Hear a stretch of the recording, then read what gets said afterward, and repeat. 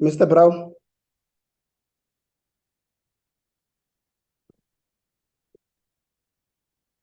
Mr. Brown.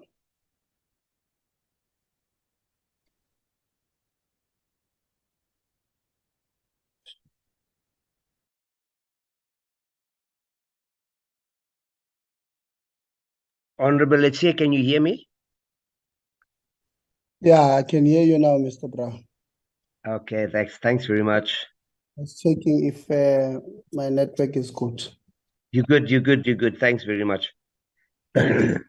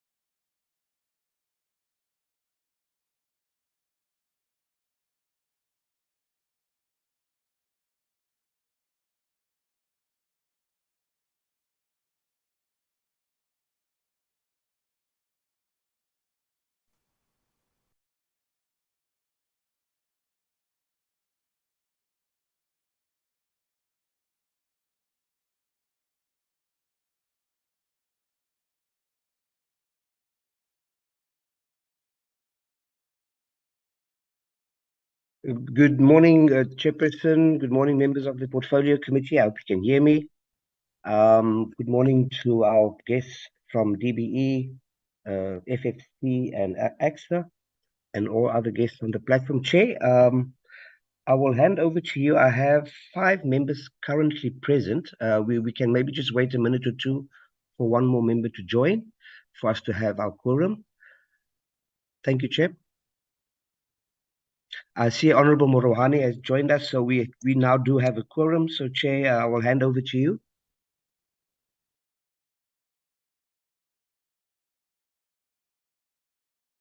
It's fine, Llewellyn. Can you help us with the roll call? Recording in progress.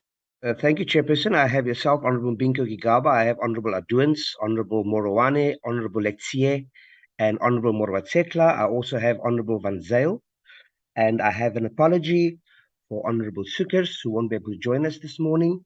I also received apology from the Minister's office that she's currently at a SCOPA meeting. And I do believe DG is also with the Minister at the SCOPA meeting, but will join us a bit later. I also see Honorable Nodada has also joined the platform. Thank you, Chairperson.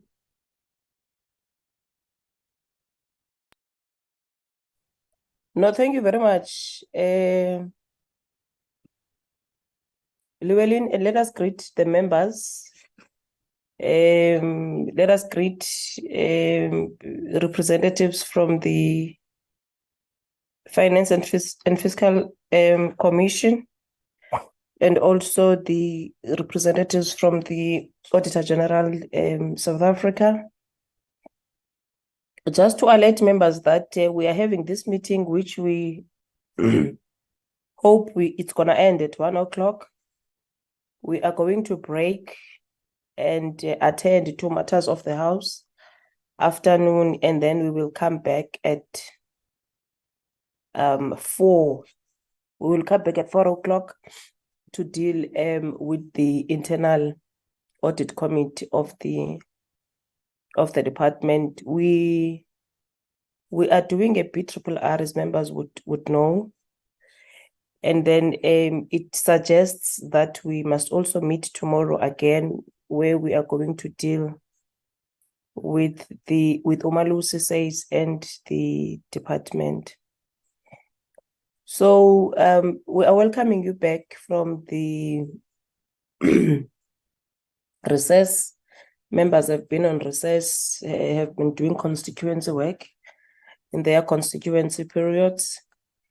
And I think by now, all members have noticed that the issue of the Bella Bill is 80-seat by Parliament to be debated on the 26th of October, which is next week on Thursday. And the delegation that went to Finland has safely arrived yesterday. I think most of those members are still tired, but work must continue. So be that as it may, I think what we need to do now is to adopt the agenda. Like I have outlined, we are dealing with FFC and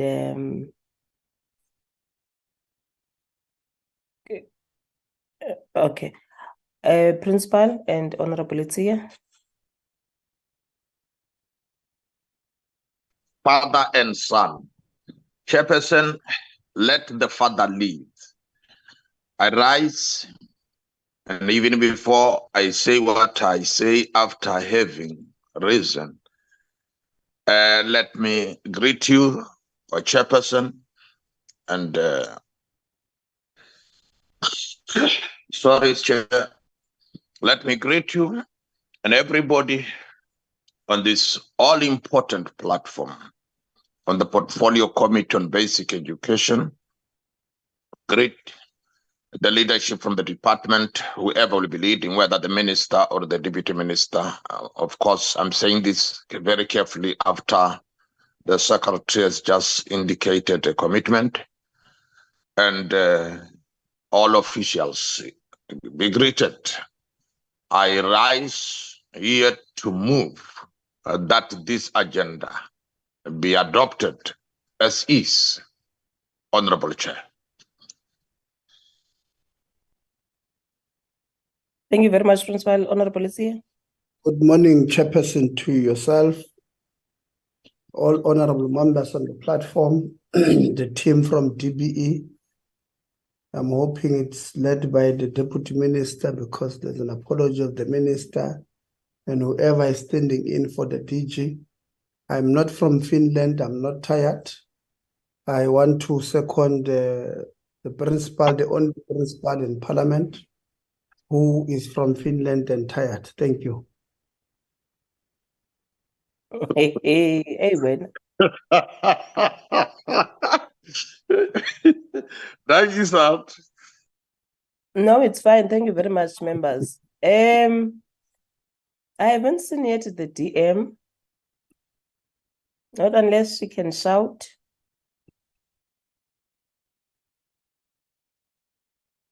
I think she's not in the meeting yet. Who is leading DBE? Because the DG is also not here. Magea, I see you are here.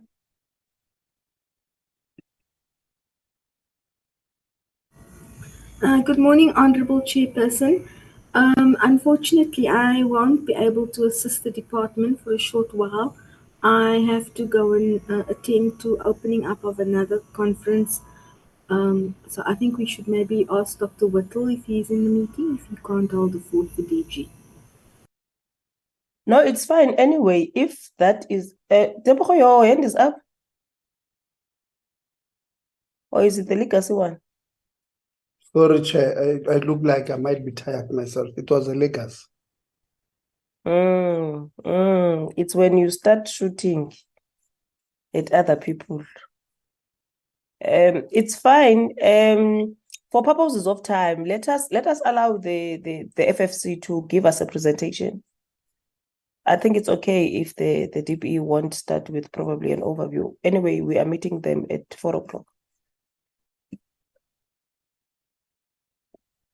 Can I allow FFC to present?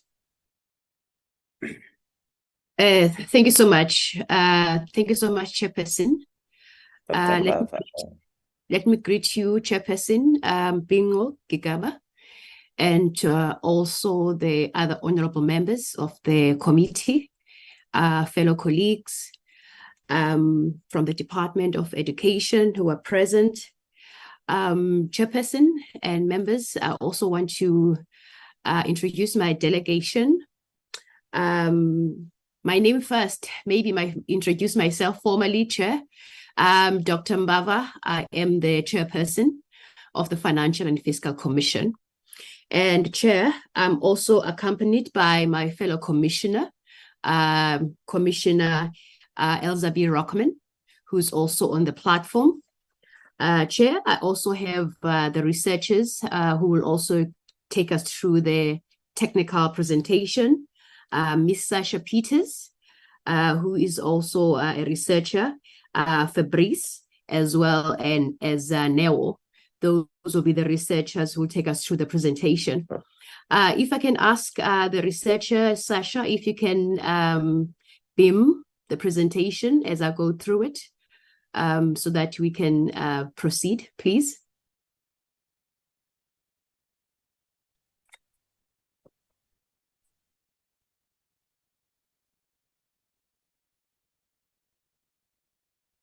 As I proceed, Chair, our presentation today to yourselves, it's on various issues that are pertinent to the sector. But before I get into the crux of the presentation, I think it's proper to introduce the FFC properly as to what is the role of the FFC within the Constitution. The FFC is an independent, permanent statutory institution, which was established in terms of Section 220 of the Constitution. And the FFC, Chair and members, functions in terms of the FFC Act.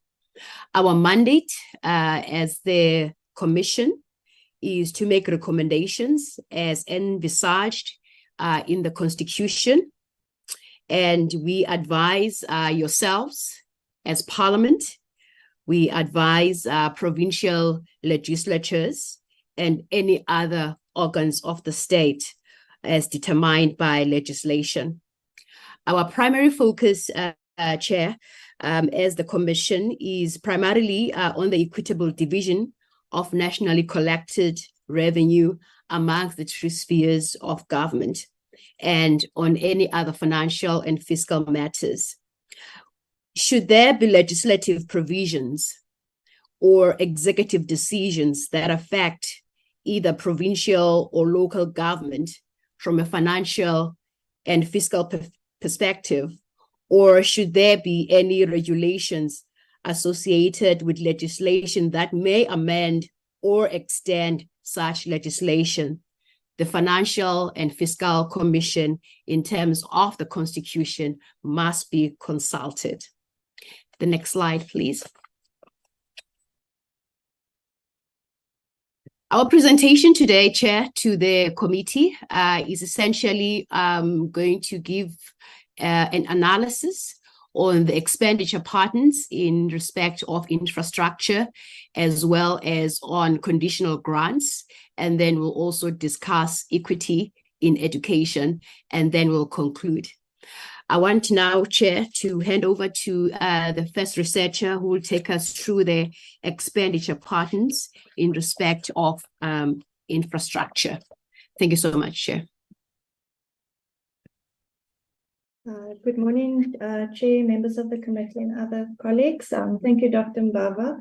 As indicated, we'll start off the presentation by taking members through the trends in the basic education infrastructure-related spending. As members will know, in the basic education sector, infrastructure is financed largely through two conditional grants, namely the School Infrastructure Backlogs Grant, through which the Accelerated Schools Infrastructure Delivery Initiative, also known as ASIDI, is funded.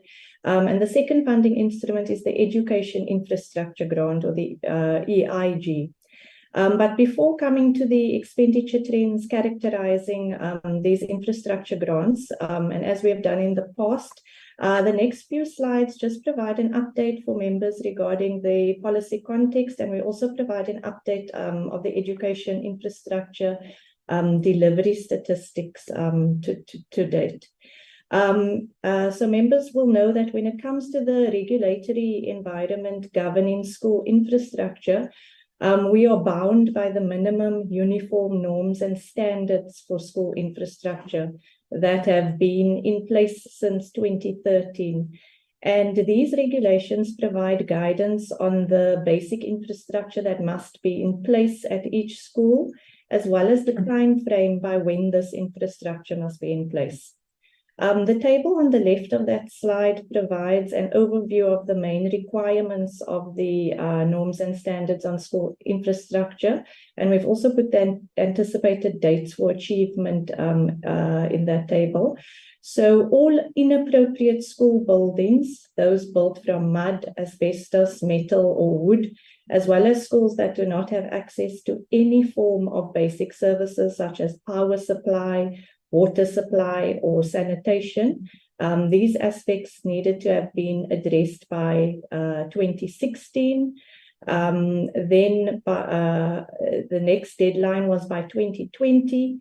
All schools should have had as a minimum availability of sufficient classrooms, access to not any form of power, but they needed to have electricity, water and sanitation, along with electronic connectivity and perimeter security. And by 2023, this year, all schools we needed to have met the target around all schools having a library and laboratory facilities. Moving to the next slide.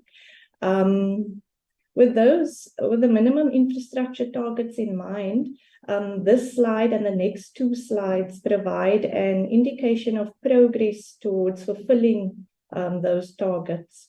And just to note that the data in this slide and the next two slides was sourced from the department's National Education Infrastructure Management System reports, which are commonly referred to as the NEAMS reports. And I think there are 2 points we wish to emphasize here. Firstly, with respect to access to basic education infrastructure, the data indicates that there has been progress between 2019 and 2023. If you look at the first figure on that slide, it shows the percentage of schools with pit latrines as their only source of ablution. And if we look at the last 3 bars in that figure, it shows that in 2019, 16% of all schools in South Africa had pit latrines as their only source of ablution. This improved in 2021, where that figure dropped to just under 10%. And as of 2023, the NEAMS report indicates that 3.2% of schools have pit latrines as their only form of ablution. Also, with respect to electricity, if you look at the second figure on that slide, the number of schools without access to electricity has declined, whereas in 2019 and 2021, there were schools in the Eastern Cape and KZN that did not have access to electricity supply. The NEAMS report shows that as at 2023, there is no school without access to some form of power supply, whether via the use of a generator, being connected to the grid, solar, or otherwise. So, Chair, there has been improvement, but we also emphasize that we need to focus on the quality of infrastructure. So the fact that we've moved from 16 to 3% of schools having pit latrines as their only form of ablution is progress, but I think pit latrines are not indicative of access to quality and, more importantly, safe infrastructure. And I think the aspect of quality of services delivered is a central theme that will run through the presentation. Moving to the next slide, please. This next slide looks at the percentage of schools without access to sports, laboratory, library, and computer center facilities. And we look at coverage over a 3-year period, so 2019, 2021, and 2023. And as is evident from the figure on that slide, access to all these types of facilities have seen some regression over the 3 years looked at. 43% of public ordinary schools in the country do not have access to sports facilities. This is up from the 35% that was cited as at 2021. In terms of laboratory facilities, a significant 83% of schools do not have these type of facilities. With respect to library facilities, as at 2023, 74% of schools are without. This is particularly concerning given South Africa's poor reading for meaning statistics. Finally, 66% or just over 2/3 of schools do not have computer centers. Now, if we look at the next slide, this next slide provides a provincial level view of the stats we've just looked at. So it provides the percentage of schools without sporting, laboratory, library, and computer facilities across the 9 provinces as at 2019, 2021, and 2023. And from that slide, we can see that all 9 provinces have schools who do not have these facilities. But the slide really drives home the extent of lack of access characterizing certain provinces. And the lack of these facilities seem to be concentrated or most severe in schools in the Eastern Cape and Limpopo.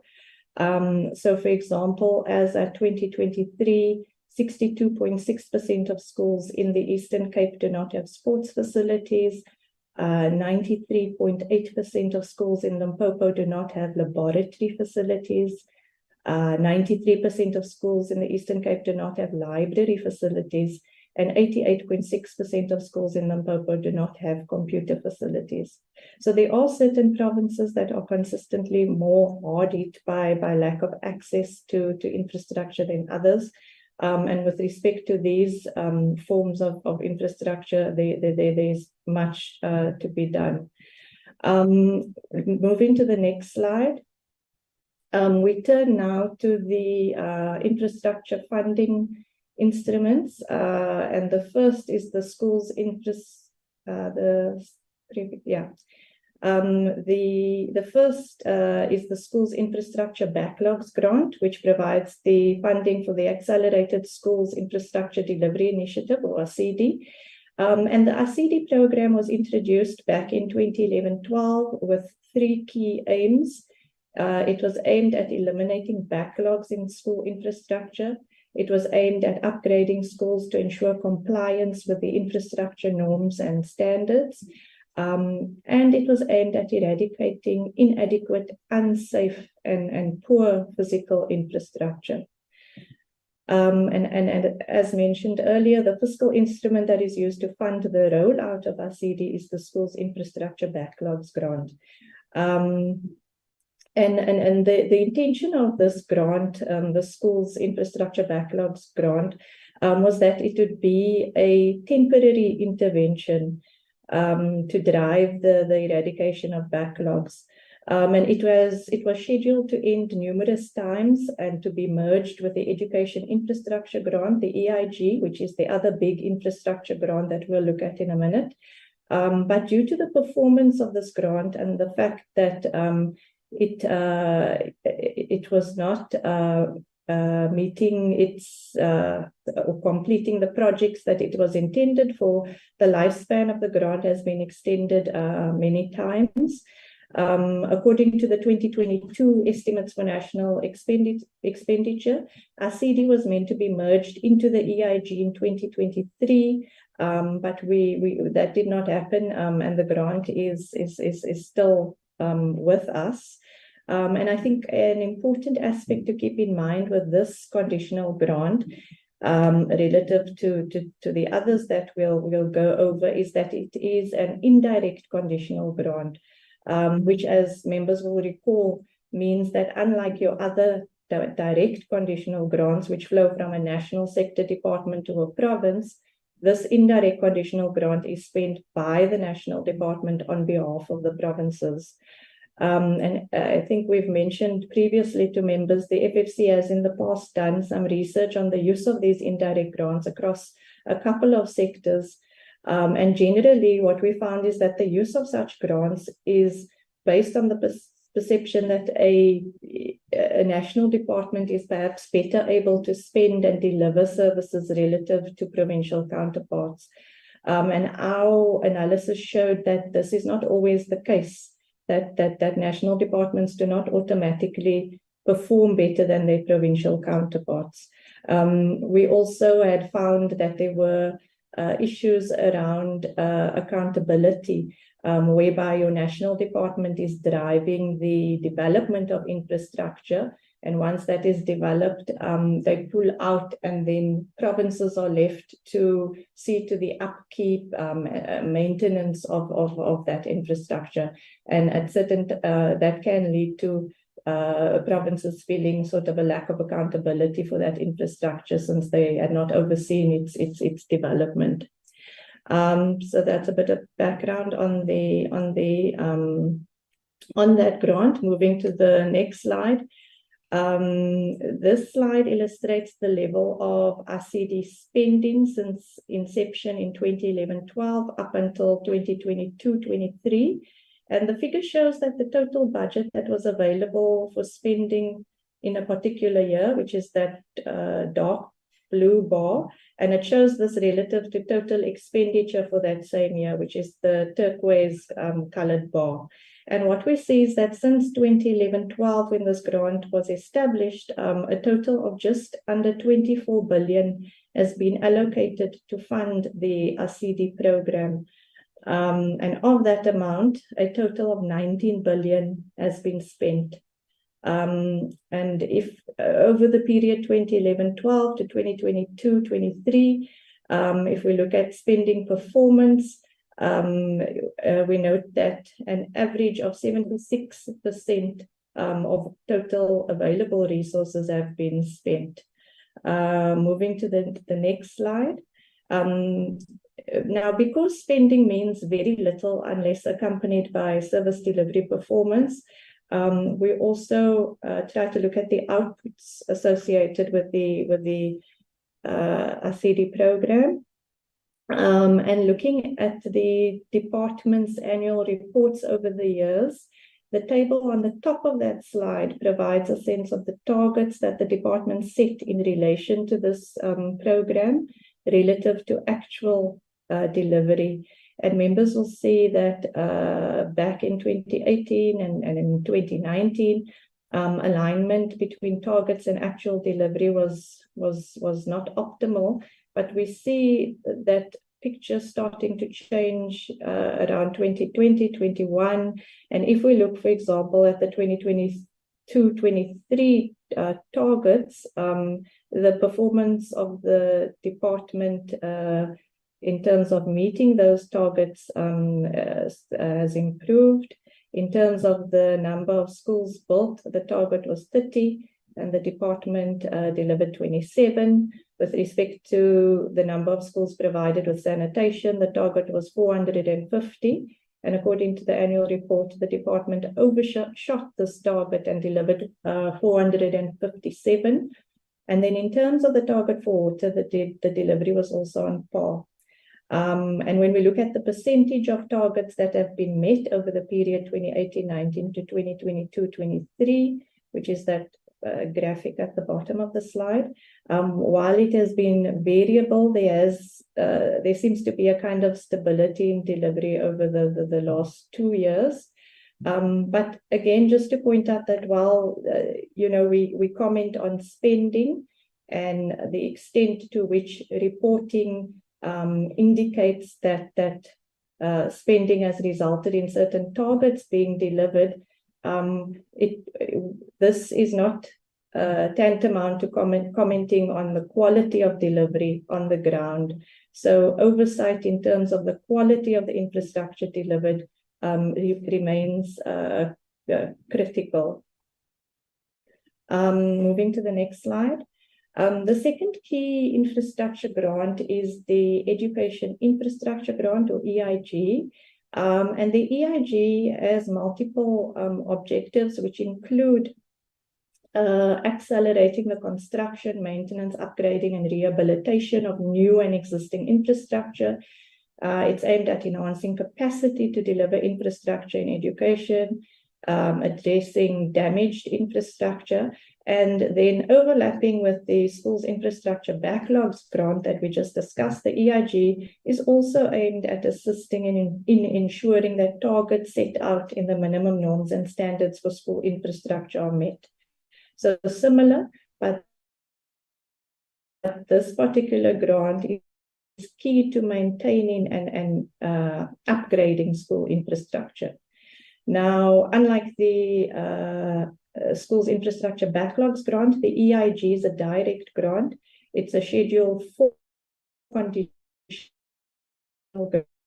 grant, which means that it is meant to supplement provincial grant, but they are also required to make contributions from their own money, which is largely comprised of the PES allocation. And what we notice that there are challenges around the ability of provincial education departments being unable to supplement this grant money coming from the national sphere and supplemented with contributions from the provincial revenue. And the result is that many provinces end up relying solely on the EIG to fund education infrastructure spending. And if we look at the next slide,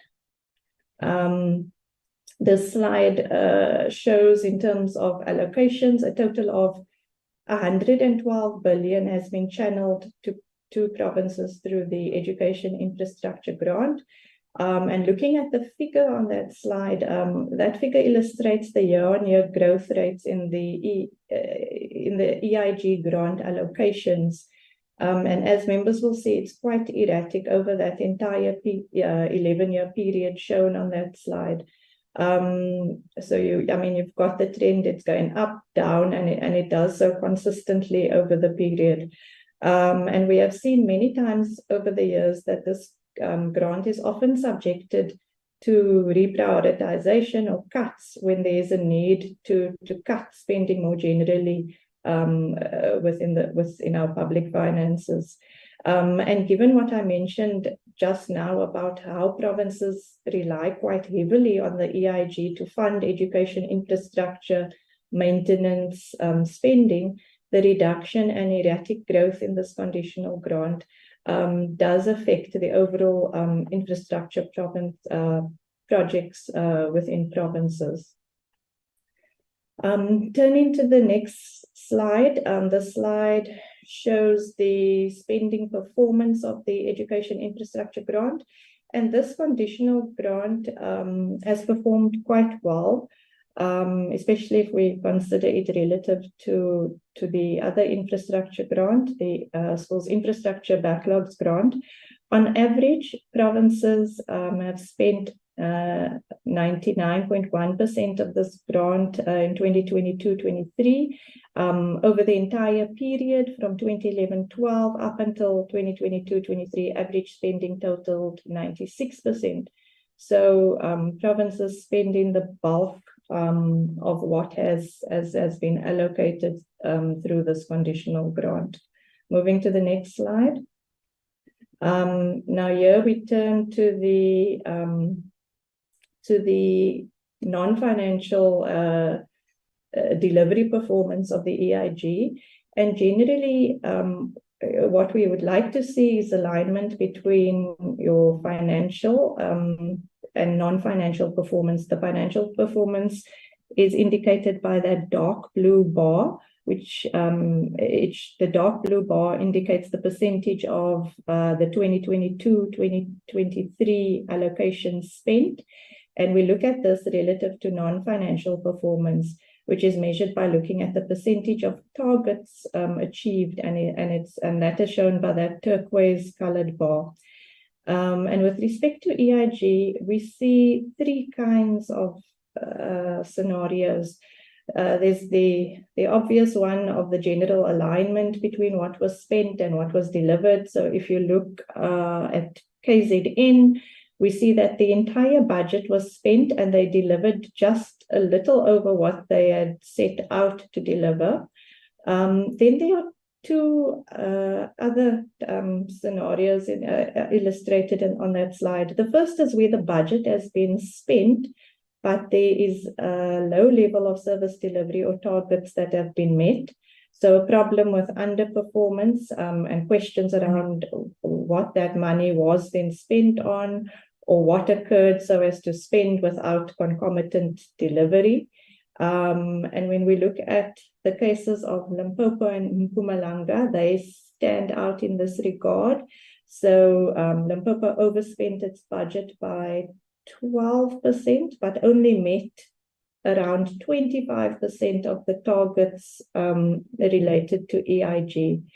With Mpumalanga, the budget was fully spent, slight overspending of 1%, but in terms of targets achieved, the Provincial Education Department in Mpumalanga only met 39% of the targets they had set out to meet.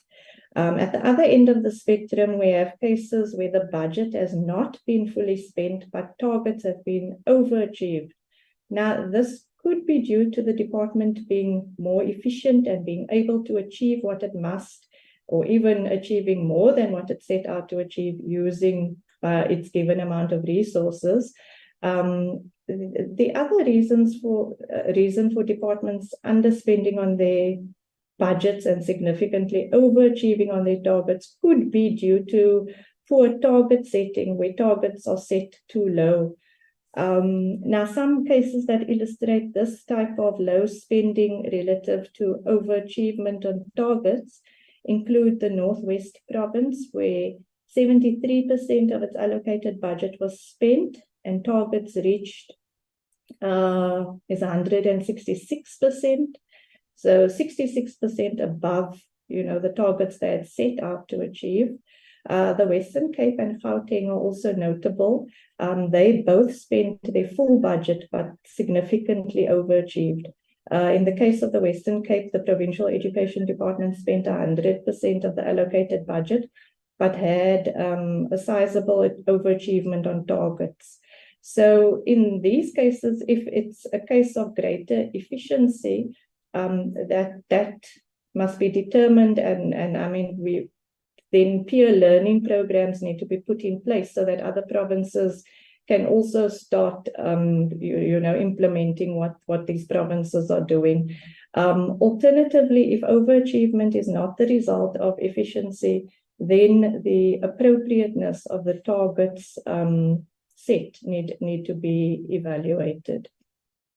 Moving to the next slide. Chair, this slide basically captures some of what the department's annual report is saying regarding challenges with respect to infrastructure spending. The issues relate to fruitless and wasteful expenditure, which is largely driven by a couple of things. Firstly, duplicate allocations or payments to implementing agents. This is specifically relating to the ASIDI program. It relates to the challenge of the department being unable to pay invoices within the National Treasury's 30-day period. Essentially, the impact of not making payments timeously is that contractors cancel these contractors. They cease the work, and ultimately it's learners who are impacted as these events then slow down the process of delivering on our school infrastructure targets. The inability to pay service providers timeously also results in significant financial resources being diverted away from service delivery to fixing those contractual breaches. So the example cited in the last row there relates to the department not settling invoices in the required period and having to pay interest of just under 7 million rand to the service provider. So there is a definite need to continue strengthening internal controls and supply chain practices to overcome these kinds of challenges. Chair, with your permission, I'll hand over to Fabrice, who will take us through the next section of the presentation. Thank you. Thank you, Sasha, and good morning to Chairperson, honorable members, and colleagues on the platform. So I'll go through the section that looks like the expenditure patterns in respect of non-infrastructure conditional grants. So as members will know, generally over the recent past, the Department of Basic Education has overseen the administration of 4 non-infrastructure conditional grants, these being the National School Nutrition Grant, the Maths, Science and Technology Grant, the HIV/AIDS Life Skills Education Grant, and the Learners with Profound Intellectual Disabilities Grant. Most recently, there was also a shift of the Early Childhood Development Grant from the Department of Social Development to the DBE.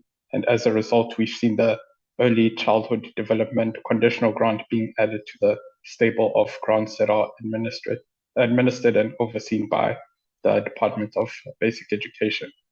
So what you'll see from the table on the screen is that the department's largest non-infrastructure conditional grant is the NSNP, which was allocated 8.5 billion as at the 2022-23 financial year. Now this represents just over 80% of the total non-infrastructure conditional grants for that year.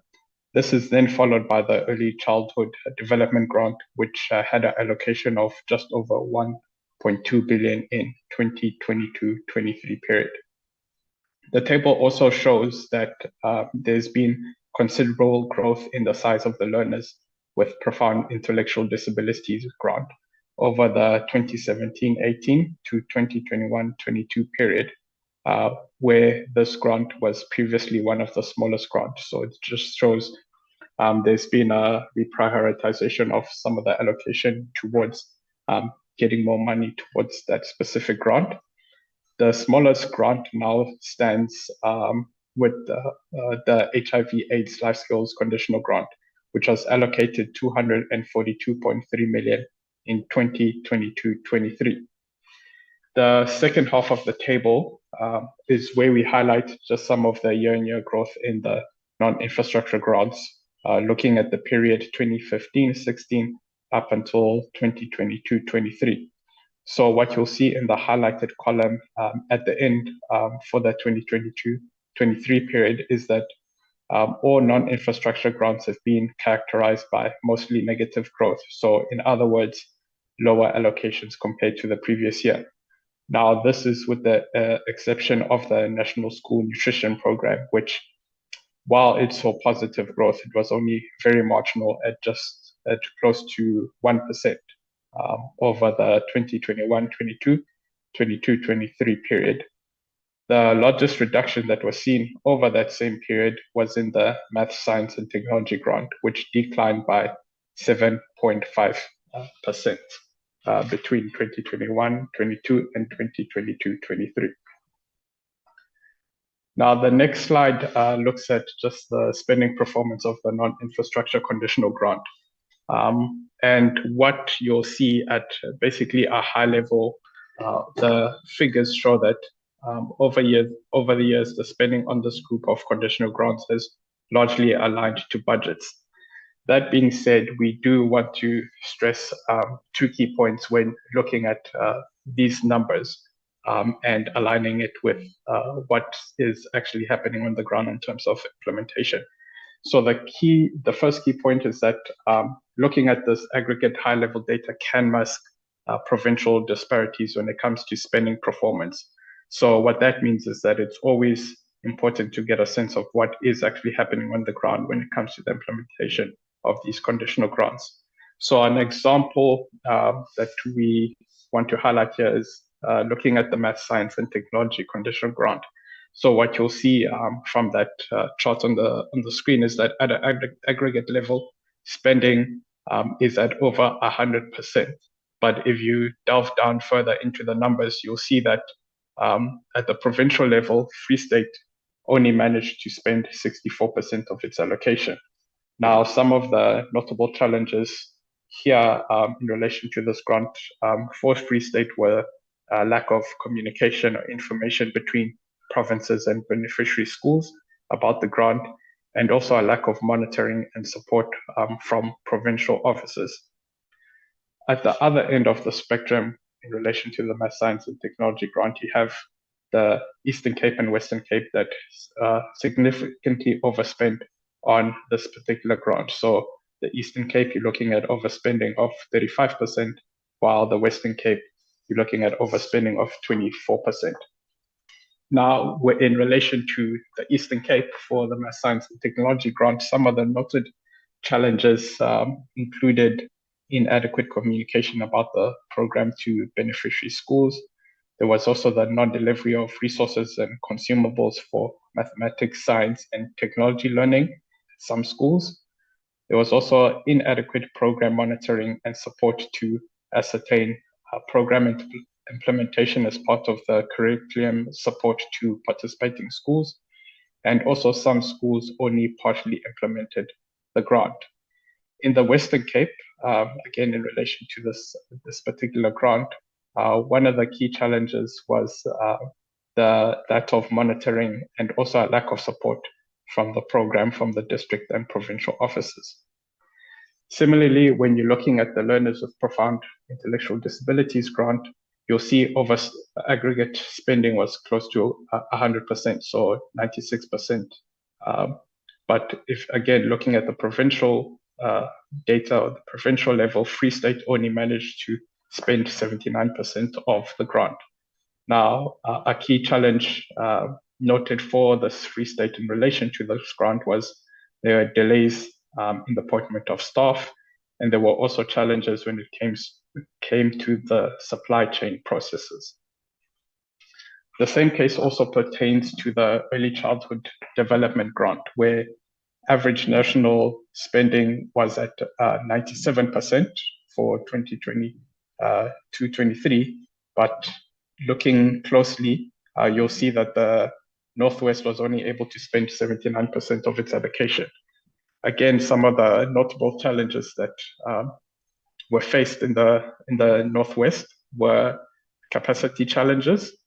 So where the current structure of the department organization within the Provincial Department of Health did not include ASIDI personnel, which made it difficult to appoint funded vacant posts. And there was also under expenditure when it came to subsidy components at some centers, where there was non-payment due to non-responsiveness of service providers, with the system closing before the conclusion of the payment system. So what these examples just again highlight is that it's really important to disaggregate that high-level trends to get a better understanding of what's happening at a micro level with regards to implementation of these grants. The second point we like to make in relation to spending performance is that as part of oversight activities, it's really important that the spending performance is looked at in relation to the delivery and the quality of delivery performance. So, for example, a key issue was with the National School Nutrition Program grant. So again, at the overall level, you'll see the data shows that 99.3% of the allocated budget for this grant was spent in 2022-23. But when you drill down to the provincial level, all 9 provinces did spend in excess of 90% of the budget, of their budgets. But the case that we'd like to highlight in relation to this particular grant was that of the issue that happened in KwaZulu-Natal, where there were issues with the main supplier of the province's National Schools Nutrition Program, which resulted in food not being delivered to more than 5,000 schools in the province.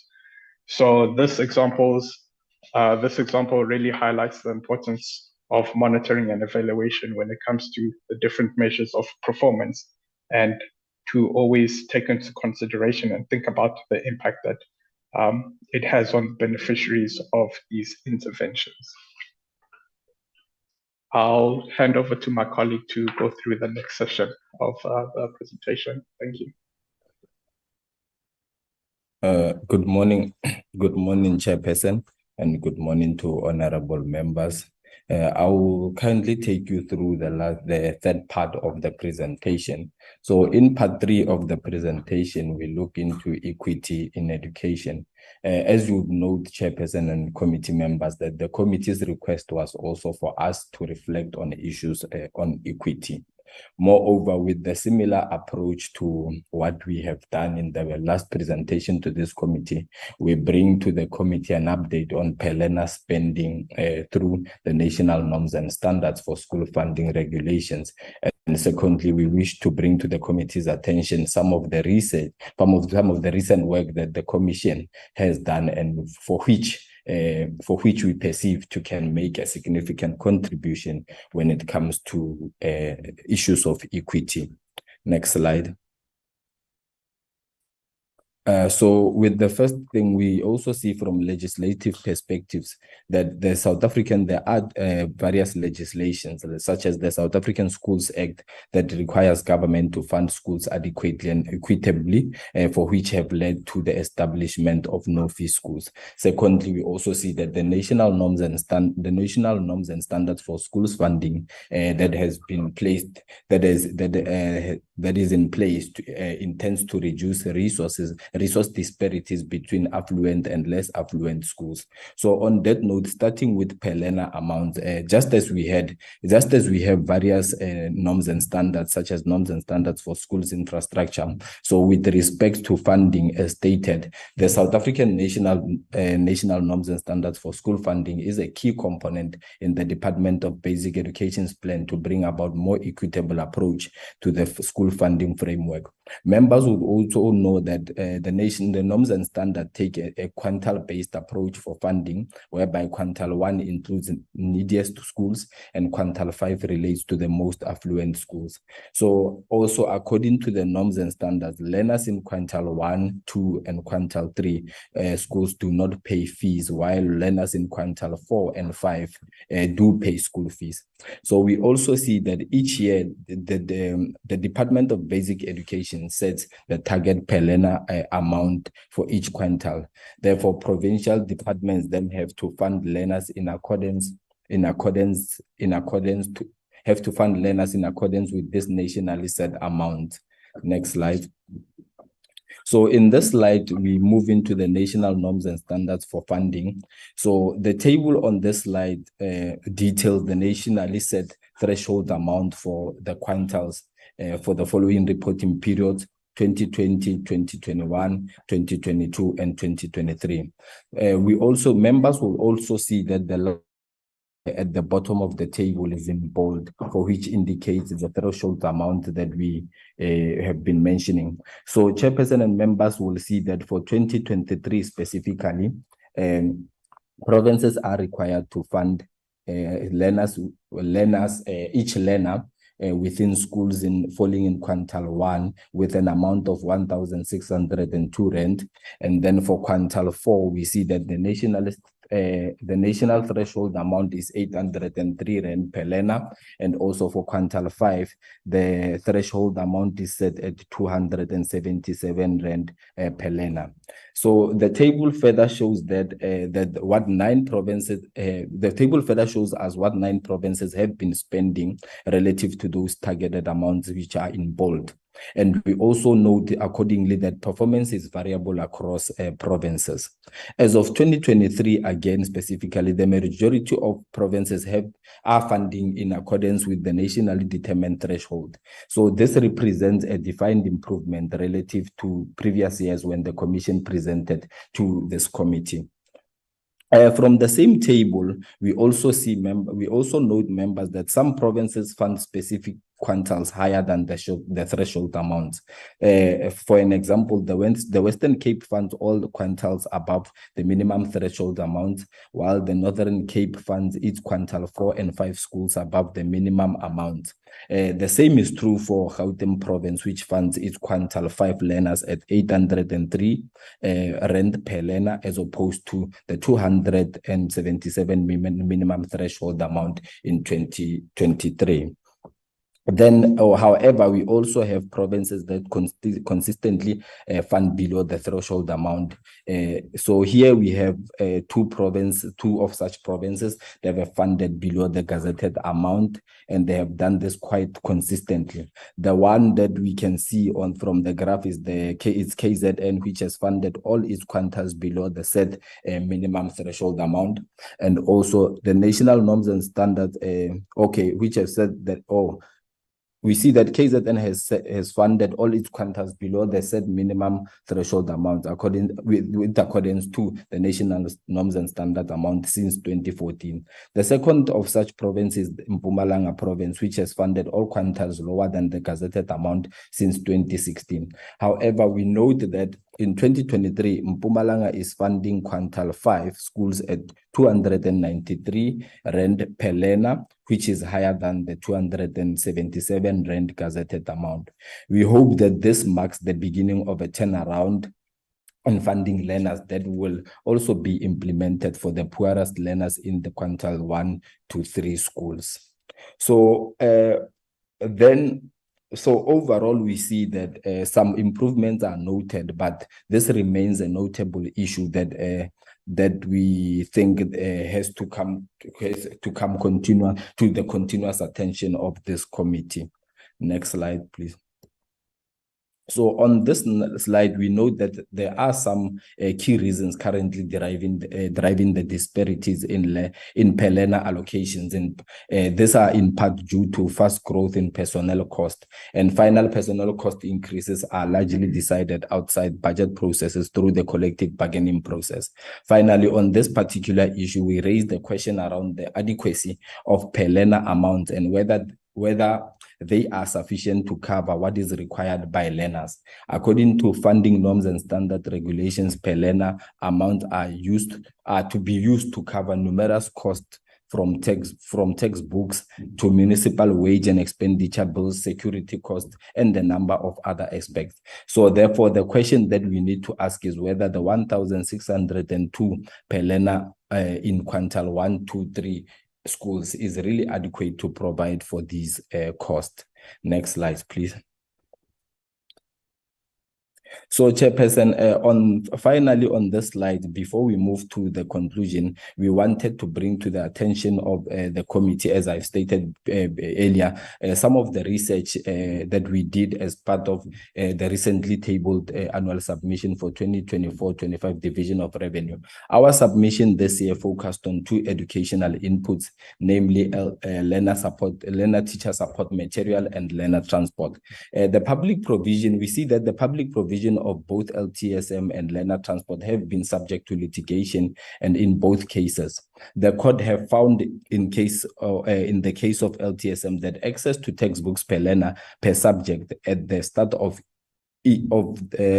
of each school year is part and parcel of the right to basic education as enshrined in section 129 subsection 1 of the Constitution. Similar with respect to learner transport, the courts have found that transport for learners who live far from a school or cannot afford the cost of transport must be provided at the state expense. So there is a constitutional and legal imperative for the government to provide access to these aspects. So we also want to bring to your attention some of the key findings on our research on this input. And so with respect to LTSM, the first key finding was that the Commission found that there is a need for an approved national policy on LTSM. So we also noted that the LTSM policy has stalled since 2014, and therefore the finalization of this policy process is critical to signal priorities attached to the provision of LTSM and future development. The second finding with regards to LTSM, the Commission found that funding is not linked to changing LTSM needs of learners in different grades. So the stand of the Commission here is that funding is via the quintile-based approach, learner amount regulated by the norms and standards for schools funding policy. However, this funding instrument distinguishes between and allocates relatively more funding to poorer learners. However, no differentiation in funding based on stages of learning.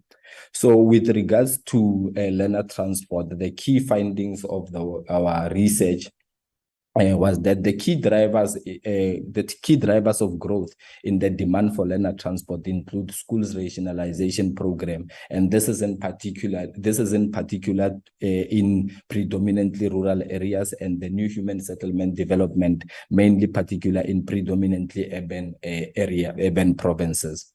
The second finding with respect to our research is that the total number of learners qualifying for learner transport are far above the number of targeted, while the number of learners actually benefiting is always above the number of learners targeted. So the stand is that the difference between the number of learners targeted and those actually benefiting is accommodated through overloads and is in contravention of safety regulations and compromises the lives of learners. So this also indicates finally that the learner transport funding is inadequate. So Chairperson, we can provide members, however, we can also provide members of the committee with our work on these 2 topics if need be. So Chairperson, in conclusion, I will hand over to our Chairperson for concluding remarks. Thank you. You can conclude now. Just do the final slides. It's fine. Continue. Thanks.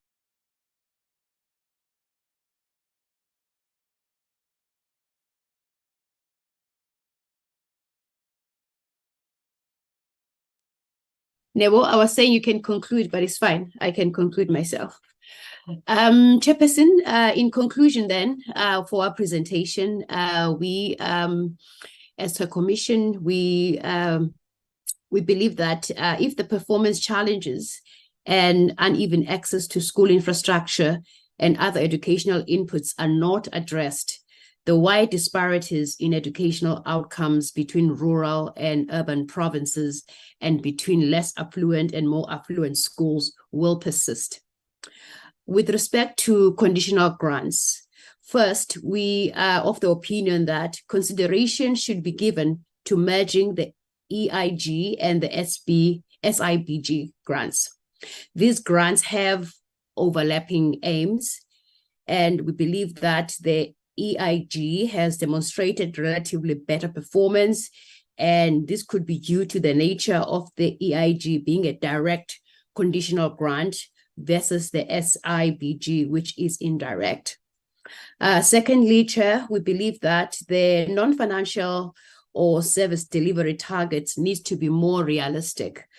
And lastly, we also are of the view as a commission that there is a need for continuous strengthening of internal controls and supply chain management processes within the national and provincial departments of basic education.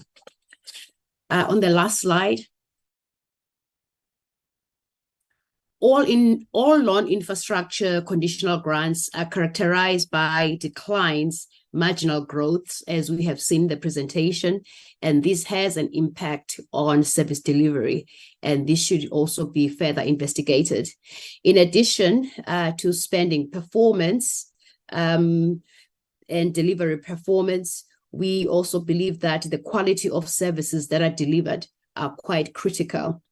With respect to the equity in education, we are of the opinion that provincial budgets must be adjusted to bring the per learner funding in line with national threshold amounts, especially in the case of learners in quintile 1 to quintile 3 schools. Secondly, funding for learner teacher support materials must be differentiated based on the needs of learners as they progress through the different phases, foundation phase, intermediate, senior, and FET. Finally, Chair, we are recommending that infrastructure delivery should be planned holistically and coordinated to ensure that where possible, the need for learner transport is kept to a minimum, particularly in areas experiencing an inward migration of learners. This requires coordination between the various infrastructure delivery plans, such as human settlements and school infrastructure. Next slide. That brings us, Chair and members, to the end of our presentation. We'll now go accept your comments, any thoughts on the recommendations, and have a discussion further. Thank you so much, Chair. Thank you very much, Dr. Mvana and your team. I actually want to suggest that we take the presentation from AGSA as well. I want to request members to take note, and please, let's combine these presentations together. Anyone from AGSA?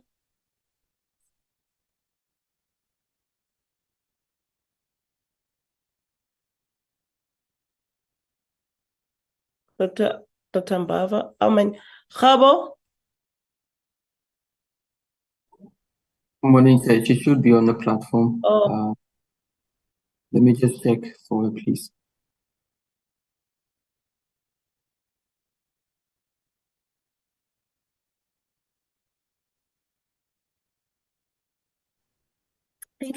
Thank you, Honorable Chair. Good morning to yourself and the honorable members. It's a way of introduction. I am Khabo Komape. I'm the business executive in the Auditor-General. I'm with Mr. Joshua Baganzi, the senior manager overseeing the audit of basic education. I'm also with Mr. Kabelo Makitla, the manager responsible for our relationships with Parliament. I was running a bit, so apology for that. Chair, I think this morning we are bringing to you the audit outcome for 22-23 financial year. In the presentation, we have about 3 segments. The first segment really just speaks to the Department of Basic Education, together with the 2 entities, Sumalusi and SACE. The middle part will speak more to the sector, the work that we've done, but it will start with the audit outcome from the financial, from performance into the compliance, and will include the material irregularities that we issued across the sector, all 9 provinces, including the DBE as well. And then lastly, I think we'll just share some of the recommendations that we shared with the sector, but importantly, what we also just sharing with the portfolio committee. Chair, you remember that the Auditor-General had tabled the new strategy of the office, Culture Shift 2030, that really was just asking the auditors to audit government as a network. You'll remember that over the period of time, there was a sector work that we do for the big sectors, like education, like health, like human settlement, but we did not always have that sector approach for the entire government in terms of the landscape, but we had now since networked many of the entities. So we have what we call the themes, and our approach to each of these sectors is theme-based. So if you take basic education as an example, you fall under the theme that we had named education, skills, as well as unemployment. It's really just to network basic education into higher education, and therefore see the role that even the SETAs are playing. But to the committee this morning, we'll dwell a lot on the work that we've done on the basic education. We've done a couple of focus areas in terms of the sector. We've done ECD. As an example, we've done school performance, we've done infrastructure, just to make sure that we're able to give a sense of how is performance going in the sector. And again, we would have covered all 9 provinces, and we'll also have touched on the role of basic education as a mother department and the norms and standards. On the screen, Honorable Chair, it's just the ecosystem of accountability. We shared with the committee last year this particular slide, but we thought let's touch on it again because it anchors the work that we do across different sectors. And really the message on this slide is to say for government to work and for each sector to work, in this case for the basic education sector to work, every role player must discharge their responsibilities. You know, the law had been structured in a manner that nobody can really just leverage on somebody else's strength, but the sector will be as strong as its weakest link, which would mean that the accounting officers, the HODs, the DG must do the part that they need to do. And so are the internal audit committees, the internal audit functions and the audit committees, and right into oversight structures. And the notion would be that if each of the role players pull their part, and they really pull hard in making sure that they support the sector so far as their responsibilities are concerned, we stand a better chance as a sector in moving forward. The one thing that we wanted to just share from the AGSA perspective, really as a chapter 9, is that we've observed over time that the basic education as a sector, I think the discipline of submitting financial statements is there. I think last year we had one department that went back a bit in terms of the submission, but they had since, recovered in terms of making sure that you submit the financial statements in line with the requirements of the PFMA. The sector is quite okay. In fact, it's quite mature in terms of that particular process, and so is the process of finalizing. And the benefit with that is that then it allows for an early interaction. It allows for early oversight, and just to make sure that we do not carry a whole financial year into the next era, and therefore delay the internal control improvements that we are asking. So as the AGSA, we do still take our role very seriously. You would see that when we share the insights, the intention is really just to try and influence the sector, understanding that we really cannot do all of these things on behalf of the accounting officers, but we are hoping that as we share these insights, it will influence them in the right direction. But again, the AGSA rely heavily on this committee, and we are forever grateful that you reach out to us, that you provide us with an opportunity to just share with you what we found before you start embarking on the accountability processes. So we don't take that for granted, and we're very grateful on that front. So Chair, I wanted to allow Joshua to take us through the presentation, starting with the DBE, together with Umalusi and SAYS. You remember that Umalusi and SAYS, they fall under what we call Section 4.3, so they appoint their own auditors. They're not directly audited by the Auditor-General, Auditor-General, but the Auditor-General concur to the appointment of those auditors, obviously making sure that those auditors they fall under the regulatory body of auditors and that they are credible and not conflicted to be able to give an independent view.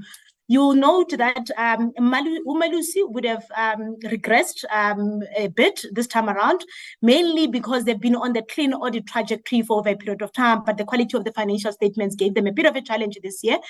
From our front, we are hoping that they should be able to go back because their finances, their performance in terms of AOPO, they were still on track. And when you look at compliance, the one compliance that tripped them is the compliance that relate directly in terms of the financial statements and the material adjustments that had to happen, primarily because the PFMA asked of an entity to submit financial statements that are free of material misstatement to the AGSA. So I think that element, there's an opportunity for them to tighten it up. And we do think that they're capable. They should be able to tighten that particular process to take them back to where they used to be. And for basic education, you'll remember that one of the biggest things we used to really highlight a lot for them would have been just how they manage the process of irregular expenditure. It is the same irregular expenditure that would have put them in a qualification over a period of time that was also married on how they deal with the issues of infrastructure. And last year when we came, we were complaining that their irregular expenditure has shot up. And I think part of the reason why it was shooting up is when they then went to their processes to try and collate all of these instances of non-compliance and quantify them and transparently reporting them. Yes, they avoided the qualification, which is great. But I think the element of just prevention of irregular expenditure needed to be tightened up. You'll see in the current year that they had reduced. So that part is encouraging from the DBE perspective. I think the management of the implementing agent is coming quite okay as well. But again, we are just asking that all of those investigations that ought to have taken place for the people that had cost the department, to regress in terms of the compliance in the previous years, we just need to make sure that those consequence management processes are finalized. We have instances where we would have issued material irregularities, Chair, in line with the PAA. And yes, in many instances, we are getting the accounting officers reacting positively in making sure that they do what they need to do. But what we are asking is that it should not get to there. We ought to find ourselves in a space as a sector where the finances are run strictly according to the PFMA. The performance is complementing the requirements of the PFMA, and therefore the compliance is discharged as a matter of culture. And therefore, we need not be sitting on the backdrop of material irregularities, not ideal and is not sustainable. So if I may just pause here, Chair, and just hand over to Joshua to take us through the presentation, then we'll appreciate the comments of the committee and yourselves and the questions if there are any. Thank you so much, Chair.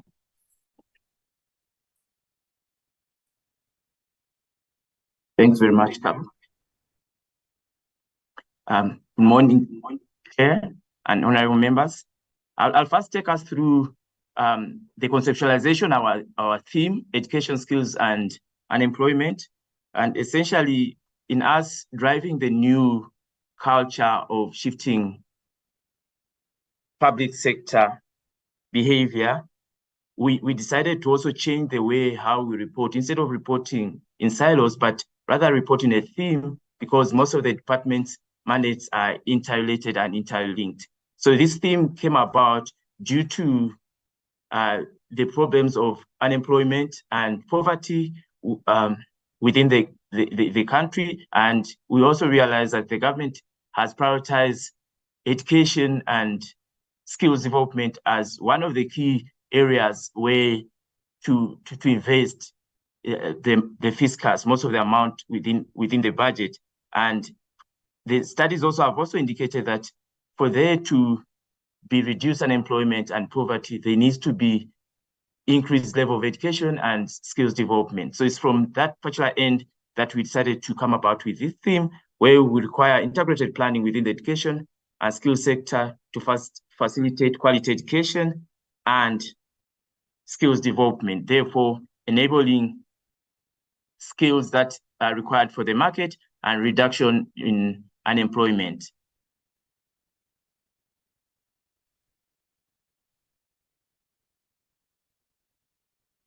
On the next slide, Chair, is just a value chain of the different role players and the different areas that we looked at for the current year, where we looked at the basic education sector, filtered it through to higher education and training sector, to employment and entrepreneurship sector. And this is also aimed at reduction of unemployment, but at the same time encouraging active participation of the economy of all our citizens. For education specifically, we try to look at the key areas that will unlock the provisioning of quality education. And to that end, we started off by looking at the early childhood development. We looked at National School Nutrition Program, scholar transport, infrastructure, Presidential Youth Employment Initiative. And this year as well, we looked at the school performance improvement, but I'll diverge into these particular areas later into the presentations. And for us to be able to share insights and to bring about implementations of the observations that we pick up as a result of the audits, there are key stakeholders that we've identified within the basic education sector that we need to share the insights, but at the same time that we require them to influence the implementations to bring about better performance, to bring about better accountability, to bring about integrity within the basic educations, and overall to bring about achievement of the mandate of the basic education sector. And to this end, we've identified HEDCOM as key of stakeholders that we have to interact with, share with the insights that we pick up as a result of our audit. We also share our observations with the Council of Education Ministers, and we also like to share with the portfolio committees, as we also take you, like Cabo indicated, as one of our key stakeholders within the stakeholders ecosystem to help about bring a change and better performance within education sector. Because this is not a once-off attainment of the insights, we're looking at a broader picture. Come 2030, we're going to focus at different areas. And for the next 2 years, we intend, beyond what we've looked at in the current year, we'll look at the quality of education. We also look at the SDG 4.5, where we'll assess the progress that the sector has made in advocating for the provisioning of equal and equitable quality education for children with disability. In the forthcoming year, our main focus in 2024-2025, our main focus will be on curriculum coverage, where we will assess whether the implementation of the curriculum and assessment policy statement. I'll then move over to the audit outcome for the basic education portfolio, which is comprised of SACE, Department of Basic Education, and Umalusi. And the graphics here, or this current slide on the picture, is just a reflection of the current year's audit outcome in comparison to 2021-2022, but also in comparison to the first year of administration, which was 2019-2020. And for the current year, like I indicated, there's been a slight regression within the portfolio purely because of the regression of Umalusi, who received unqualified with findings, and the findings emanated from the material misstatements that were identified in the financial statements for the current year. But these material misstatements were subsequently corrected. But as a result of the correction, then Section 55 of the PFMA was invoked, and it led to the non-compliance. For the DBE, they also, similar to the prior, they received unqualified with findings, and the findings were on the compliance with laws and legislation, but as well, there was also a finding on the predetermined objective. SACE, as well, the audit outcome was similar to the previous year, which was unqualified with findings on predetermined objectives as well as law and legislation. And for there to be sustainable audit outcome improvement, like Cabo indicated, there needs to be all role players need to be actively executing their roles and responsibility. And we believe for there to be proper financial management within the portfolio, all the key role players, starting with the employees on the ground, they need to do the roles and responsibility on a daily basis. The audit committee, the internal audit, the boards of these particular entities, all needs to be involved to bring about better improvement in the audit outcome. Similarly, for the department as well, we want to commend them for dealing with the quantum of non-compliances that we identified in the previous years relating to supply chain management.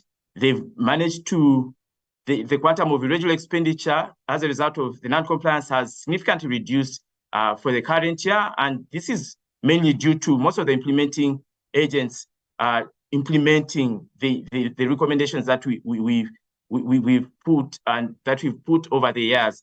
But still, lots of work needs to be done to reduce this non-compliance to a minimal or to zero at all within the sector. As for this non-compliance as well, and for fruitless and wasteful expenditure to reduce, there also needs to be better coordinations between the basic education department together with the provincial education departments. And lastly, I think to bring about a better improvement in the audit outcomes, specifically for the department, there needs to be an urgency in terms of consequence management where all the transgressors or recommendations of the investigations need to be acted upon timeously. Chairperson, I will also just reflect on the financial health of the sector, more so of the portfolio, more so on the Department of Basic Education. And here we're just looking at three main indicators: revenue, expenditure management, as well as asset and liabilities. And when it comes to revenue, I think we've observed, and which is concerning overall as the financial health, that the department takes closer to 721 days to collect amounts that's due to it.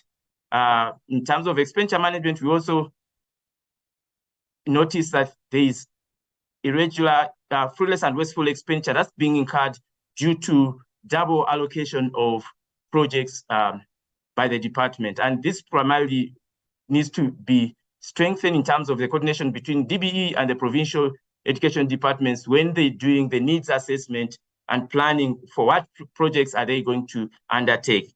We're also highlighting here, Chair, that DBE also utilized unspent conditional grant that was meant for ASIDI and the National School Nutrition Program from the Northwest province. This amount was supposed to be surrendered to National Revenue Fund. However, the department used it without getting approval from National Treasury, and therefore led to incurrence of irregular expenditure. Moving over to the next slide, touching on the key non-compliance areas that we looked at or that were picked up for the department. In the main, the one non-compliance was on procurement and contract management, where awards were not made to the highest scoring bidders. There was also awards made to suppliers who did not submit local content certificates, or the local content prescriptions had not been adhered to. We also picked up a consequence management non-compliance, where we did not get sufficient appropriate evidence whether disciplinary steps were taken against officials who had incurred irregular expenditure. There was a non-compliance pertaining to prevention of irregular, fruitless, and wasteful expenditure. Because of the incurrence of regular and fruitless and wasteful expenditure, automatically the non-compliance of expenditure management kicks in, and therefore that was also reported for the department. And the last non-compliance for the portfolio were related to material misstatements in the annual financial statement. Section 40 and Section 55 of the PFMA states that entities need to submit financial statements that are free of material misstatements. But for the three entities that all of them submitted financial statements that had material misstatements, although they were able to be corrected, therefore the non-compliance came about as a result of that. And because of these compliances, we're urging the leadership of the departments and the entities to swiftly institute consequence management against officials responsible for causing the non-compliances. And where losses has been incurred, then that loss needs to be recovered. Chair, On the next slide is just our reflection into the PFMA compliance and reporting framework. This reporting framework came into effect on the 3rd January 2023. And the objective of this particular framework and the principles pertaining to it was regarding how unauthorized, irregular, and fruitless and wasteful expenditure is being reported in the financial statements. So the framework brought about significant changes in relation to the disclosure of irregular and fruitless and wasteful expenditure. And these changes were as follows. The first was movement in the disclosure note of fruitless and wasteful expenditure as well as irregular expenditure, that it had moved from the annual financial statements to the annual report. So the movements between the opening balance and the closing balance of irregular expenditure is now being disclosed in the annual report instead of the annual financial statements. Then also the second change was PFMA institutions will only disclose irregular and fruitless and wasteful expenditure in the current year with 1 year comparative analysis. So they just disclose the fruitless and wasteful expenditure or irregular expenditure that has been incurred in the current year with a comparative from the previous year. Then the historical balances have been completely removed from the annual financial statements and they're being reported in the annual report.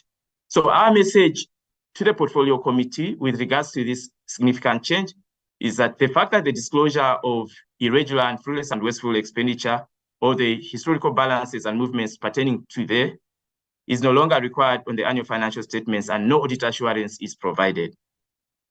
The oversight structures would need to engage directly with the information disclosed in the annual report to exercise the oversight responsibility. So because of this particular significant change, we also as AGSA refined our audit approach to uphold transparency by continuing to audit the irregular and fruitless and wasteful expenditure in the annual report.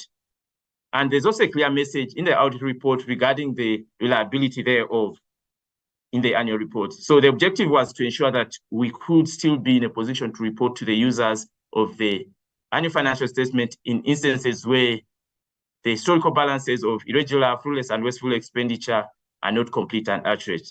But this did not have an impact on the audit opinion. Chairperson, on the next slide is we're reflecting on the procurement and payment system, where we're looking at the quantum of irregular expenditure and over the number of years. Looking at the 5-year period from 2018-19, generally the irregular expenditure for the portfolio and in the main, particularly the department, has reduced. You might recall from the 2018-19, 19-20, and 2021 years, the department was qualified in terms of completeness of irregular expenditure, where the department was not in a position to quantify the amount of irregular expenditure that was in the system. But subsequently, for the past 2 years, the department has been able to account for irregular expenditure that has been incurred. And for the current year, comparative to last year, it has reduced significantly from 1.4 to 950 million irregular expenditure. And the 954 irregular expenditure in the main, 889 pertains to non-compliance with supply chain prescripts, and the 65 million, like I indicated, relates to unspent condition grant that was utilized without approval. But I must also indicate that of that 889 irregular expenditure that relates to supply chain, or that was caused due to supply chain, relates to expenditure on multi-year contracts that were declared irregular in the prior year, and the only amount that was relates to the current year is the amount of 103 million. And the biggest contributor of all is the DBE, because the other entities do not have significant irregular expenditure in the books. I will then move on to performance planning and reporting. Here we're looking at the quality of performance reports before and after the audit. And before the audit, looking at the 3 entities, only Umalusi submitted submitted performance reports without findings. DBE and SAIS submitted performance reports with findings, and they managed to correct some, but some were not able to be corrected. And therefore, after the audit, DBE had findings on the annual performance report and SAIS as well. And the one for DBE related to indicators not being well defined. And for the SAIS, the indicators and targets were not supported by credible supporting documents, as they materially differed with what was reported in the annual report. And then below that is just the achievement of targets, looking at the budgets spent versus achievement of targets. And our indication indicates that budget spent for DBE was 99% and targets achieved 90%, Umalusi 100% and achievement 100%, SAIS 100% spent and achievement of 90%. And what we're urging the departments and entities is that it's very important that the budget spent to translate to achievement targets in most of the instances. Then on the next slide, Chair, is just a reflection of the MTSF targets. Firstly, we're highlighting the key service delivery targets, MTSF targets, that were included in the planning documents for the programs that we looked at, Program 2, Program 3. So we're just highlighting, outlining the targets that were included. And then bullet point 2 is service delivery targets that were not included in the plans or the planning documents of DBE. And these were 3 targets that were not included in the planning documents of DBE. And then in point 3, we outlining the achievement of annual targets as reported in the annual performance report.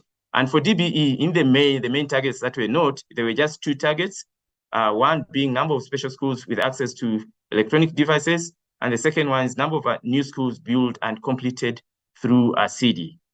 And then SAIS did not achieve on 3 performance targets.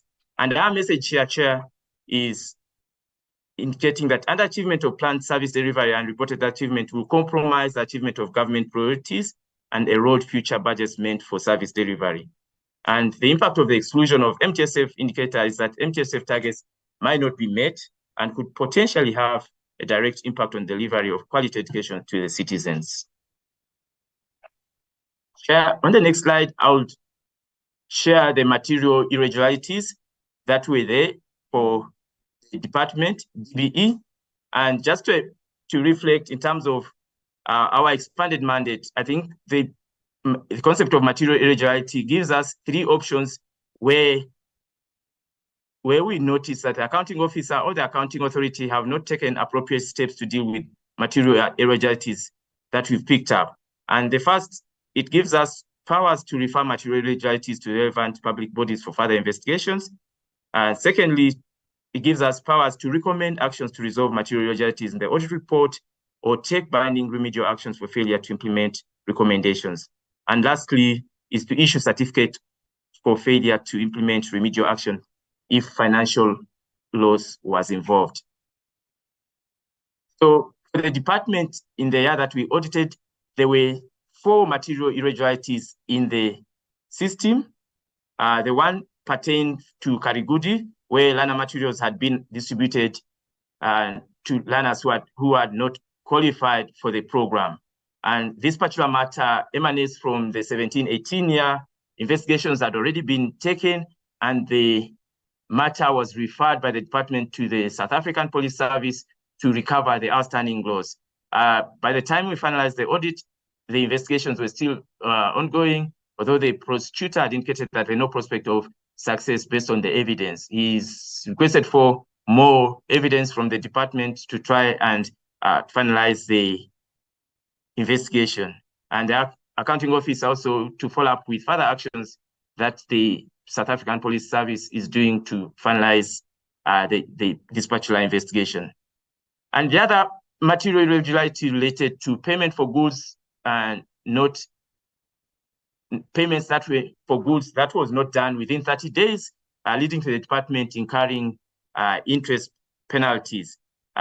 With regards to this particular material irregularity, the department was able to carry out the investigations. Proper internal controls were put in place to rectify the deficiencies that had been picked up or that caused the material irregularities. However, what has not yet been done is the recovery of the loss. So therefore, we still continue reporting on this particular material irregularity. And the third material irregularity as well, related to payments not being made within 30 days, and which led to a withdrawal and cancellation of a contract. This one as well, the investigations have been carried out, internal controls have been instituted to prevent recurrence of these, consequence management instituted, but what's also outstanding with this particular one is the recovery of loss. So we'll only be able to say that's been resolved once the financial loss that was caused has been recovered. And lastly, one material irregularity was resolved where an advance had been paid to one of the implementing agents, and the implementing agents could not prove delivery of the particular services. The accounting officer managed to recover the outstanding loss pertaining to this material irregularity, and the loss was recovered and the material irregularity was resolved. At this moment, as well as we also take the opportunity to just share the material irregularities within a snapshot of the material irregularities within the education sector. Currently, we have within the sector the 19 active material irregularities at 8 auditees, and based on our assessment, we've identified that appropriate actions have been taken in 7 of those, and the detail thereof pertains in terms of the nature. 3 cases, payment for goods and services not received in Eastern Cape. So after notifying the accounting officer and looking at the processes that the accounting officer is doing to resolve the MIs, we conclude that the appropriate action is being made to address this particular material irregularities. We've got 2 cases in auditees where auditees made payments of interest and other penalties, one in Limpopo and one in KwaZulu-Natal. There is 1 case where salaries were made to persons no longer in the employee of the department in KwaZulu-Natal. And then there's also 1 case where non-compliance with supply chain management prescripts, that's still in Gauteng. And then the 8 cases where we've made notifications, but we're still waiting for the responses from the accounting officers, or we yet to assess the responses that have been provided. And the 6 cases where we're still waiting for responses, 1 in the Northwest, 1 in the Eastern Cape, and 4 in Mpumalanga. And then there were 2 cases where we're still assessing the responses from the accounting officer, 1 in KwaZulu-Natal and 1 in the Northern Cape. 8 material irregularities have been resolved, and all those 8 cases pertain to payments for goods or services not received, and 1 was in the Free State. 6 of them have been resolved in the Eastern Cape and 1 in the Northwest. And then lastly, there's still 4 material irregularities that require further actions. And what we mean by further action is when appropriate actions has not been put in place by the accounting officers, and therefore we have to either go the route of referral to the public bodies or to put recommendations in the audit report. And to that end, those 4 auditees where we required, or 4 instances where we required further actions to be taken, 3 were in the Free State and 1 in the Eastern Cape. And I will also just reflect on the work that we did in the ICT environment for first the DBE as well as in the sector. And the work was mainly conducted at the Department of Basic Education, where we focus on the project review, utilization of the education facilities management system, as well as a reflection on the cybersecurity. The cybersecurity, we just observed that some weak IT security vulnerabilities that we detected. And then with regards to the utilization of the education facilities management system, we observed that the rollout of this particular system has not been done throughout the provinces. It's only been done across, namely in the Eastern Cape, Northwest, and Northern Cape. We also had observations on the project review on the implementation of the ASIDI SAMS modernization project. The project was initially budgeted for 100 million. However, the budget was subsequently reduced to 68 million, and only 12 million of budget remains to implement release 4 and 5, which might hinder the successful implementation of the project. We also observed system quality management plan and testing were not performed for all the completed releases. And the impact here that we're highlighting that the cyber attacks might expose the department to unauthorized access, consequently leading to disruption of the services. And then for EFMS system, it might result, the non-utilization of the EFM system might result in the department not being able to manage, monitor, and oversee all active infrastructure projects across the country. And then the significant shortfall in funding of SSS SAMS modernization project may potentially lead to incomplete project deliverables. And key recommendations from ourselves to the accounting officers and accounting officers is to expedite the process of rolling out the EFMS system to all the provinces and also holding provinces accountable, implement processes to hold SIT accountable for non-delivery, and explore options for additional funding to cover the outstanding amount needed for the implementation of Release 4 and Release 5. Then looking at the sector as well, we performed the same work that we did at DBE, the same work that we performed at the provinces, and the only difference is for the provinces, we also did work on that focus on the ICT projects and the school learning project.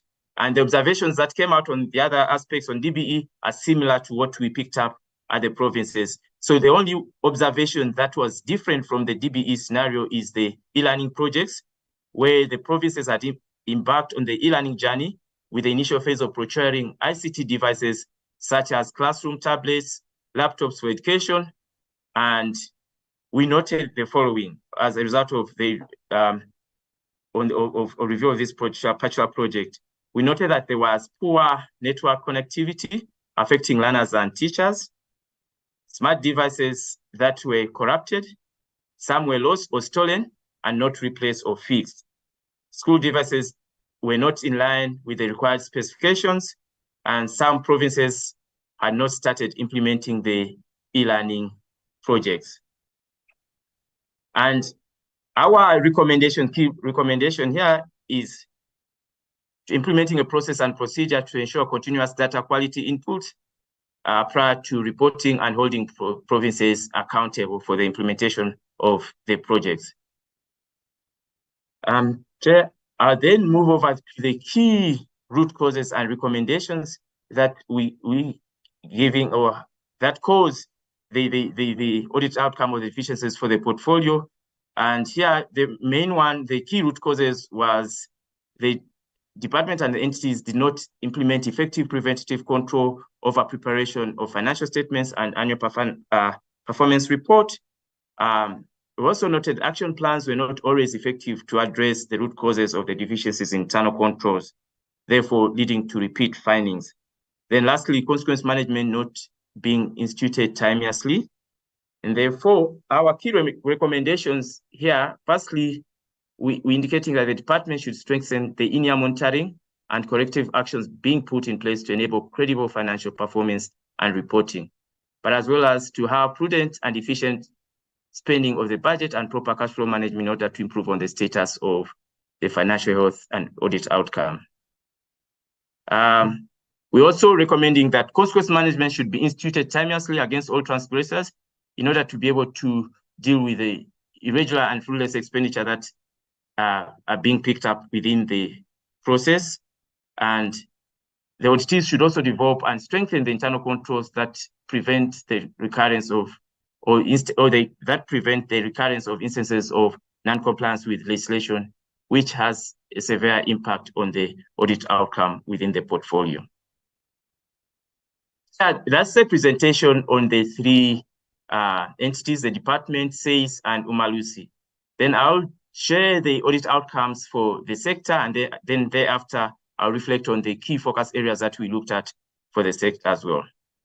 In terms of the basic education, the audit outcomes, there was a slight improvement in terms of one auditee getting unqualified with findings, but majority of the sector received unqualified with findings. And that relates to 6 provincial education departments. And what's also concerning is there's still 3 auditees that were qualified, and those 3 entities was the Eastern Cape, Limpopo, and Northwest.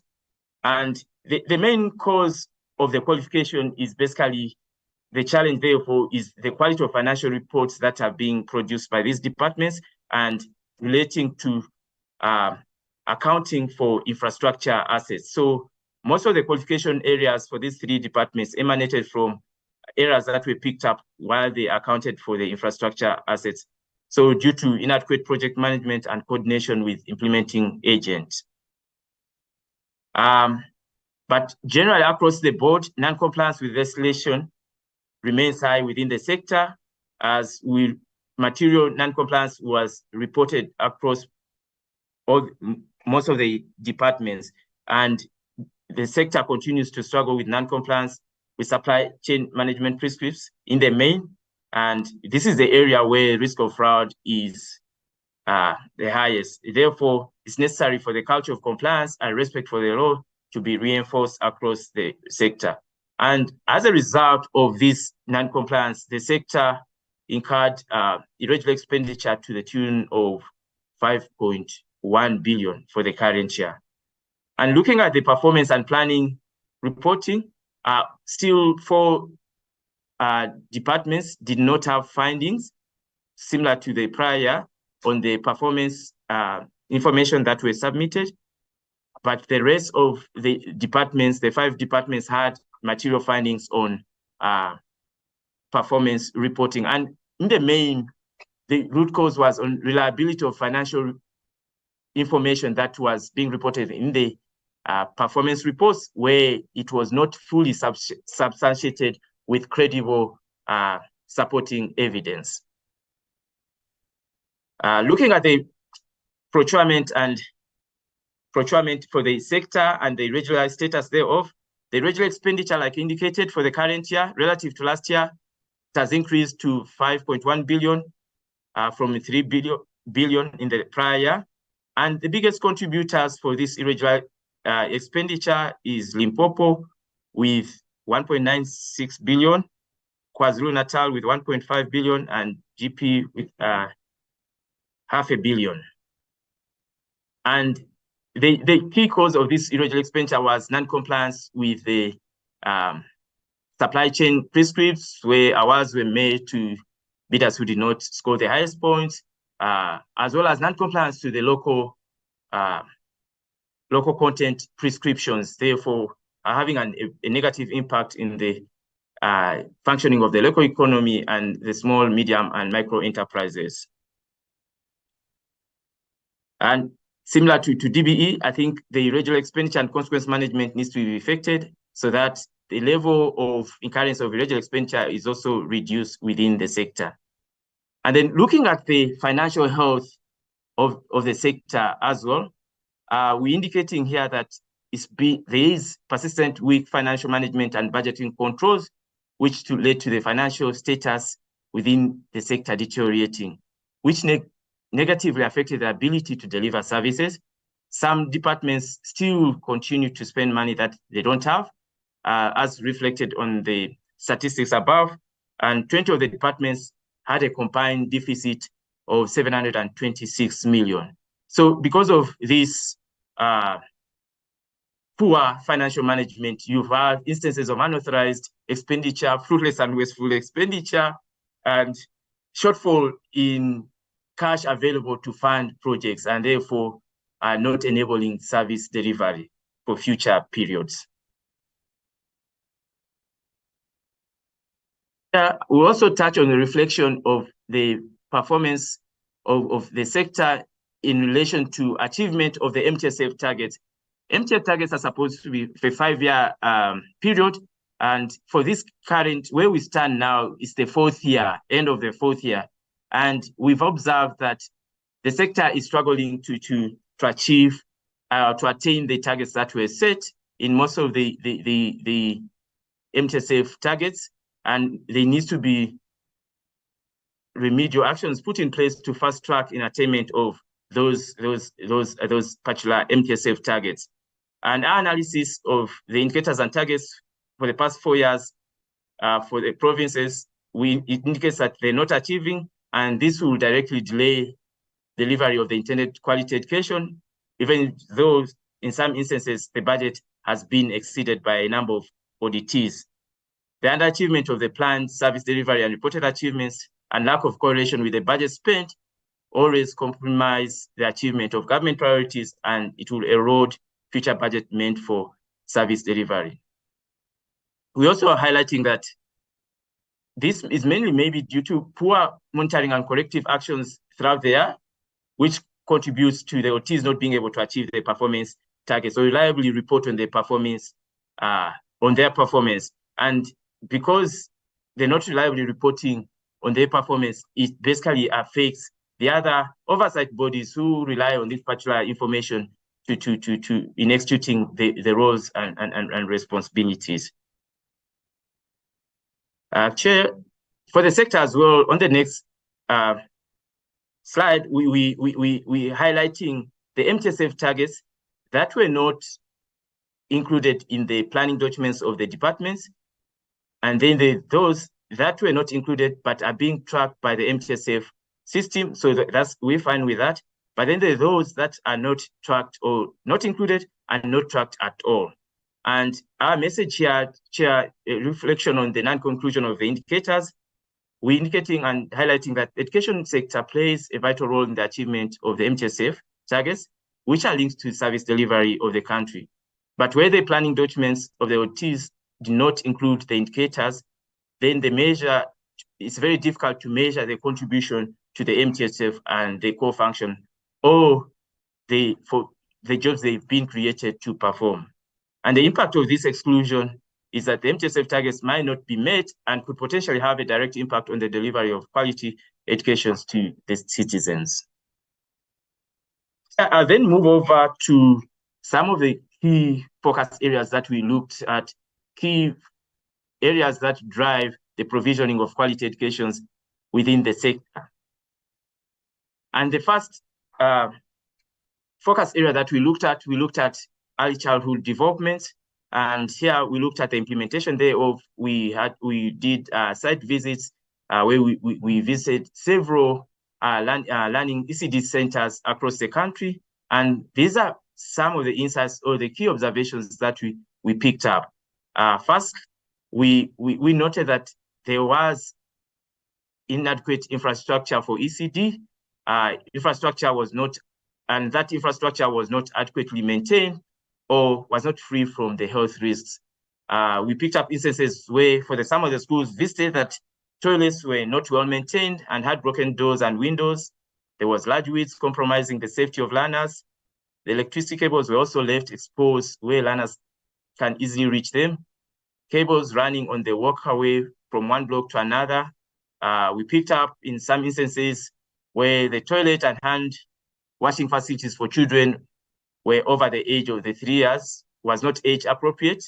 In some instances, the grade R learners were sharing toilets with children from higher grades, and the size of the toilets were not suitable for grade R learners. We picked up instances of overcrowding comparable due to the practitioner-learner ratio being high. And in one of the examples that we're highlighting in the top right corner, where we picked up in one of the schools that we visited in the Northwest, the learner enrollment was 215 for 2 classes.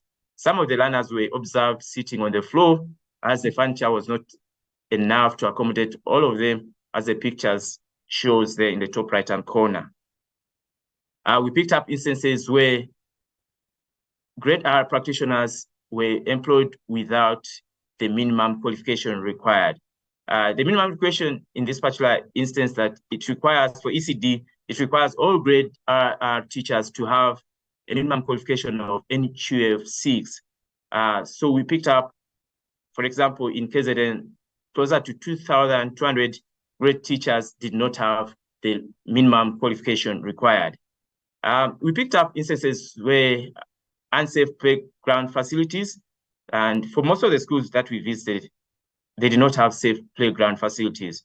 For example, there were weed-damaged swings, playground equipment located within overgrown weeds. They were not fenced, and there were unsafe climbers. At one of the schools visited, a grade learner was injured while playing, and the educator gave us an accident report for that particular instance. Chair, we're highlighting the impact of all these deficiencies observed, that it threatens access and provisioning of quality education for the learners. And as we all know, foundation phase is critical contributor of learner performance in later grades. The deficiencies therefore perpetuate learner poor performance and therefore needs to be resolved.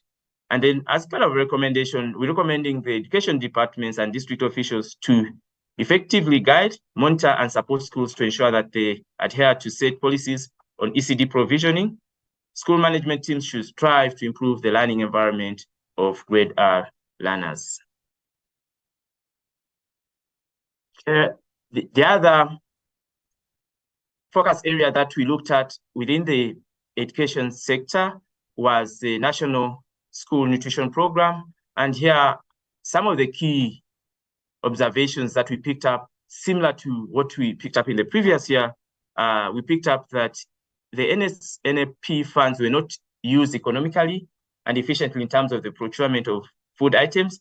And in some instances, they were not used for the purposes that they were intended for. Case in point is in the Eastern Cape, where 10 of the 13 schools visited, they used the National Schools Nutrition Program funds for the matric farewell and purchase of printers, toner, as well as paper. In the Northwest, we also picked up that in one instance where the admin assistant had made double payments while the stipend for the food handler, and there was an overpayment that was made to the supplier. The other key observations that we picked up was that the schools did not always follow prescribed procurement processes, resulting in some schools not being able to feed learners. And here we had an instance in the KwaZulu-Natal where learners were not provided food for the month of April after the department appointed a service provider who in all respects failed to comply with the specification and conditions set out in the tender for the school nutrition program. So we've subsequently also raised a material irregularity subsequent to the audit process pertaining to this particular instance, where we raise it on the basis of causing harm to the learners, which is also only fair because the learning was affected due to non-provisioning of food nutrition for that particular period. We also observed that schools did not implement effective stock management and appropriate storage facilities used for learners to be served fresh and healthy meals. In some instances, for the schools that we visited, schools did not ensure that their storage rooms were adequately ventilated to ensure appropriate temperature for the food stored in such rooms. Consequently, the risk existed that such storage conditions could result in food being damaged or contaminated. The other observation regarding to the work that we did here was appropriate utensils and equipment for serving and preparing meals were not used by schools. And the impact of all these is unhealthy food products or lack of utensils and unclean environmental place, the health of the learners at risk, and the misuse of NSNP funds result in learners being fed inferior food and small portions go against the purpose of the feeding scheme to improve health and nutrition status of the poorest of the learners in the country. So as our recommendations, while the National School Nutrition Program stands as a testament to the government dedication to equitable education, there's room for enhancing its efficacy through bolstered monitoring, meticulous documentation, proactive resolution of identified shortcomings. But most importantly, the provincial education department should ensure that the National School Nutrition Program committees and the coordinators are functional with particular emphasis on their roles and responsibilities, including financial management, stock management, health and safety requirements for provisioning of this particular program. Here, we looked at the learner transport, and here with the learner transport as well, we picked up a number of observations. First, we noted that the number of learners approved to be transported exceeded the capacity provided, resulting in overloading. For example, in one of the schools in KwaZulu-Natal, where a bus with a capacity of 66 seated, 15 standing learners was carrying 174 learners per trip, resulting in overloading and putting the health of the learners at risk. The other observation was the service providers were not always evaluated on the capability and capacity to render the required services. There were no clear methods used for allocation of work to service providers. And the case in point was in Limpopo, where the contracts were awarded without verifying the capacity of the vehicles, proof of ownership, or the lease agreement, or the experience of the driver, whether they had professional driving permit. We had instances where only, as part of our observation, we picked up that only few learners were benefiting from the scholar transport. The remaining learners had to make their own arrangements or had to walk to far out areas. We picked up instances where the transport operators were claiming for more kilometers than the actual mileage traveled. For example, in the KwaZulu-Natal, in one school where that had an enrollment of 997, with only 240 learners benefiting from the transport. The remaining learners had to make their own arrangement or walk to far out areas, and also in some instances resulting in overloading, where they had to be fitted in those transport mode that was being provided. In the Eastern Cape, we had one example where one operator was paid for 80 kilometers while they only traveled for 38 kilometers. And the last observation that we picked up was that buses were not always well maintained.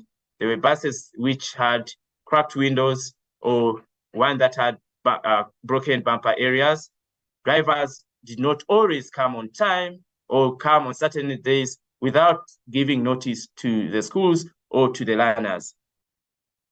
Case in point was in the Eastern Cape, where the Eastern Cape operators did not ferry kids on one day, and the verification was performed. So learners had to walk to home, as the driver never informed the school or the learners. So the impact of all these deficiencies that we identified, for instance, the overloads result in potential harm being caused to the learners, and their lives are at risk, as each learner is not safely accommodated in the vehicle. But most importantly, teaching and learning is affected, as learners, in instances where they not ferried to school, miss some important classes due to drivers not ferrying them, and also impacts on the academic performances. And then where proper evaluation and the non-compliance with supply chain prescripts and learner transport policy, which attracts irregular expenditure and loss of funds made for service delivery. So what we're recommending to the sector leadership is they must ensure that there is stringent and frequent monitoring of the scholar transport services to ensure that all learners are benefiting, no overloading, and the vehicles are documented and roadworthy. Furthermore, they should ensure that the learner transport program is adequately planned such that the transport capacity procured is sufficient to transport the planned and approved number of learners, and the program is adequately funded and procurement processes are adequately followed.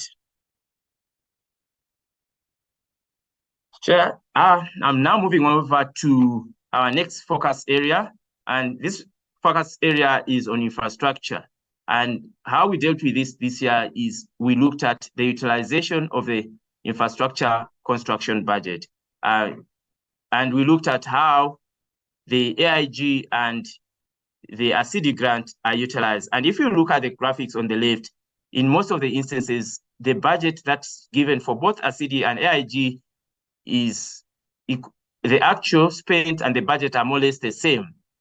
But this does not, the spending does not relate to the achievements of the key targets aimed to allow a positive impact on the lived experiences of the citizens, to assist the citizens to attain better infrastructure or to be in a safe, better learning infrastructure. And some of the key observations that we picked up as a result of the work that we did in the infrastructure space, we noted that there were lots of cancelled and delayed projects. And these cancelled and delayed projects were mainly caused by poor project management and monitoring, which resulted to increased costs in most of the instances, or increased costs as well as leading to fruitless and wasteful expenditure. We also noted a number of instances where there was poor workmanship across the infrastructure that was being set up. And we also noted that some of the completed infrastructure was not utilized to the full capacity. And the last observation or insights that we want to share is, as a result of our school visits, we found that some of the school buildings were in dilapidated state due to lack of maintenance. And our recommendation here is the planning processes of projects should be improved to ensure that the correct needs are identified and addressed. Projects should be adequately planned to reduce delivery delays, unnecessary extensions and cost increases, and poor quality build. But most importantly, role players in the infrastructure accountability ecosystem should establish a culture of responsiveness, consequence management, good governance, and accountability. Coordination between different levels of government and other role players in the same institution should be improved to ensure that schools built are fully utilized. On the next slide, we're sharing some of the examples that we encountered as a result of the visits. And for the delayed projects, it's in a narrative, and then for the poor quality is photography. So I'll just highlight maybe case in point for delayed projects. For example, one, Dinizulu Secondary School, where the school that was planned to be completed in 2018 was, when we visited in Feb 2023, had not yet been completed. The contractor was not on site due to variation orders not being approved. And then the rest of the photos below is just indicative of the poor built structures for some of the schools that we visited, as well as the vandalism that had happened at some of the schools. Chair, the next slide talks about the school performance improvement, and this one is part of the requirement of the Education Action Plan 2024, where Action Point 21 requires that there needs to be a school management process to bring about better improvement within the schooling system. And this requires that every school needs to do a self-evaluation. After they've done a self-evaluation, drop an improvement plan.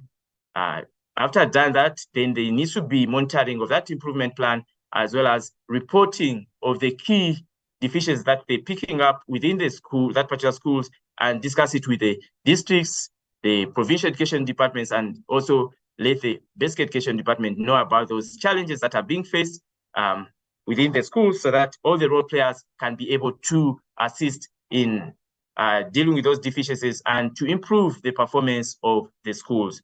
And as a result of this particular work that we've done on the school performance improvement, we picked up that there was ineffective implementation of the annual management process, where schools did not conduct self-evaluation to identify challenges affecting the performance.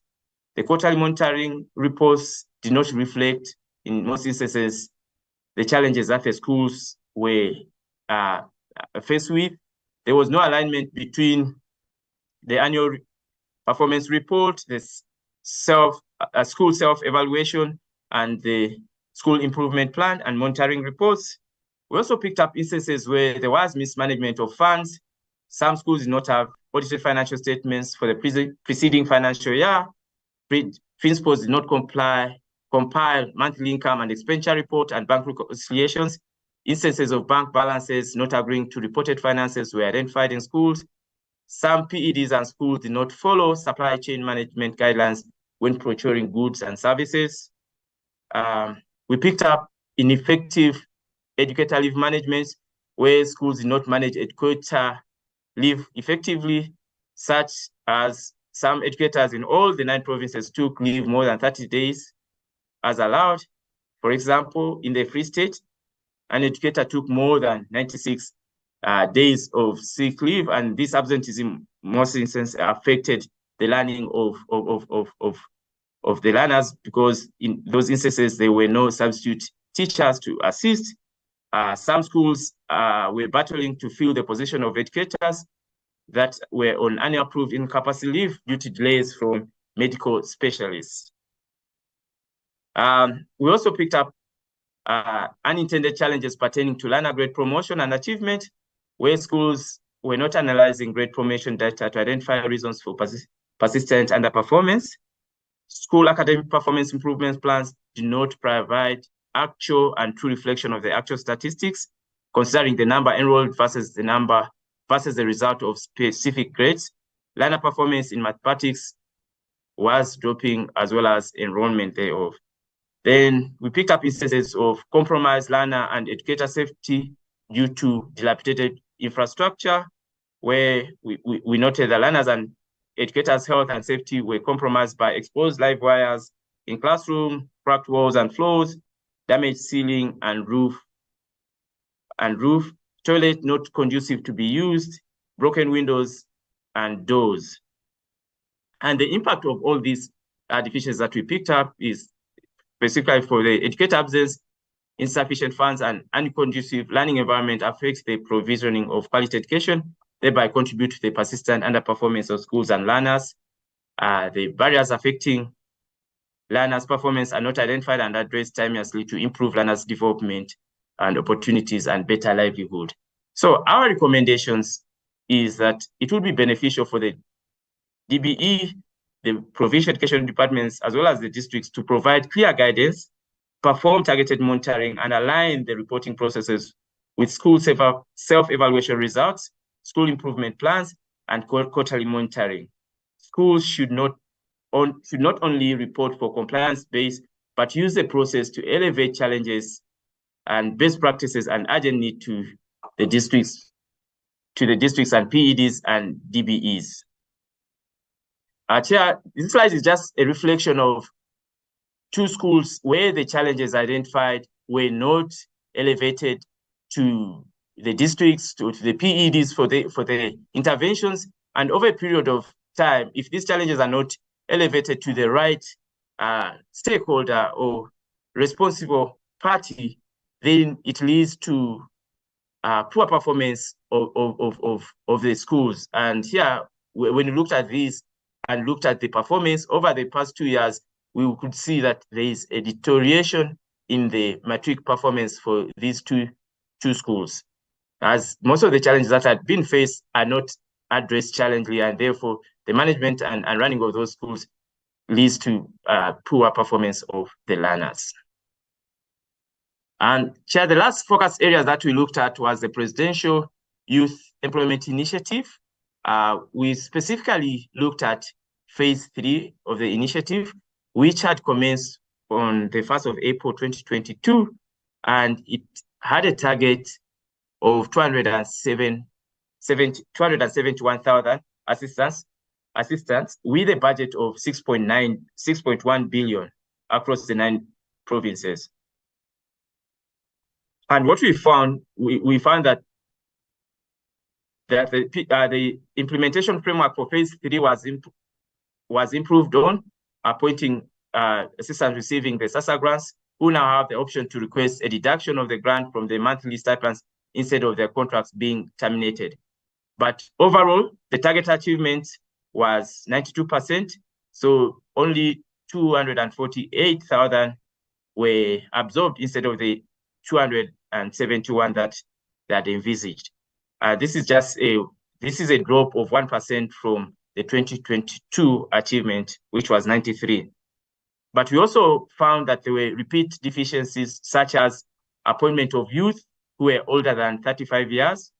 They were still recipients of social relief distress grant from SASSA, and we also picked up youth that were already appointed within other state institutions. And some of these assistants appointed were also recipients of the National Student Financial Aid Scheme bursaries. And the root cause of this is because the schools, districts, and PEDs not implementing a process to verify credentials of successful candidates using the IDs or record keeping, and non-implementation of corrective measures to ensure that deficiencies identified in phase 1 and phase 2 are dealt with. And the impact of these deficiencies picked up is we're indicating that the initiative could have benefited more youth who are not employed, who are not in education or training, considering that some of the 448 million was used for youth who are already appointed in other state organs. So our recommendations for the departments to increase oversight, track prior commitments, and take corrective actions, and improve on the record keeping as the Presidential Youth Initiative is concerned. I also reflect on our follow-up work that was done for the KwaZulu-Natal floods, that where we picked up findings during the real-time audit in the prior year, and we went back to just check whether the issues that we picked up had been resolved or infrastructure has been provided or not. And our follow-up audits indicates that most of the mobile units that were supposed to have been erected for the schools that were affected by the floods had not yet been erected, or the provisioning of furniture, equipment, and stationery had not yet fully been provided to all the schools. And because of most of the schools that were affected not erecting all the mobile units that were required, then this resulted in overcrowding for some of the schools in those classes that had been put up. So we're highlighting that the impact of this is that the slow rate of response for the disaster relief initiative results in not being completed, and therefore affecting learning and teaching for these particular classes as the learners are overcrowded. So our recommendations is for the accounting officer to finalize a time-bound action plan for audit findings raised for approval and institute consequence management against responsible officials for failure to ensure that all findings are appropriately addressed. And the other one follow-up was relating to category A, B, and C schools to see whether the envisaged repairs and the needs assessment had been done, but unfortunately, not all the repairs and maintenance had been done to the schools that were done as well. So some of the contractors paid were delayed and were not able to finalize what they were contracted for. Therefore, we urge the accounting officer to prioritize and update the initiatives and the action plans that he had promised so that these repairs and maintenance are completed on time. Lastly, on this slide are some of the recommendations for the committee to consider in terms of while executing the oversight function. To say first, we're recommending that committee should continue to monitor and follow up on the DBE's responsibility of monitoring and coordinating the implementation of sector priorities, but as well to encourage the leadership in the sector in terms of adherence to compliance and strengthen and improve on the consequence management processes and address the root causes of the transgression. We're also highlighting we indicating to the committee to consider whether to continue consider monitoring the inclusion of the MTSF indicators in the APPs of the department and monitor the progress made on implementation of the APP and assess the impact of the achievement on the delivery. The other recommendation for consideration is oversee the implementation of remedial action to address deficiencies identified through the audit of school performance improvement, early childhood development, National School Nutrition Program, school infrastructure, learner transport, and the Presidential Youth Employment Initiative. And then lastly is to consider monitoring the progress of modernizing the education information management system, such as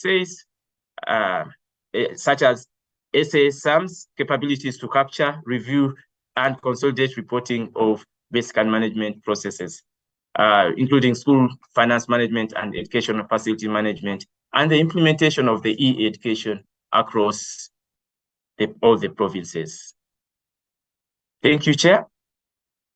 I'll allow Cabo to do the closing remarks in terms of our presentation. Thanks. Thank you, Josh.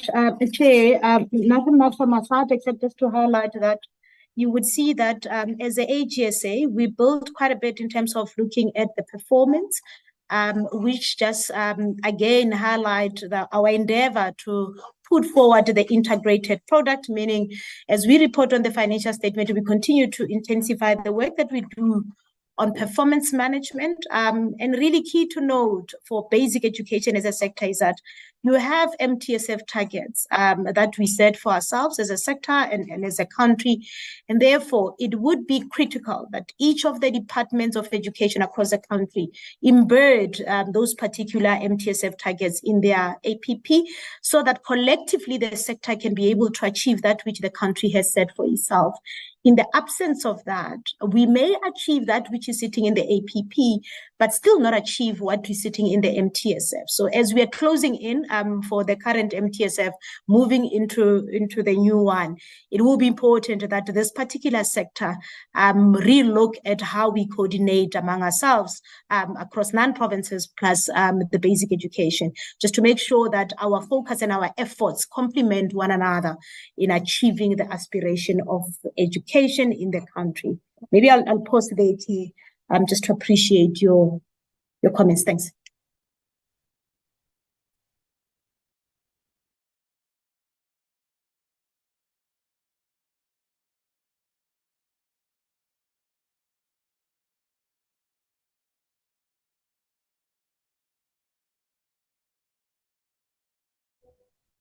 Chairperson, ndizibambele ngoku.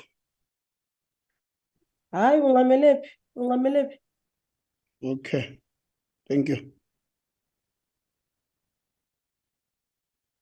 Thank you very much, Khabo and the team. Thanks to both of you presentation from the FFC and AGSA. I'm noting hands now. There is a hand of the principal. There is a hand of Honorable Van Zyl and Honorable Nodada and Honorable Letia. In that order.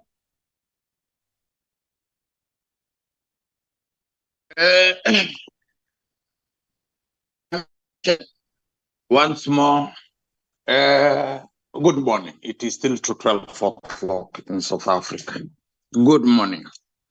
And I've already greeted the crew when we moved for the adoption of the agenda, but let me, in the interest of time, straight go away to the 2 presentations. Chairperson, allow me to take this opportunity to welcome and appreciate the 2 reports or presentations, both on FFC and AGSA. Presentations of this nature, indeed, they are helpful as and when all of us seek to advance and develop education in our country. I'm starting right away with the FFC presentation. And in relation, this is what I am noting and observing. In relation to the minimum norms and standards of school infrastructure, regarding the basic level of infrastructure standards and also the expected timeframes. The observation that I'm making, if we were to be frank and straightforward, is the targets have not been attained. This is the observation that I'm making, but they will confirm the targets as put have not been attained. But of importance, as I look and try to reflect, is that this portfolio committee is to hold executive accountable. This is our job. Why failure to meet or to attain the targets? However, as a portfolio committee, we are not oblivious of the following, Chair. The evolving and the moving target with regard to the current population explosion in South Africa, or the South Africa the country is faced with.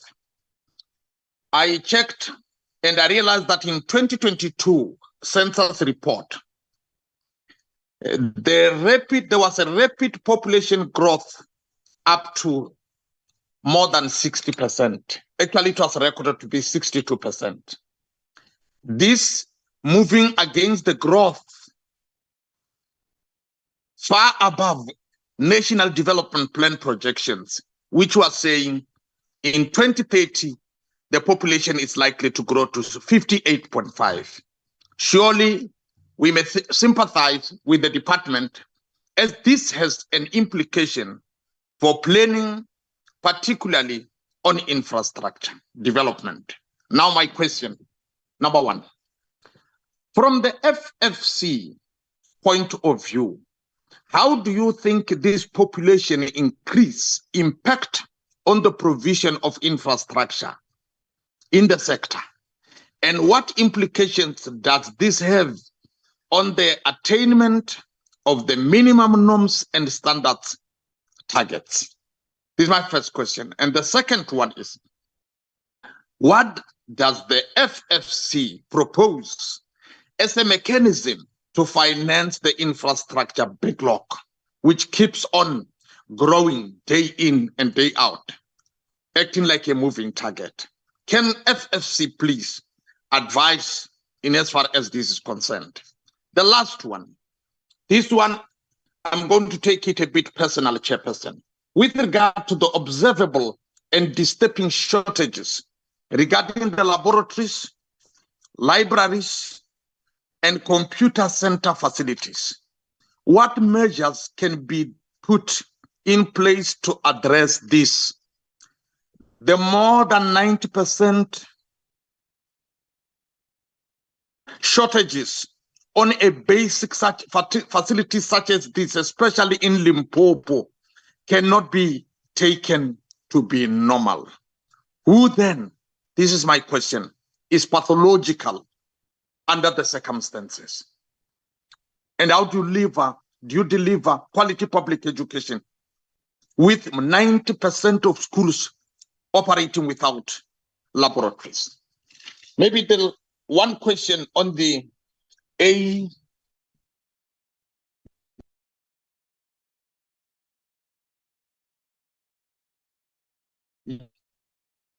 need to approach AG for the recommendation that they kept on putting forward at the end of each and every finding. You see, AG, after each and every finding, they put their own recommendations. Maybe what is more, or is likely to be more of a challenge, is what is the department going to do with those recommendations as put by AG? That is the first thing. But to our meeting, what much is this as put, maybe to the AG or to Auditor-General is confining myself to the ACD. infrastructure. We are all aware that the ECD has just migrated to the mainstream education by the 1st of April 2022. From the observations of AG, given the challenge of the backlog in infrastructure in this sector, what is the extent of the backlog in the ACD sector, and what interventions can be helpful for the department to address it? Those were my 4 questions, Chairperson. Thank you very much for the opportunity. Thank you, Honorable Fansay.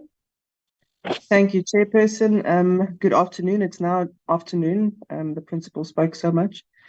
Thank you for the departments and Auditor-General for doing these presentations for us this morning. I've got a couple of questions for the FFC.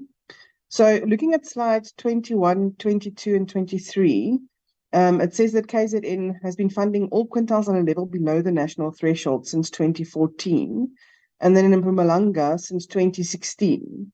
And on the flip side, in Mpumalanga in 2023, all quintile 5 schools have been funded above the minimum threshold.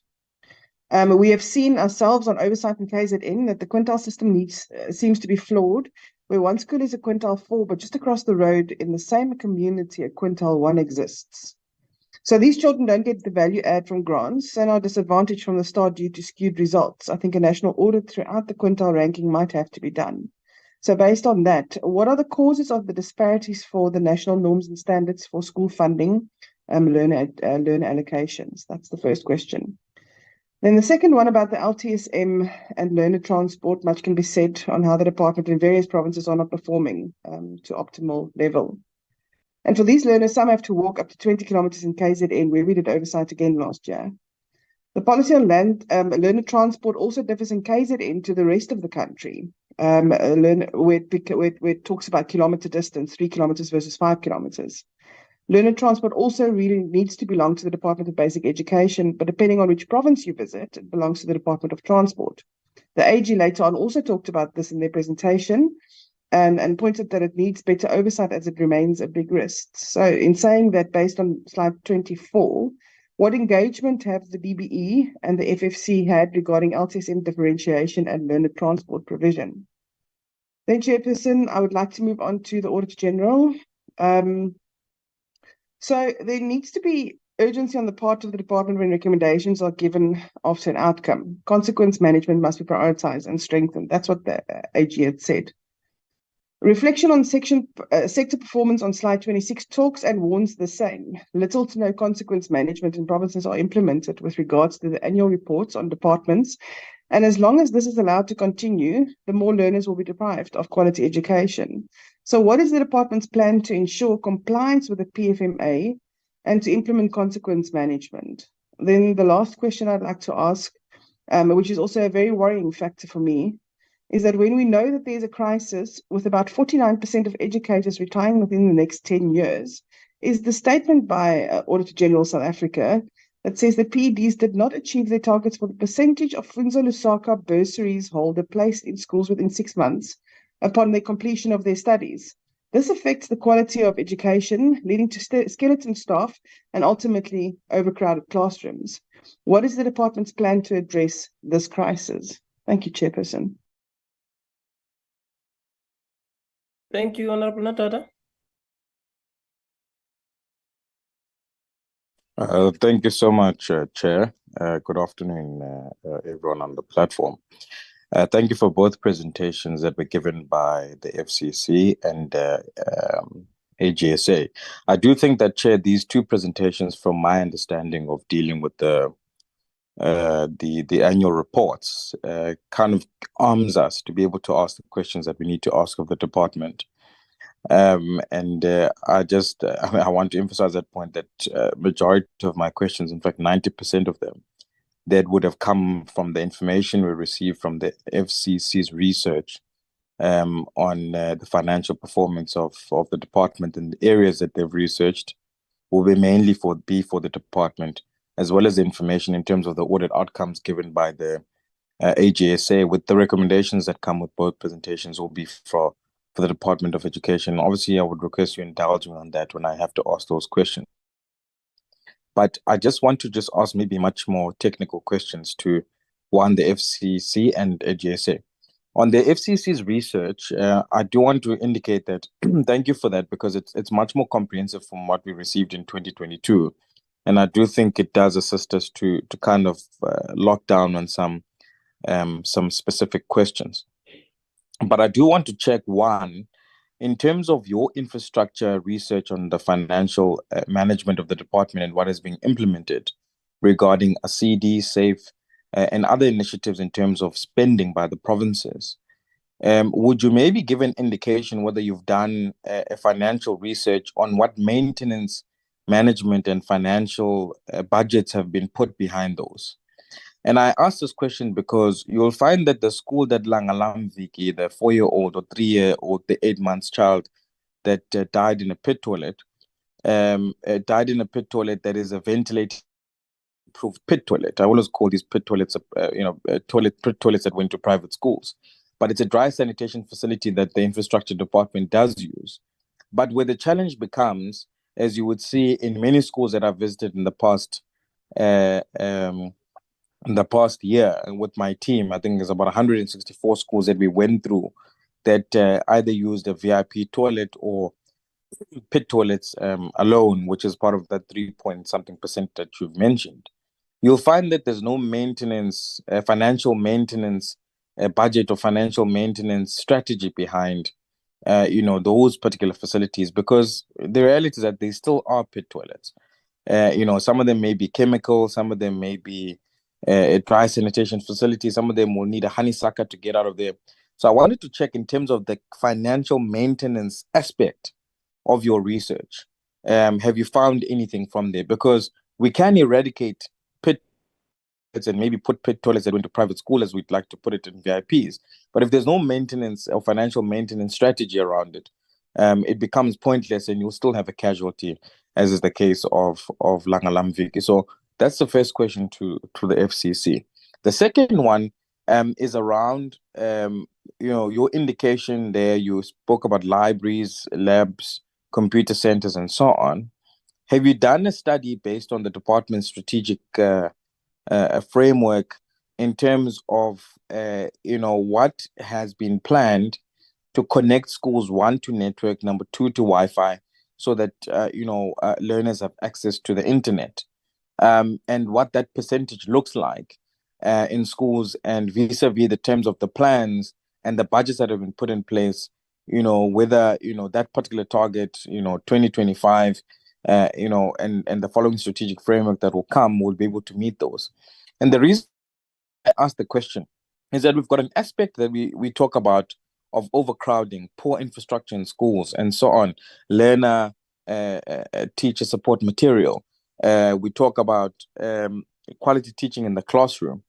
And the reality of the situation is that online blended learning and digitized education is a massive, massive support tool and mechanism that is required in the system in order for us to alleviate the challenges of reading, writing, language, and numeracy, especially by utilizing maybe ebooks or access to the internet.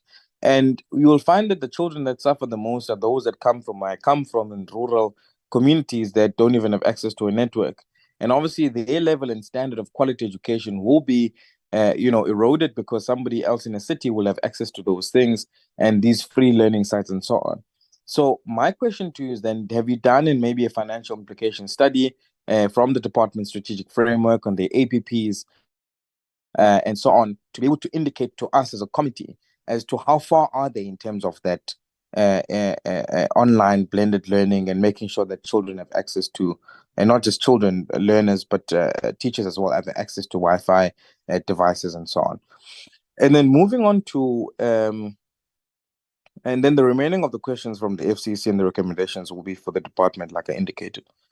Moving on to AGSA, thank you so much for for such a comprehensive presentation, and I like the themes that you've now basically put the different departments and entities, and especially for education, skills, and unemployment, because that's precisely why we need to be able to invest in good quality education, so that children are able to get the skills they require, the education, the knowledge, the personal and professional development they require for them to be able to access employment. And that's exactly how we should be measuring basic education in terms of their strategic framework, whether are we meeting that end goal of youth being able to access economic opportunity. So I think it's quite commendable to do that.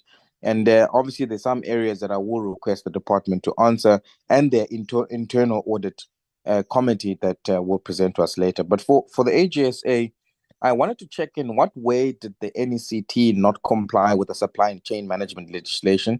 If you could maybe give us a bit more detail in terms of that, so that we are armed enough to hold the executive to account in terms of that area or aspect of financial management. The second one is, what are the Auditor-General's recommendations to improve collection of accrued department revenue? Because we see other recommendations exist to us as a portfolio committee and so on that we need to look at. But have you made any specific recommendations in terms of accrued department revenue when you engage the department, if you did? Could you also maybe explain why the decision was made to change the historical reporting of IFWE, and what was the rationale behind that indication?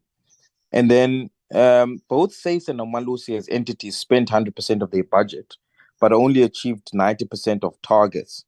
So what would you attribute this to, and do you have any recommendations for improvement on that? Because we have seen budget cuts in the past. Could that have maybe implicated, them only achieving 90% of their targets? And do you have any recommendations on how we match budget spent versus targets achieved? And then consequent management seems to be a continuous problem, and I think it was thoroughly ventilated in your presentation. And I just wanted to check from the AGSA's opinion, has the department improved in this regard, and what must what must we then do to strengthen this as a portfolio committee, as well as the department itself?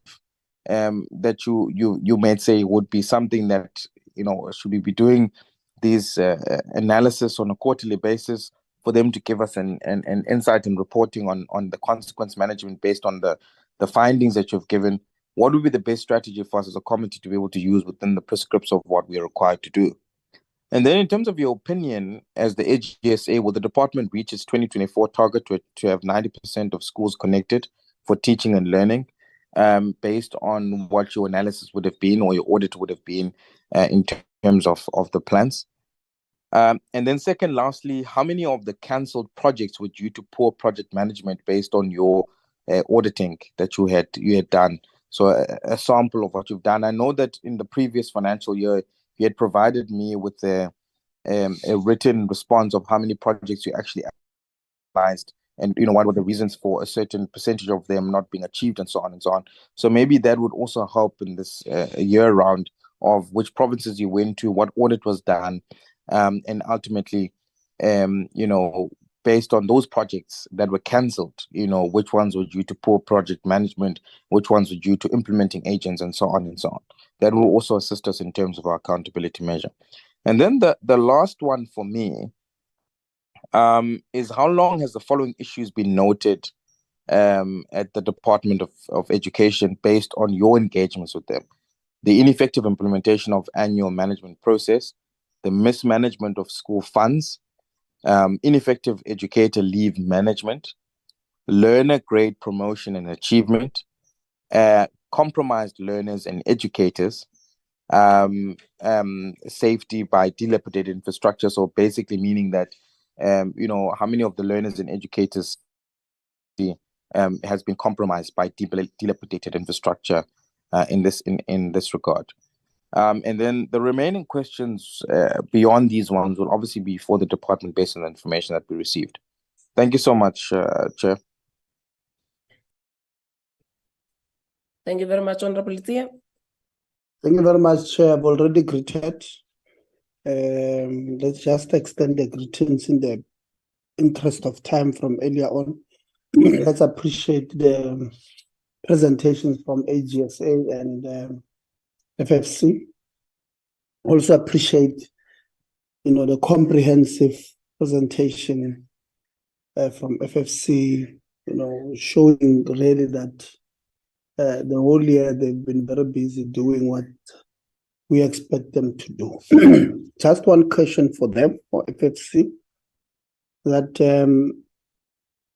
all non-infrastructure conditional grants are characterized by decline or marginal growth.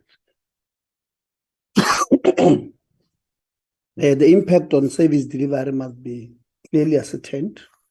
Are there any identified drivers for the decline or this marginal growth of non-infrastructure grants? Is it a question of prioritization or inadequate budget allocation for the sector? That is the only question I have for them. And for AGSA, that both DBE and SAIS have received an unqualified audit with findings. The department did not meet the standard of payment of service providers within 30 days at around 30%, which is just above 145 million, and 15.66 million expenditure incurred in the current year was fruitless and wasteful by DBE due to duplicate allocation of the project to the implementing agents, thereby incurring additional costs. Contracts that were declared irregular in the prior year, the one of 786 million. DBE utilized the unspent conditional grant meant for ASIDI and National School Nutrition Program received from the Northwest Provincial Education Department. That was SAIS achievement to be surrendered to NRF. Performance reports impacted by the quality of performance indicators are the DBE and SAIS. The impact of the exclusion of MTSF indicators is that the MTSF targets might not be met and could directly impact the delivery of quality education to citizens. The question there is, what are the implications for the department not being allocated enough funds to implement all MTSF targets? And from the end MTSF targets not achieved, are they due to resource allocation or due to other factors? And if it's other factors, what are those factors? Thank you very much, Chair.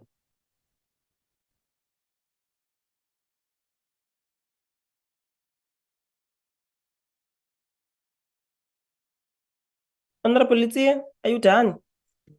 I'm done, Chair. That was only one question to each entity. Thanks. Honorable Moerane?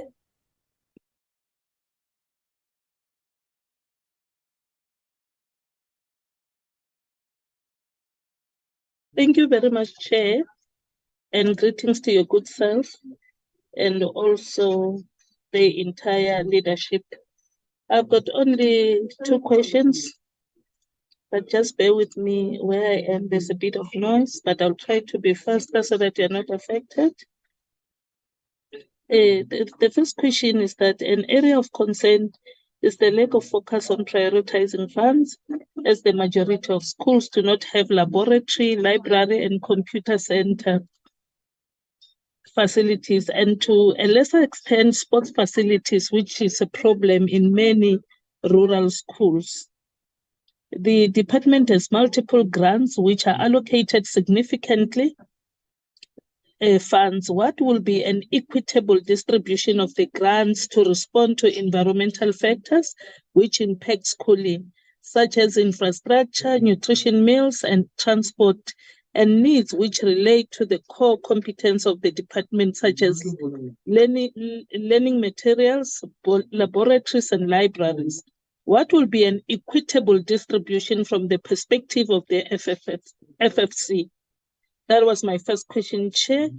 The second question that I will want to ask is based on the second presentation that I will want also to welcome. And on the second presentation, Eastern Cape, Limpopo, and Northwest remained with qualified audit opinion. The top contributor was Limpopo with 1.96 billion and KZN 1.52 billion, and Gauteng with about 580 million. Non-compliance with legislation remains high. Supply chain management prescripts. This has also resulted in an increase in irregular expenditure of 5.12 billion for the current year. The question is, what measures does the AG propose to strengthen contract management in government?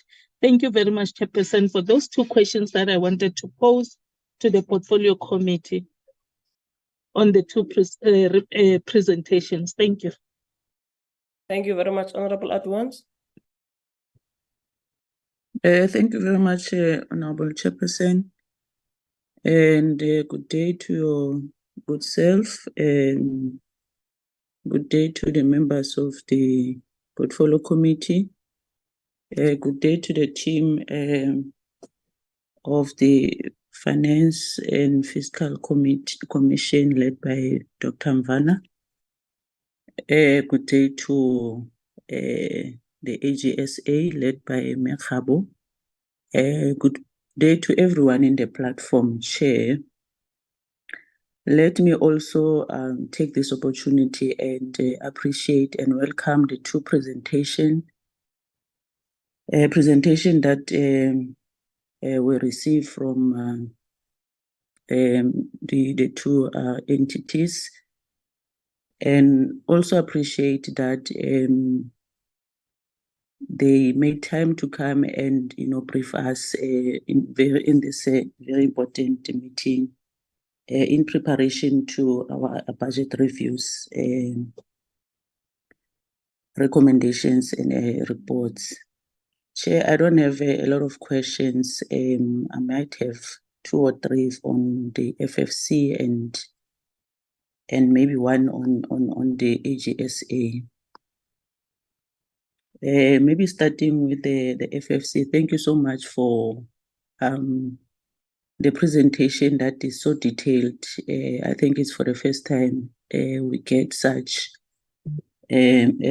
presentation ever since we engaged with you since 2019.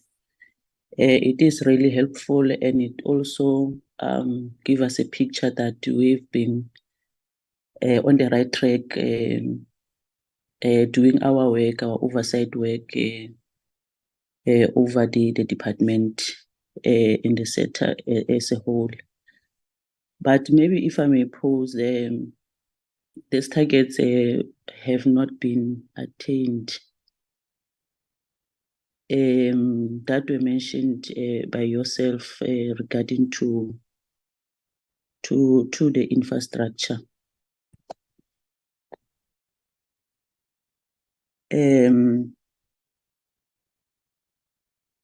No, I think this question has been posed. Let me not repeat it, Chairperson. I think I might repeat something that members have already asked. But maybe just to note that the FFC has noted or even spoke about the performance of conditional grants, whether when they are direct, there's better performance rather than the indirect ones. I think that is what I picked up in the presentation, that when the conditional grants that are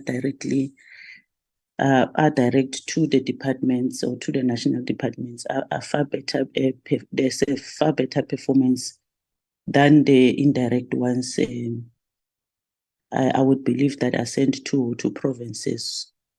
My question there will be, what reflection does this have on the capability of departments and implementing agents of the indirect grants receivers? And in the presentation, I did not pick up anything on the what I believe, on my view, it might be other contributing factors on non-implementation or achieving of targets.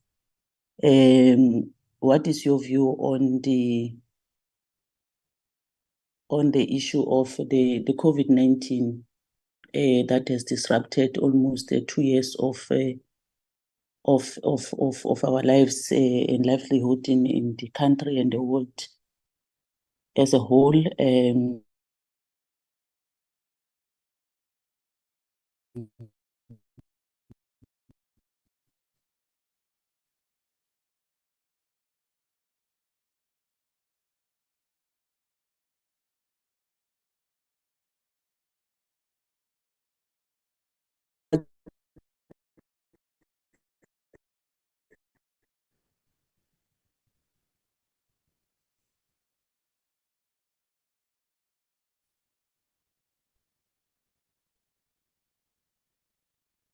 Chair, Diavakal. I have lost you. I don't know other members. What? Could you hear the last piece? But no, she was gone the last part, Chair. Yeah, the last part I was saying, Chair, maybe if I may after start. the Oh yes, I was saying that in their view, the FFC, would it be that the COVID-19 disruptions in our lives, the floods that affected other provinces like KZN, Mpumalanga and Northwest, amongst others, the disruption by community members that usually stop the projects, might be also the contributing factors of non-delivery or achievement of targets by the department. I just want to hear their views.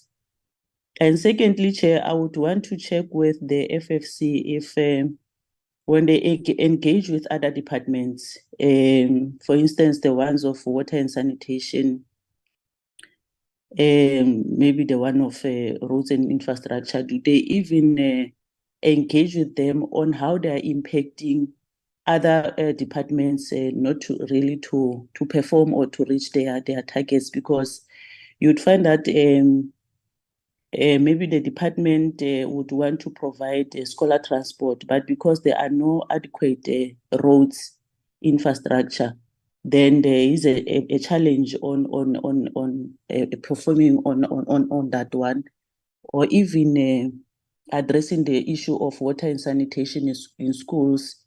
It might be affected by the other department, which is the Department of Water and Sanitation, in finding out that other areas are still having a challenge on delivering of water in other areas. So my question really is whether if when they engage in meetings like they are doing with us, or when they do their research, do they find such as a challenge to other departments not really to perform to their satisfaction? Chair, on the issue of the AG, the report of the AG that we received, one must also appreciate that report, because it will also assist us to keep track and also to check whether the department are following up on what the AG has recommended. Zooming into the material irregularities that were solved and were mentioned by the AG, the department paid the implementing agent an amount of 78 million on March 2017. The financial loss has been the financial loss that has been recovered is about 22 million. There were 19 active material irregularities of 8 auditees and 8 resolved cases in the Free State, 1 case in the 6 cases in the Eastern Cape and 1 case in the Northwest. And in relation to the education facility management system, challenges and systems quality management plan and testing were not performed for all completed releases impact of SETA. My question is, what is the extent of compliance and responsiveness on material irregularities? Thank you very much, Chairperson.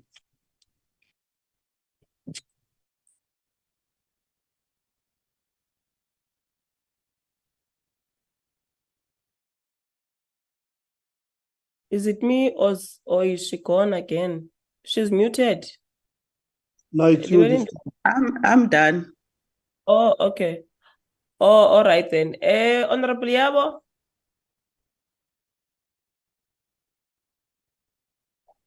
Mandibuyise sihlalo kuwo wonke umuntu okule platform from the department, the FFC. I noted that the Honorable Nodada kept calling it the FCC. I don't know.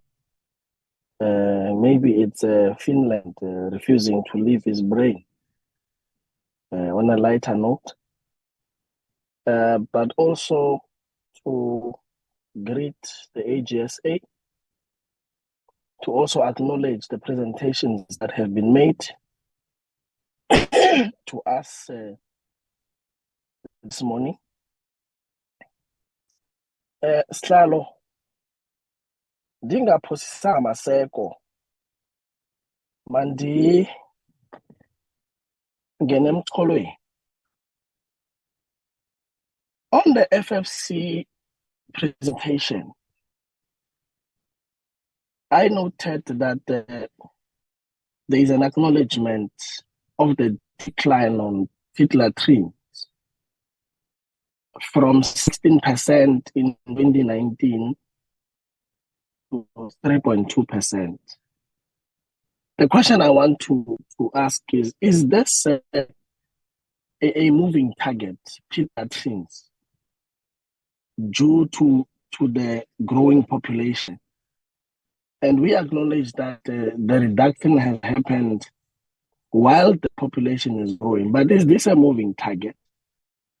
Will there be new demands that arise in terms of pit latrines, considering the migration patterns that we are starting to see, especially land occupation that may necessitate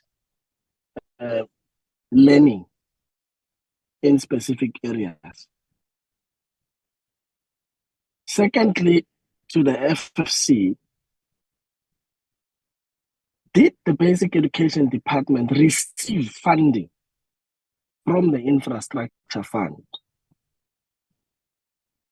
in the year under review?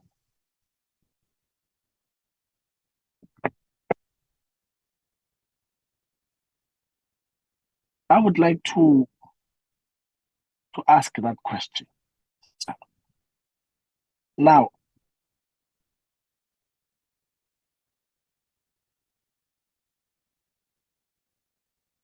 pardon me, Slano.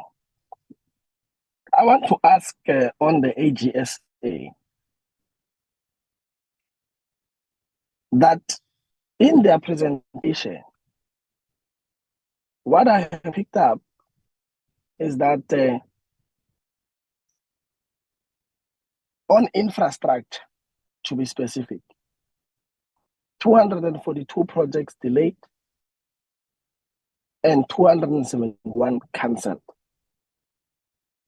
of the cancelled projects,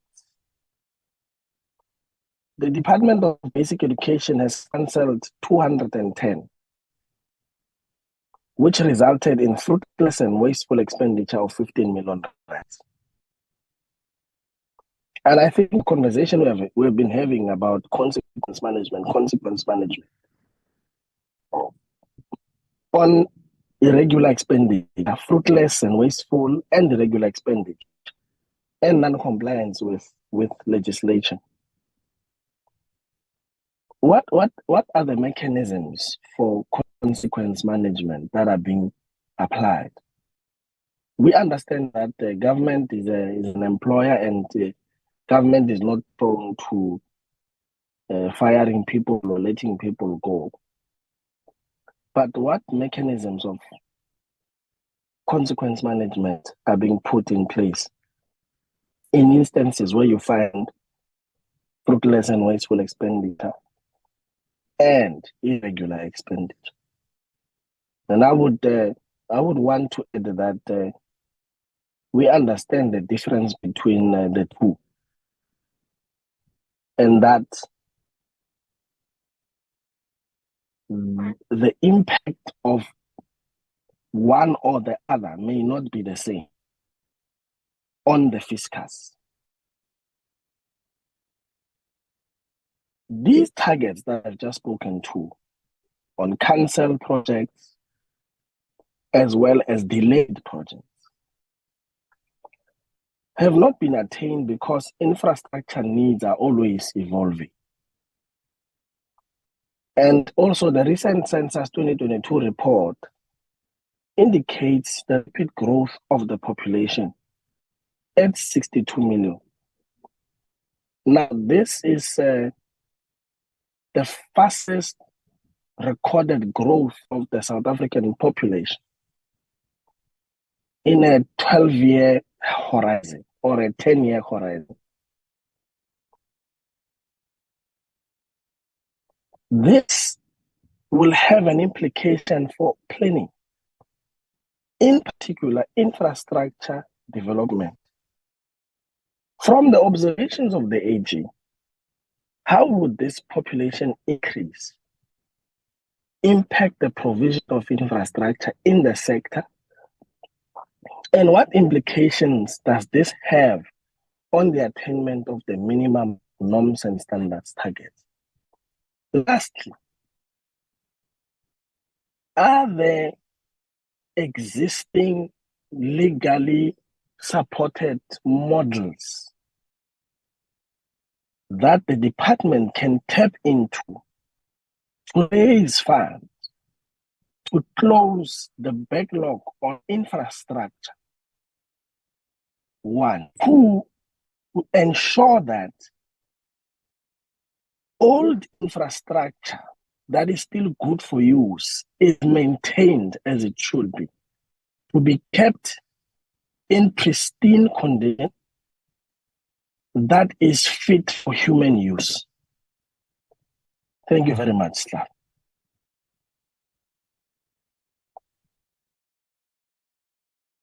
Asibulele Zondi.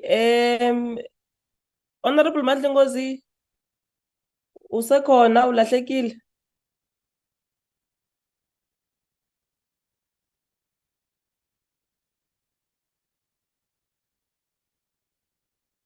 Honorable Madlengozi? I think we have missed him. Okay, Zondi ngicela uthule nje isandla. Okay, mine very quick to the FFC.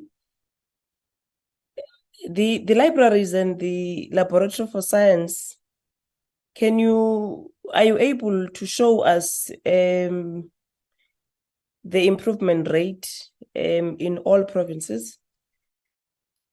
And then can you assure the committee that the classes that are allocated, the classes are allocated with water, electricity, sanitation on an acceptable level despite the challenges? Did the situation of eradication of pit latrines improve over time? And lastly, the alignment of finances and non-financial performance. The observation is that there is an improvement, and I think it is there's an improvement which is recommended. Now, what steps can you highlight so that there is realization of growth in the sector? On the AGSA, one observation that we are making is that, despite the challenges, but DBE is managing to submit the financial statements to you. And I think from the side of the committee, we must commend that. When we have started to work with the department in 2019, the problem, or rather the challenge of the department was infrastructure. And I think now you can agree with me that that has slightly changed to date. Why they are not managing really to get a clean audit, I think it's something that when we meet with them, we should discuss with them. The issue of Umalusi, that has regressed, getting now an audit opinion, which is not necessarily a clean audit, but an unqualified with matters, and that relates to financial statements. It's a bit disappointing, but of course we are going to also meet with Umalusi. We are going to try to understand what really has happened, and this is raised because they have, for so long having a legacy of a clean audit, and I think hopefully they will be able to correct whatever the issues are. You have mentioned that the APP and the MTSF needs to be relooked for ensuring that the MTSF targets are included in the APP. Now, I'd want to understand, how does the provincial education departments, or are they assisted rather, in your knowledge, to align their APPs with the MTSF? And the material irregularities observed by the AG in the Eastern Cape for Farewell, Northwest and KZN, where 5,000 schools did not have meals. How best can the provinces be assisted? I think it's the issue that you have raised, that the monies were used for Farewell, which was meant for the nutrition. Compliance with key legislation is important. How would the AGSA recommend training on key legislation, and what are the root causes of non-compliance in your view? On the issue of the ASIDI, I think we all agree that it's our major focus area, and the insights that you are making are appreciated, and the analysis on inadequate infrastructure, which is there in our schools, the broken windows and the cables, are noted.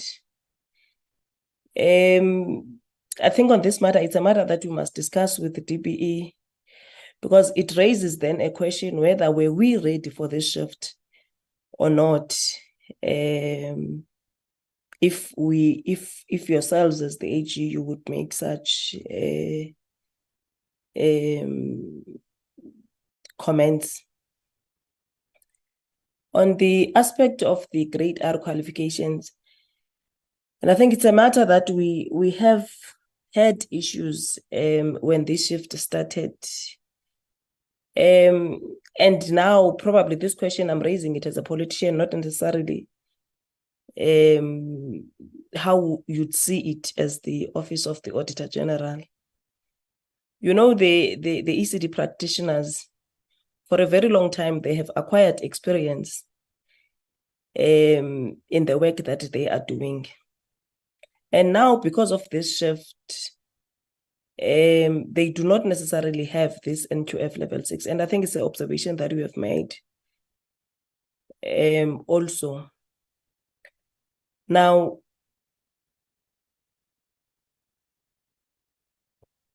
really, should it be like that? Should it be the fact that you do not have qualification and that's it? And we must all oversee the fact that they have a very serious experience as being practitioners. I'm just asking it for interest's sake. On the ICT projects that were rolled in 3 provinces in 2021, your presentation is referring to concerns regarding the implementation of ICT projects.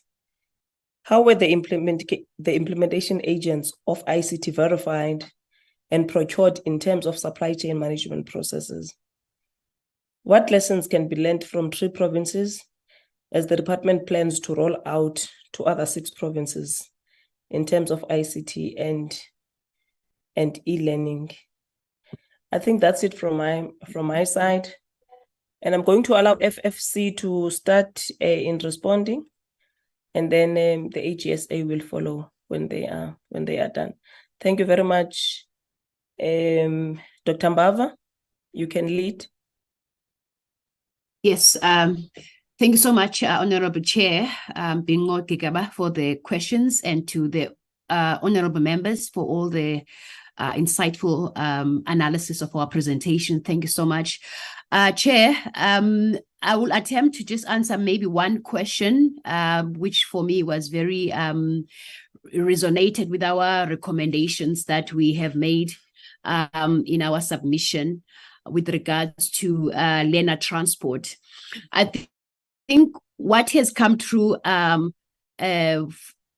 in our recommendations with regards to learner transport is that we need more better coordination between the Department of Basic Education, the Department of Transport and Human Settlement, and also better data collection when it comes to infrastructure delivery. So when we have that, then we're able to have better plans, and we're able to meet the needs of the learners. So currently, what has come out in our research is that we lack this data collection amongst all the departments. I think this issue was also raised in one of the questions which was asked by Honorable Adons, when she was asking whether do we interact with the other departments and what do we find when we interact with them. So in our recommendations, we are calling for basic education and human settlements and national and provincial departments of transport to actually coordinate and speak together when it comes to delivering on the infrastructure plans. Chair, I wanted to just check my Commissioner Rockman, if you have any specific comments, insights, thoughts on the questions which have been raised by the members, after which I would like the researchers to answer some of the questions that are very technical that they will have insights on. Thank you so much. Commissioner Rockman. Good morning, Honourable Chairperson of the committee, members and Chairperson of the FFC. I think, Chairperson, you have succinctly summarised, and I think there's very insightful points that was raised by honourable members during the engagement that I'm sure our research team can also take note of. I think there was a number of members raised the issue around the backlog in schools without laboratories and without computer centres specifically, as well as sport and library facilities. And I think if we look further into that and unpack it and link it to the Math, Science and Technology grant, expenditure, not only expenditure, but also non-financial performance, I think that raises a very interesting aspect for us to further explore. We are not sure that just from the numbers that come out, that our learners are being positioned and get the necessary baseline to be able to move beyond school into the fourth industrial revolution environment. And I think that is an aspect that we really need to further unpack. Then also the complexities around the issues of learner transport and the LTSM. I think that's very noteworthy to further unpack in other submissions. Thank you. Thank you so much, Commissioner Rockman.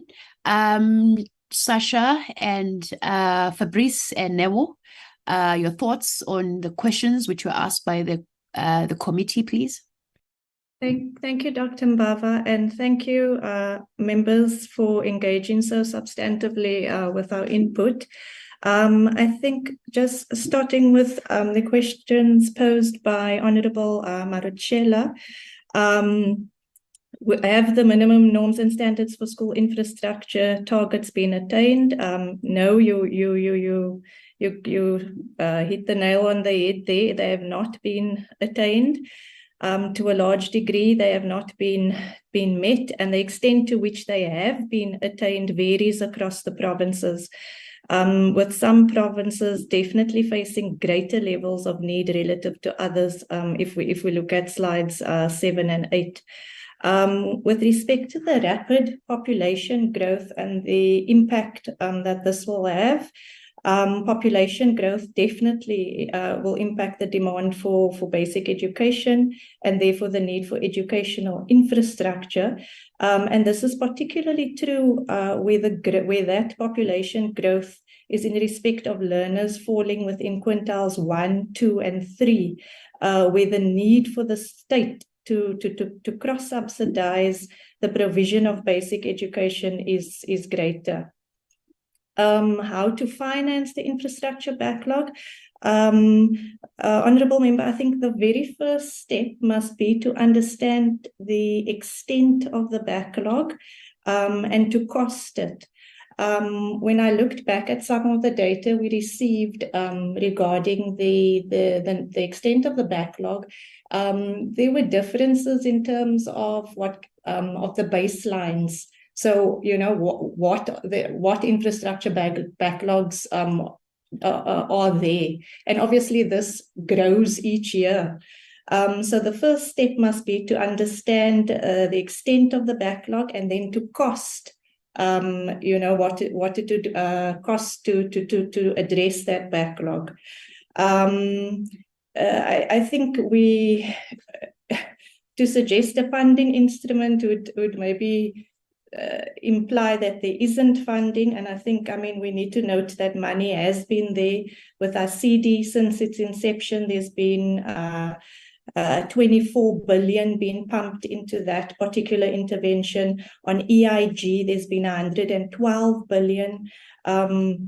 So with respect to how do we ensure delivery of this infrastructure, I think the AG also pointed out that it's about coordination, proper implementation, oversight over that implementation. With respect to Honourable Van Zyl, while the norms and standards for school funding have helped to bring about, you know, it has injected an element of an equitable approach to school funding. But I do agree that there are some challenges with the quintile system that requires relooking. What are the causes for the disparities in funding in line with those per learner amounts? By and large, it's about constrained budgets. At the provincial level, where implementation is concentrated, resources are largely consumed by personnel spending, and that per learner amount If you look at the national norms for school funding, it stipulates what must be covered by that 1,000 and odd rand per learner. And there are so many items that must be covered, and it ranges from critical elements like your learner-teacher support materials, your textbooks. It ranges to paying for security for the school, to covering the utility bills of the school. So there is a need to reflect on the adequacy of this amount. Honorable Nodada, with respect to the maintenance, we have not done specific analysis, but I think our presentation does indicate that by and large, maintenance is funded through the EIG, and that EIG grant is meant to supplement the funding provided by provinces. But given the pressure facing provincial budgets, what happens is that provinces are not really able to supplement that funding. Some can. You've got the Western Cape who can afford to supplement it, but I think even in this particular annual report, there was a mention of the Eastern Cape indicating that it relies solely on the EIG for funding any infrastructure spending. With respect to the online blended learning, we have not done the assessment of the department's strategic framework as you had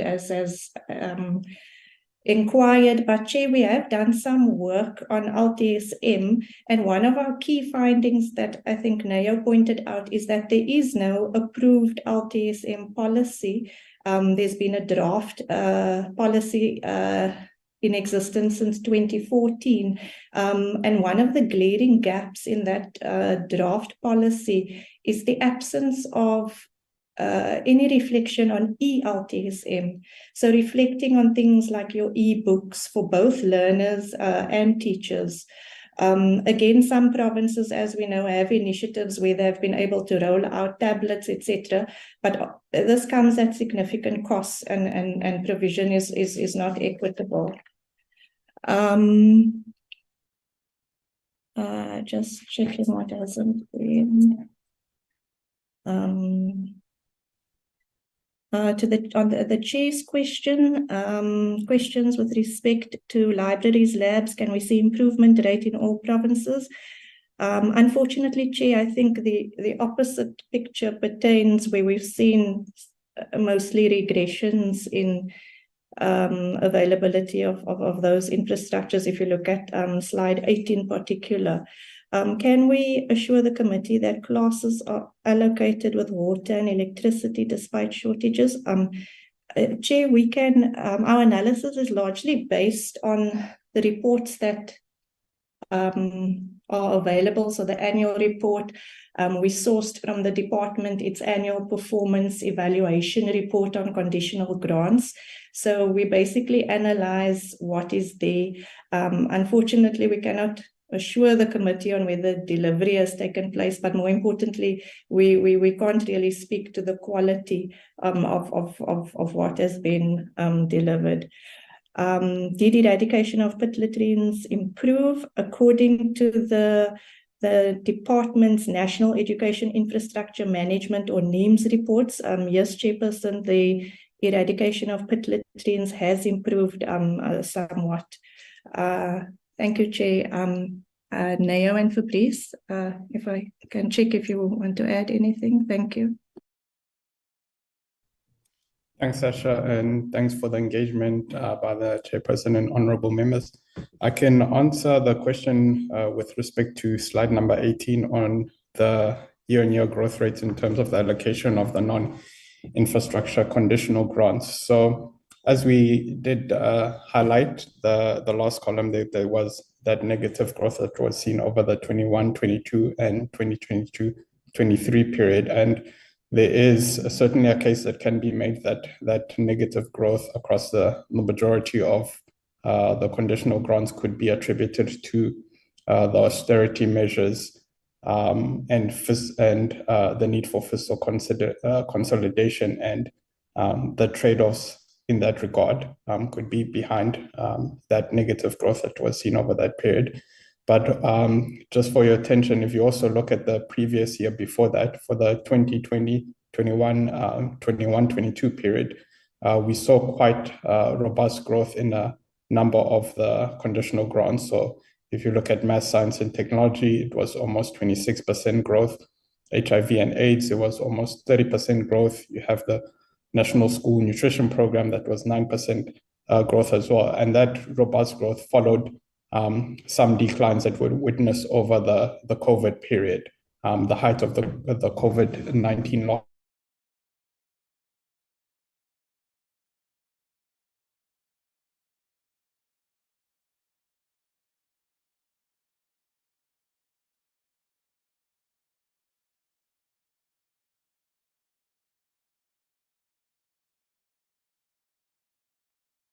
I'm not sure if Fabrice, we still have you or we've lost you.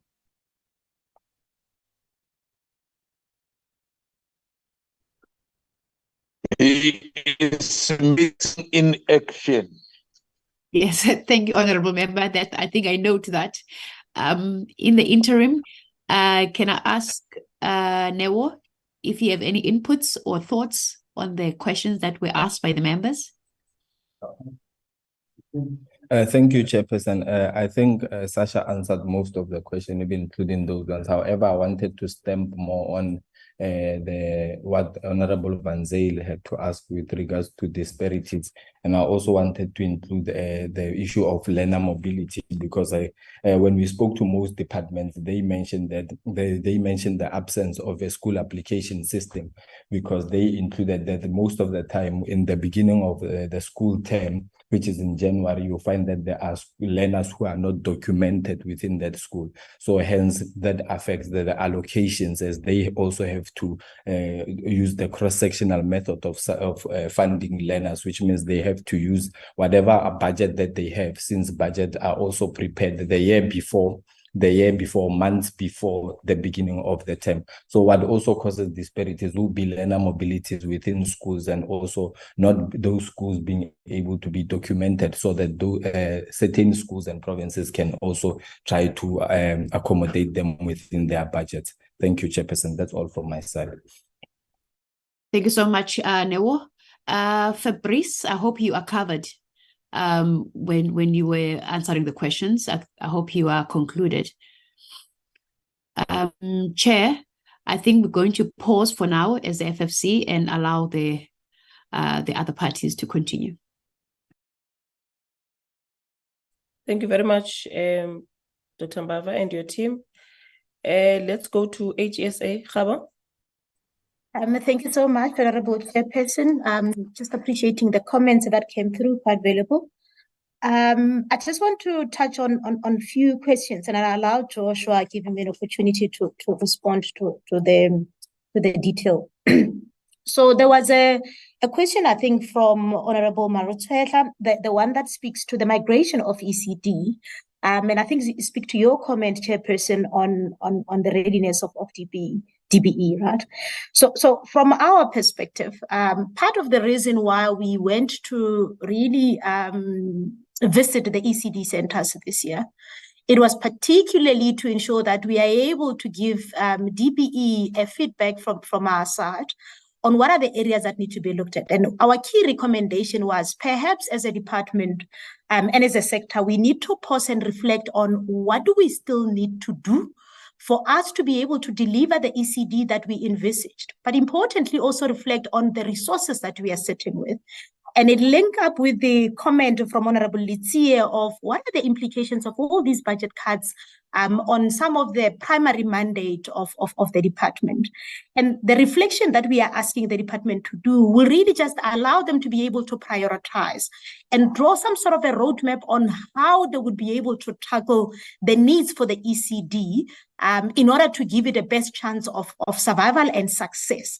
Acknowledging that they may not be able to unlock everything at the same time with the function recently coming back, but we have to have a clear plan on what can be done at this point in time. And therefore, in instances where we are not able to close the things that are ideal, let's particularly speak to the infrastructure and the fact that there's still overcrowding and that there may not be enough infrastructure areas to be able to accommodate this particular learners. Then we need to say, how best do we deal with it, right? And there could be a couple of options to explore in just making sure that at least as a minimum, we're still able to afford all the learners that need to be participating in this particular program, at least a fair chance of survival. So the key recommendations for the department, we said we have to pause as a sector. We almost can't afford to continue with just the dynamics of every day.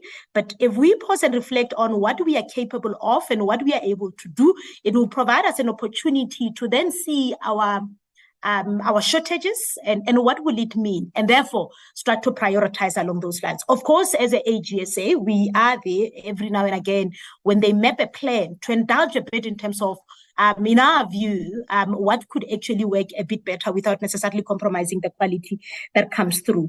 And I think there was also a question that speaks to, do we really have the extent of the particular backlog on ECD? So we did not visit all of them, Chair. We visited only the selected ones, right? And I'm sure the department will be best placed to really just respond to what is the nature of the backlog that they're sitting with.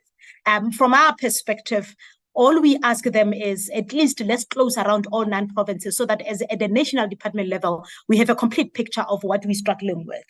And I will link it again to the conversation around MTSF targets that are not necessarily built into the APPs. And there was a question that said, are the provinces assisted? And I just wanted to reflect on about 3 years back, right? This particular sector was very networked in the sense that they had standardized indicators, and that worked a bit better. And the standardized indicators were literally just asking all of the 9 provinces and DBE to move in with the same pace and the same direction. And yes, along the path, we have instances where some of the provinces were not necessarily co-signing and agreeing to have all of those standardized indicators in their APP because of either the constraints or some of the limitations that they're sitting with. And that just make it difficult to have a collective picture as a sector of where we are going and where we would be limited. Our view is that there has to be a proper conversation with the Department of Monitoring and Evaluation again, because as they reflect on government performance and they reflect on MTSF targets, together with the National Treasury, there has to be an understanding, or at least a clear direction on what do we do in instances where the MTSF was very clear, was very explicit on what needs to happen, but the department may not necessarily have enough funds to cover that part. So that as government collectively, we agree of what we are not able to do, at least within the current 5 years. If we leave it the way that we are leaving it, it leaves an expectations, even from the user's perspective, that the MTSF targets are being attended to. Meanwhile, the departments, whether provincial or DBE, they are of the understanding that with the limited resources that they're sitting with, it's not possible to do everything that is envisaged in the MTSF. And therefore, it leaves a vacuum in terms of the expectations of the citizens and the users. But at least a bit of transparency there, an upfront picture, it helps quite a bit. It may not necessarily make everybody happy, but it provides a much more transparent process of accountability and reporting. And again, even when we do the audit, we already appreciate the fact that this element government won't be able to attend to within the next 5 years. As it stands, we create an expectation, at least from the MTSF perspective, but that expectation is not necessarily carried by the APPs of the various departments, including the basic education. I think there is just to close the expectation gap and also just make sure that we coordinate our efforts with the understanding of the limited resources that we are sitting with. There was a question around consequence management, and I think it was posed by Honorable Van Zyl, and I think Honorable Yabo also touched on it, on what actually are the dynamics. I think Honorable Van Zyl had asked, what did the department or what is the department promising or indicating as a plan to address the consequence management? And I really would not necessarily speak for them. But I will say this, PFMA is quite clear and prescriptive on how you deal with the element of of consequence management, especially where you had incurred fruitless and wasteful, where you incurred irregular or unauthorized. And it will really just start by asking the accounting officer to investigate the circumstances of the occurrence of that particular expenditure. And that investigation is supposed to enable a couple of elements. Right? The first element is for the accounting officer to comprehend the internal control mechanism that had led the entity down, so that we know where to tighten and what would have transpired and how do we deal with it going forward. But the second element, the PFMA will then say, for instances where you actually identify or investigation identify that there is an official that could have done better in discharging their responsibilities, it will ask that we then take action. And that action, it could be in many elements. I mean, taking all of these labor relations into consideration. One, you take action because you actually want to improve the behavior of our officials. But two, you also take action to deter other officials to also go on the same trajectory, right? So that taking action against an employee may not necessarily equal to dismissal. It pretty much may be the fact that there is a lack of understanding, appreciation, a lack of training, or pretty much just the posture in that particular section or division. And therefore, the consequence management processes will allow you to then either upskill or just make sure that we tighten the posture and the tone in that particular area. So there is a benefit in the consequence management in also just making sure that we remedy the behavior of our officials. And lastly, the PFMA will be explicit in saying where you incur a loss because of a behavior of a certain official, really recover that fiscus, that loss in fiscus from that particular person. And that's pretty much what we are urging the departments to do, and all entities, to say you need not invent a new process, but you have to really just be very particular in making sure that where you had elements of fruitless, irregular, and unauthorized, you take action so that you tighten your internal control processes, that they are not taken advantage of and they are not neglected. But importantly, you also improve the behavior and the action of your own official, and you deter the recurrence or other people from actually even trying to do the same. So I guess for us, the recommendations for the consequence management will always border those three particular elements. And I want to just touch on the question that was posed again around what is the AGSA recommendation on supply chain process in government, right? And one of the things that we're highlighting there, Chair, as a study, we say, as government, we ought to plan. We ought to be able to plan our spending at the beginning of the financial year. So as we approve budgets, as we prepare ourselves to make sure that we render these services for the next 12 months, we have to be very clear on how we're going to get the processes of supply chain unfolding. And that speaks to the preventative control mechanism that we recommend, because we say you stand a better chance of succeeding if you are well planned in terms of who you're going to be utilized, how you're going to utilize them, and where you are going to utilize them. So that in instances where you even plan to leverage on another government contract, you're proactively starting to take a conversation with that particular accounting office. But importantly, if you are clear on how you want to get your processes unfolding for the next 12 months, you also have to concentrate your efforts of supply chain during a certain process that your officials are available. And availability just speaks to the fact that they are not necessarily distracted and therefore start to deal with the matters of supply chain as a by the way in between other things.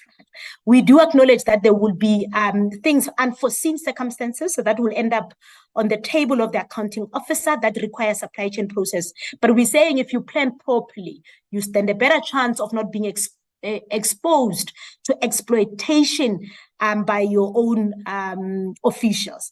But again, the processes of ethics, I think we highlighted quite a bit as the AGSA. And really, ethics just speaks to the fact that each of the officials that participate in the supply chain process, they have to have the interest of the department at heart. In the absence of that, they would always work hard to overthrow the very system that is sitting in place. And again, the internal control and governance processes would demand that we make it difficult by making sure that the system of internal control, especially for the expenditure management, is interconnected, whether from making sure that there's segregation of duties, there is a close monitoring on a monthly basis, and that's why we advocate for daily administration processes to make sure that you close your accounts, not necessarily after 6 months, not necessarily after 12 months, but you are in the habit of closing your accounts and your processes on a daily, on a weekly, on a bi-weekly.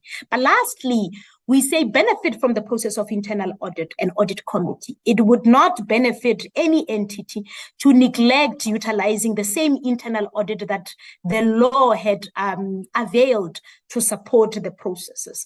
But making sure that you attend to the internal audit and audit committee really speaks to also putting their recommendations into action and not after, proactively ahead of time. It does not hurt to take a proactive conversation with internal audit as well ahead of a procurement process to make sure that they're able to advise properly on what are the things that you need to consider prior to supply chain processes unfolding. And we'll do so without necessarily compromising their independence, because at the same time, we want to make sure that they are still able to keep their alert mechanisms intact. So I think, Chair, those are some of the key elements. I thought maybe let me cover them just to make sure that the consequence management processes, the planning processes.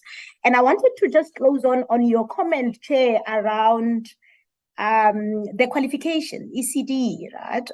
And yes, we are asking particularly for the qualification in addition to the experience. And we do so because we appreciate the fact that experience on its own will not necessarily close the loop in making sure that these particular learners are well equipped, not only on how education used to be in the past, but how education would be in the future. And we understand that the qualification, in most instances, it comes with the burden of a continuous development program for many of these practitioners. And therefore, it just enables the ECD as a program to be more forward-looking and not necessarily leverage on what used to happen in the past. Experience is great, but that experience has to be informed by the particular qualification. And I guess there's a reason why, as a sector, we had set ourselves for it. There are many mechanisms to try and see how we assist and support those who were already participating in the sector and in the program to just make sure that we don't lose that experience. But it has to be complemented by the qualification that we're looking for to make sure that as a country, we are well equipped in terms of how we want our education to be in the future. May I just pause here and allow Joshua, Chair, just to respond to the rest of the questions. Thank you. Thank you very much. Thank you very much, Pabo. I'll start off with the question that was posed by Honorable Nodada in terms of what caused the non-compliance for the NECT. And the non-compliance supply chain prescripts for NECT was mainly due to awards not being made to the highest bidder. And secondly, when they were also making awards, they did not follow local content prescripts in most instances. So those were the main non-compliances for NECT. And also, I think also need to appreciate is NECT is a new implementing agent within the space.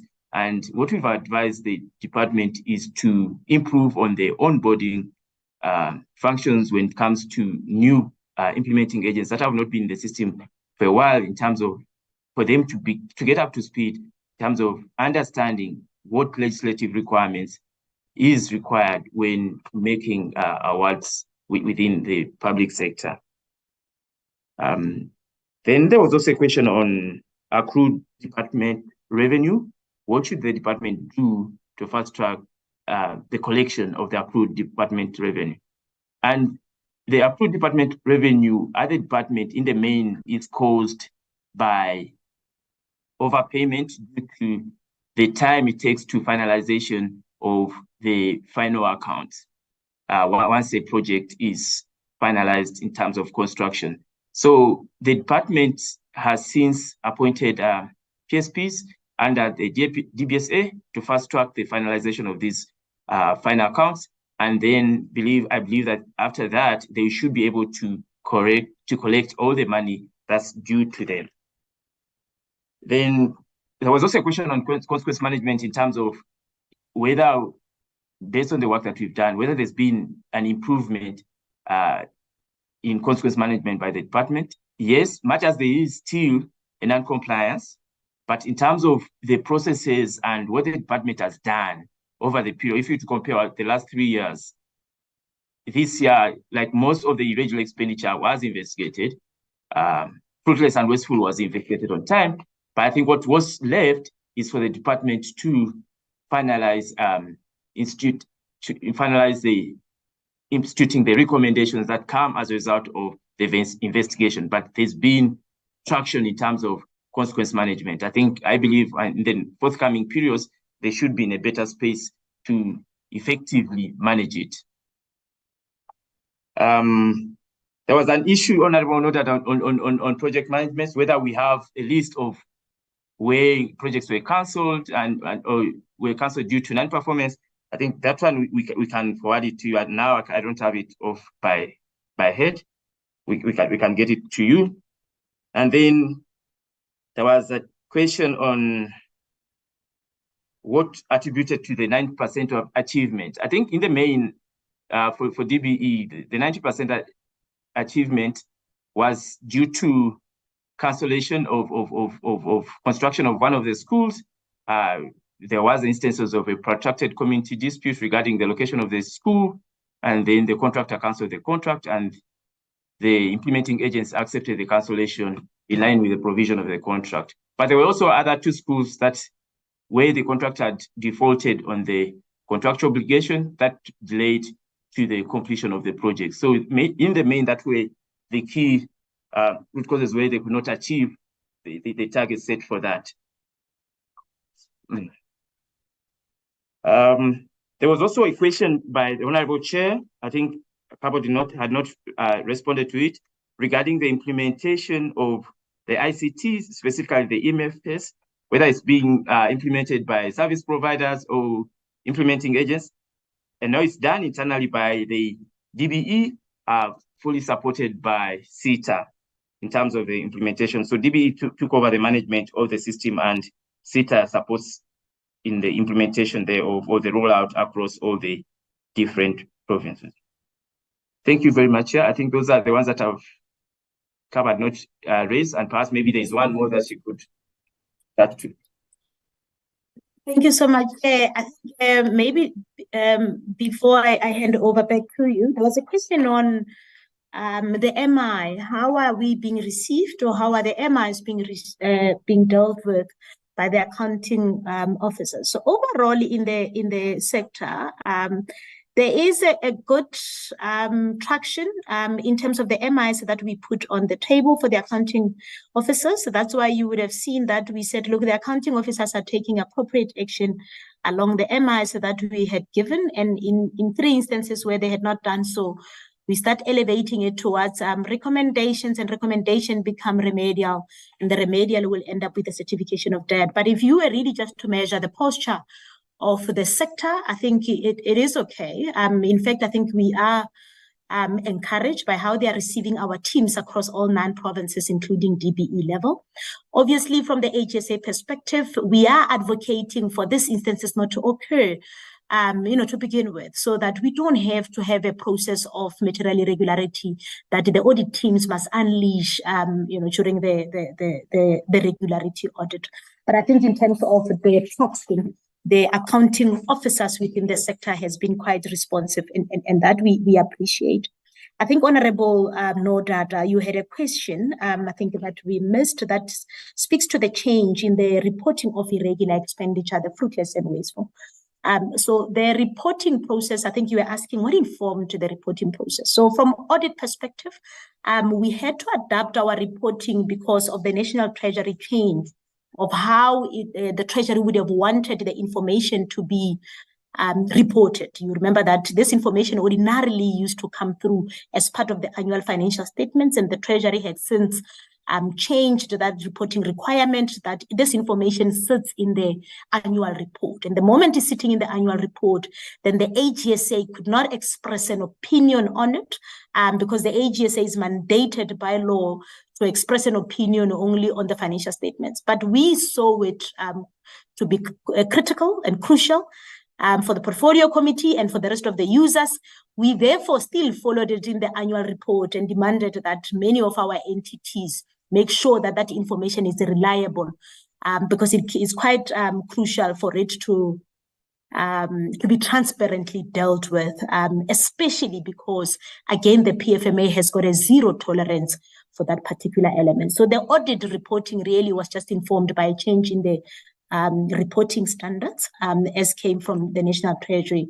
But because of its nature, as the AGSA, we could not have just left it in the annual report. Therefore, we ask of our team to follow it and at least share some sort of a feedback, which we did now with the portfolio committee. Maybe I'll pause there, Chair, just again appreciating the opportunity you are forever providing to the AGSA to interact with the honorable members. Thanks.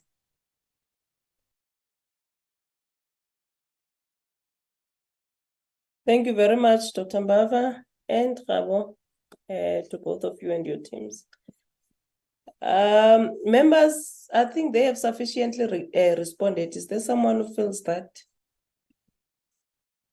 there is a follow-up strongly? Yeah, well, your hand has been up.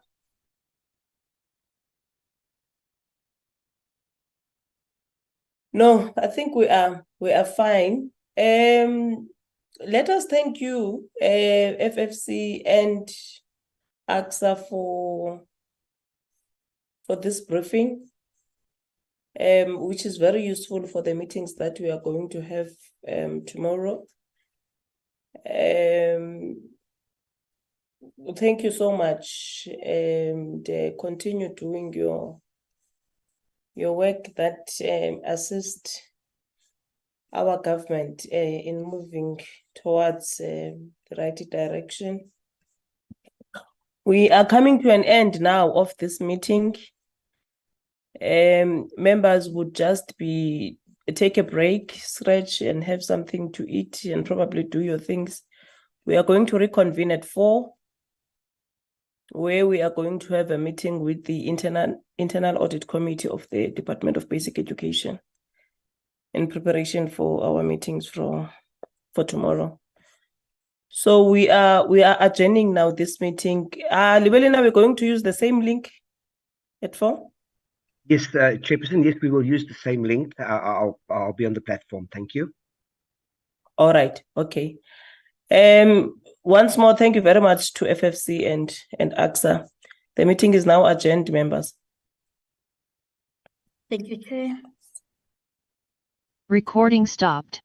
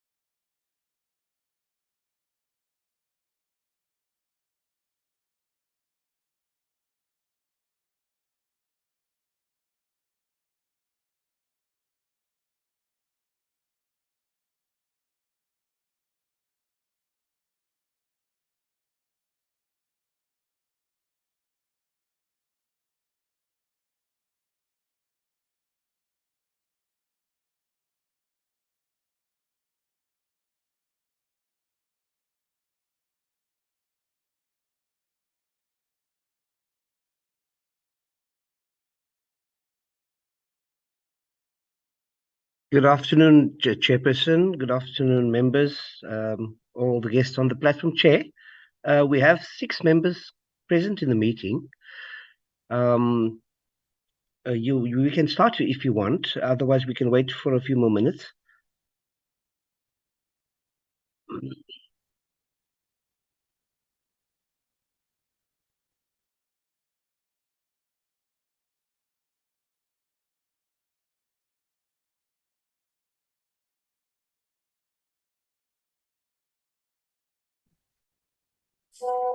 Thank you very much, Llewellyn. Good afternoon to the members. We are continuing with the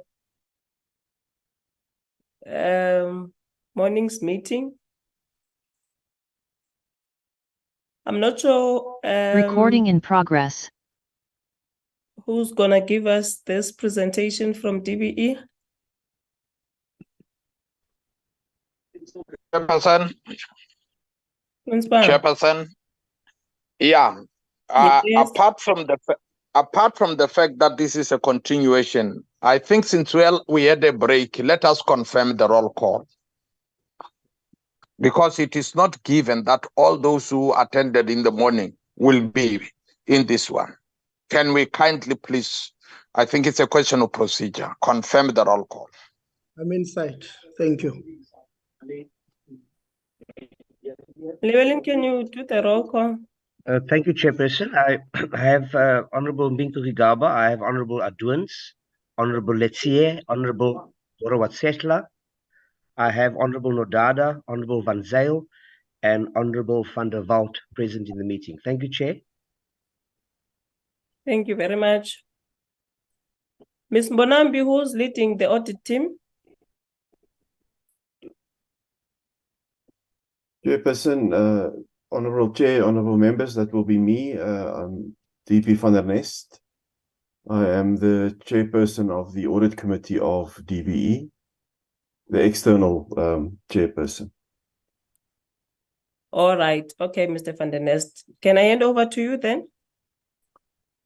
Thank you very much. Let me just switch on at least that you can see me for a moment, then I'll switch off. Honourable Chair, Honourable Members, and I've seen 1 or 2 of the senior managers as well.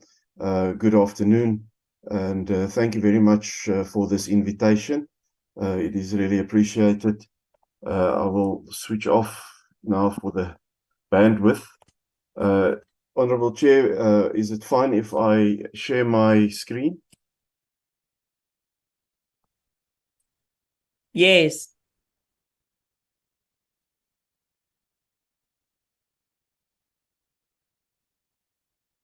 I just want to open.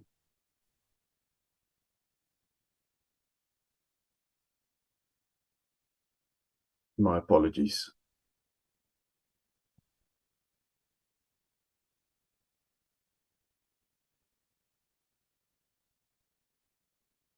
Okay, is it visible? Yes, it is visible, Mr. van der Nest. Thank you very much, Chairperson. As I indicated, Honourable Chair, Honourable Members, I'm Professor DP van der Nest. I'm the external Chairperson of the Audit Committee of DBE. I serve as an external member together with Ms. Sijabulele Makatini, Mr. Saki Simelane, who is also the Chair of the Risk Committee, Mr. Leonda Manguku, and Mr. Nala Mhlongo.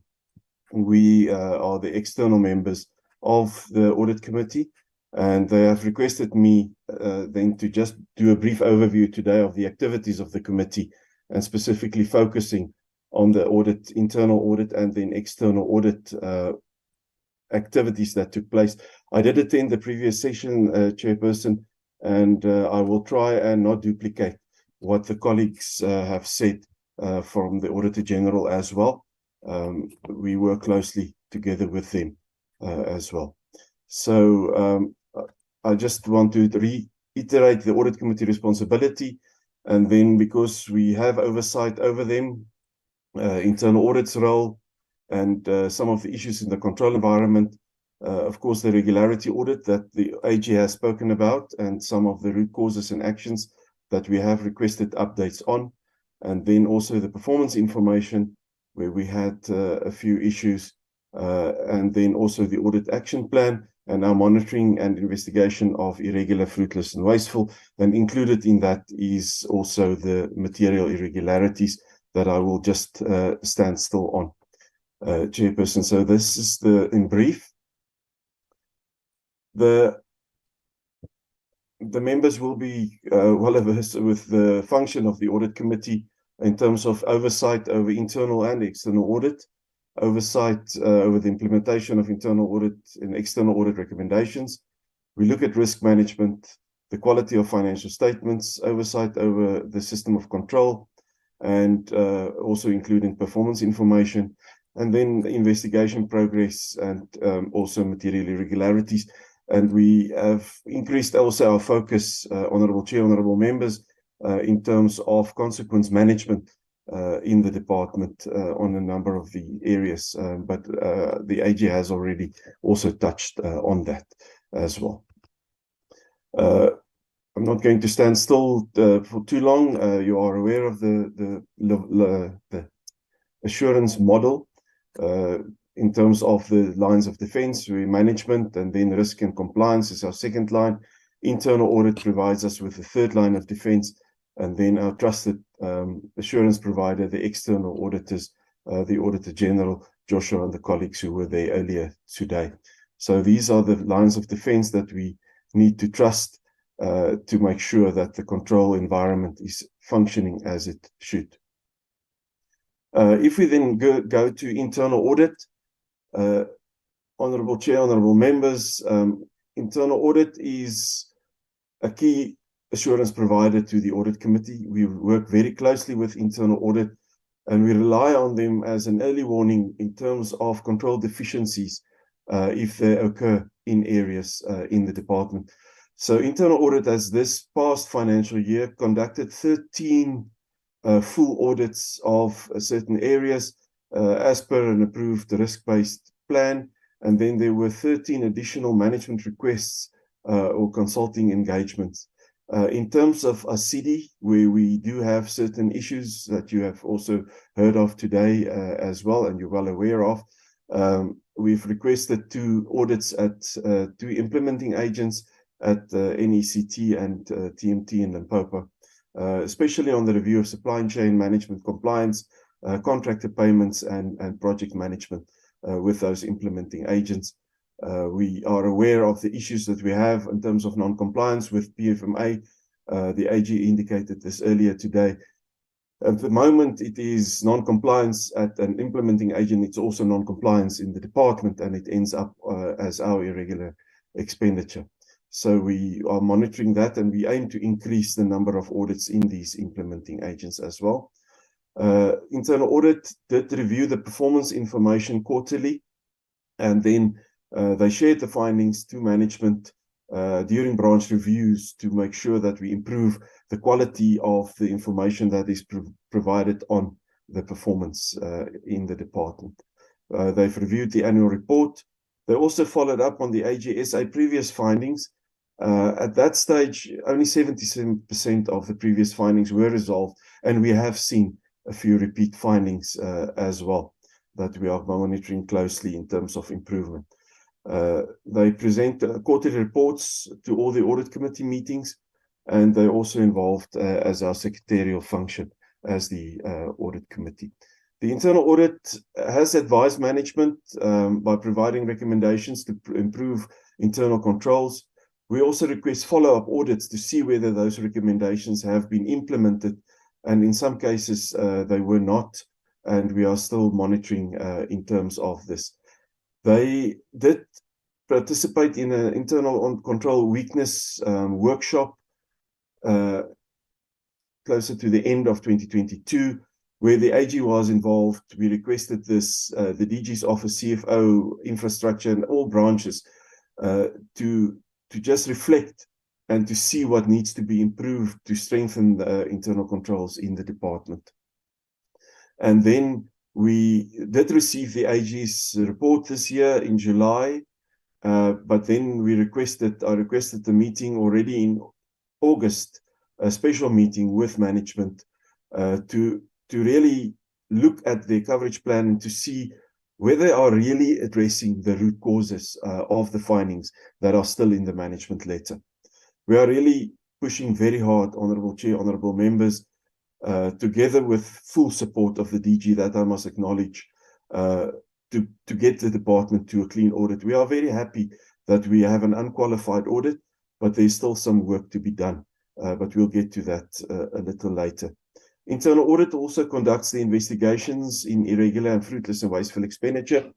They refer to the DG and then also to labour relations for consequence management and legal services to start with a recovery process. I'll speak a little more on that later as well in the presentation. They have looked at some of the national tender, the national teacher awards, adjudication processes, and there were still some outstanding matters there. They did also internal audit on behalf of the audit committee, looked at supply chain management, and there we found that quite a number of our recommendations were still not implemented. Only 50% were fully implemented. And I think we could see we did have a few repeat findings in terms of supply chain management. Performance information was reviewed, and quite a number. I don't think I need to go into the detail of every one of these audits, but I just wanted to give the highlights to the committee, Honourable Chair, Honourable Members, so that you can see the activities that was done by internal audit, as this is one of the key functions of this committee. The third last bullet there indicated the supply chain management process and contractors' payments at a number of our implementing agents. As I indicated previously, in TMT Limpopo, only 80% were implemented, and at NECT, only 20% fully implemented, 60% partially implemented, and 20% not implemented. So this is definitely a focus area for management that needs to monitor in terms of this. We request internal audit to monitor the performance information quarterly, and also to enhance the evidence on the reported performance information, so that we know if something is reported as achieved as it is in the APP, it is substantiated by evidence. And if that evidence is not substantiated, I'm always of the view, if no evidence, not achieved. And that is the principle that we apply here. The internal audit has also reviewed and done followed up audits on ASIDI, on the control effectiveness of previous findings, irregular expenditure, commitment, provision, and retention disclosure for the implementing agents. As we all know, that any irregular expenditure, as I've mentioned earlier, at an implementing agent ends up in the books of DBE as irregular expenditure. And then there's also the feedback of the previous year's review of the Auditor-General's findings. There were 40 findings, 28 at that stage were implemented and 2 not resolved, and 5 we could not test during, because they've already started with the audits. Briefly, I'm not going to read through this, Chairperson, as just to share with the members what we did as an audit committee during this previous financial year, starting from the 1st of April. You can see there was a meeting the 1st of April, 27th of May. We met again 26 July, 29 August, 29 November, and the 15th of February. There was again a meeting, a special meeting to review the action plans to address these control weaknesses that have been identified. Again, a review of this on the 18th of April. 29 May, we received the financial statements, and then 27 July, we received the AG's management report and the audit report for 2022-23. And just after that, I requested another meeting so that we can look at really the root causes, because the action plan initially, according to us, did not address the root causes sufficiently. In terms of the control environment, Honourable Chair, Honourable Members, there's positive elements. There's stability in leadership in terms of the accounting officer, providing excellent leadership and support to the audit committee as well, and also committed to a number of the issues that we've raised, getting us to a clean audit in this department. There's now leadership stability in the majority of our branches. There's stability in the governance structures, the audit committee, risk committee, internal audit. Monitoring of the risk management activities is taking place. We have a representative from the audit committee who is an independent member, also chairing the risk management to monitor from that side. And in our financial statement quality, there's some improvement, but our issue remains with our material misstatements. That is an area that requires strengthening and monitoring. And it's a combination of areas there. I'll touch on it a little later. In terms of expenditure, the internal audit has assisted the accounting officer with the investigation of irregular and fruitless and wasteful. There is an investigation committee under the control of internal audit to investigate this. Previous cases were investigated, 100% of 3.2 billion, and of 2022-23, 95% were completed. A few cases were now finalized after year end. Management must implement consequence management, and there is progress in some cases. We had a special meeting, an in-committee meeting with labor relations, with some managers, the DG, to now monitor closely the improvement with consequence management. And we have given certain deadlines, looked at the root causes, why there are delays in terms of these cases, because we see some delays and then the staff leave the department. In other cases, we have recovered a lot of money from our implementing agents, and some of the irregular and fruitless or wasteful expenditure was subsequently condoned by National Treasury, and then also by the accounting officer, where it is still within his authority. Recovery progress or process letters were given to implementing agents and or the departments to recover the money, but it is a strong focus area of the audit committee to make sure that we improve this consequence management. And it's also something that was mentioned by the AG, and we're working closely with them on this. Some of the items that need to be improved, quality assurance by some branches still need to improve capacity at ASIDI and supply chain management. In certain times of the year, ASIDI, in terms of infrastructure and the reporting, is under a lot of pressure, getting the information and then getting this in time to our finance people to be able to draw up accurate financial statements. And then somewhere here, some things slip through. And then we see some material adjustments to the financial statements where certain accruals should have been given as payments, but the information did not come through. So that synergy between finance and ASIDI, although there has been improved working relationship, there's still some late submission and incorrect submission as well during the time of our financial statements. And that has resulted in the number of the material misstatements we had. Quality assurance and accountability of the work done by implementing agents, we have to further strengthen that. And then supply chain management within the implementing agents, but also within the department, it requires more strengthening and capacity even. Honourable Chair, honourable members, the Auditor-General works very closely with the Audit Committee. Joshua and the team, they are really trusted assurance providers to us. You have seen we've progressed since 2020, at least from a qualification to still being unqualified, but there's still a few compliance matters, 4 of them on the audit report that we need to get rid of. And one of them is the quality of the financial statements because of certain material adjustments that needs to be done after the audit. So that is an area that needs some more attention. So remaining matters, as I said, on the other areas as well, weaknesses in quality assurance. the management of implementing agents to make sure that we get the right information, that we capture in the financials, capacity challenges to monitor effectively, and then our project managers not performing as they should.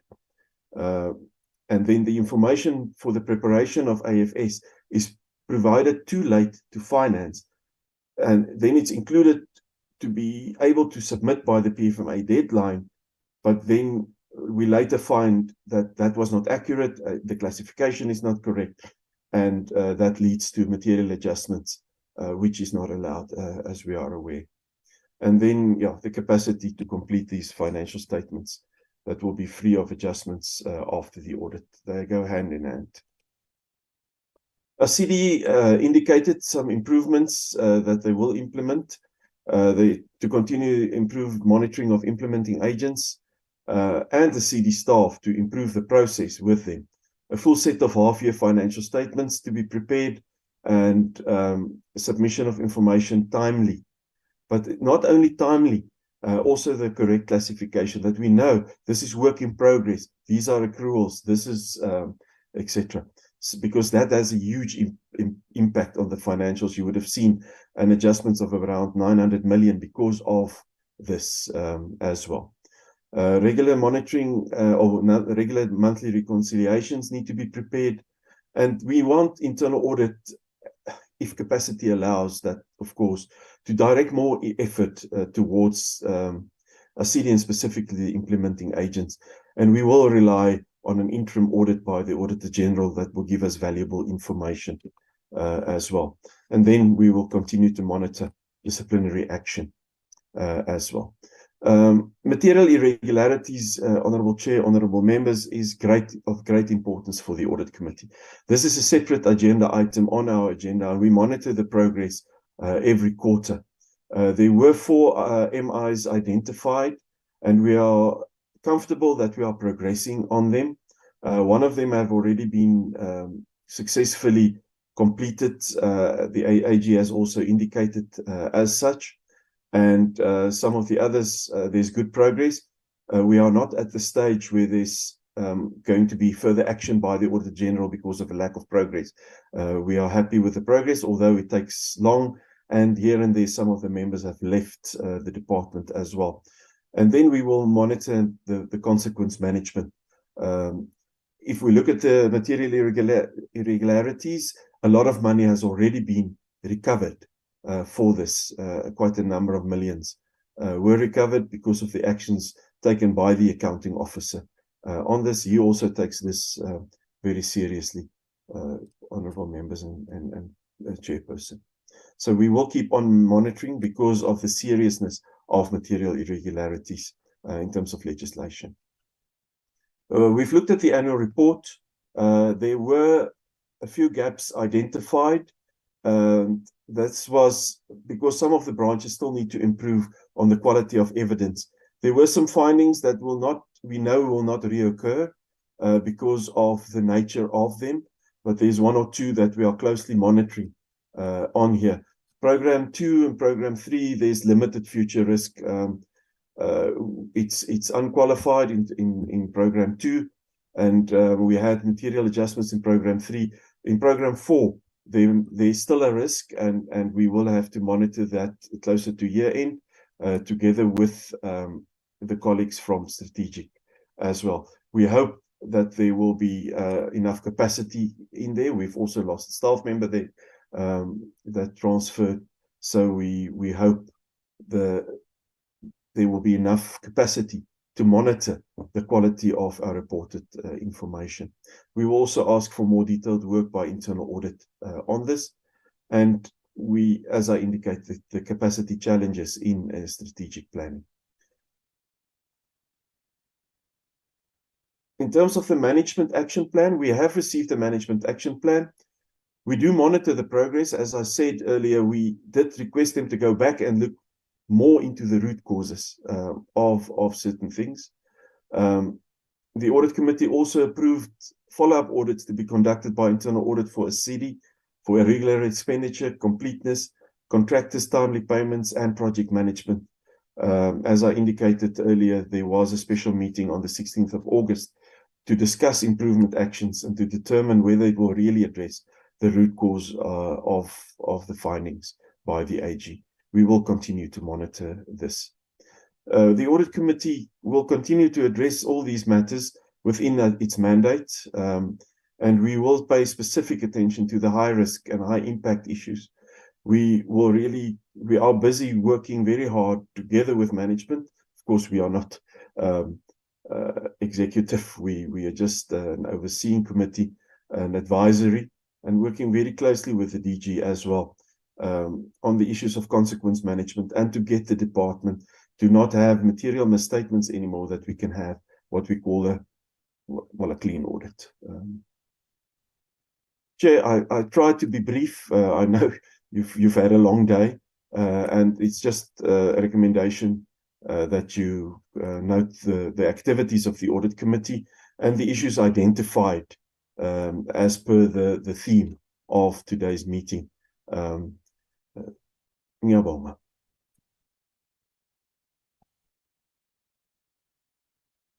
Thank you so much, Mr. van der Nest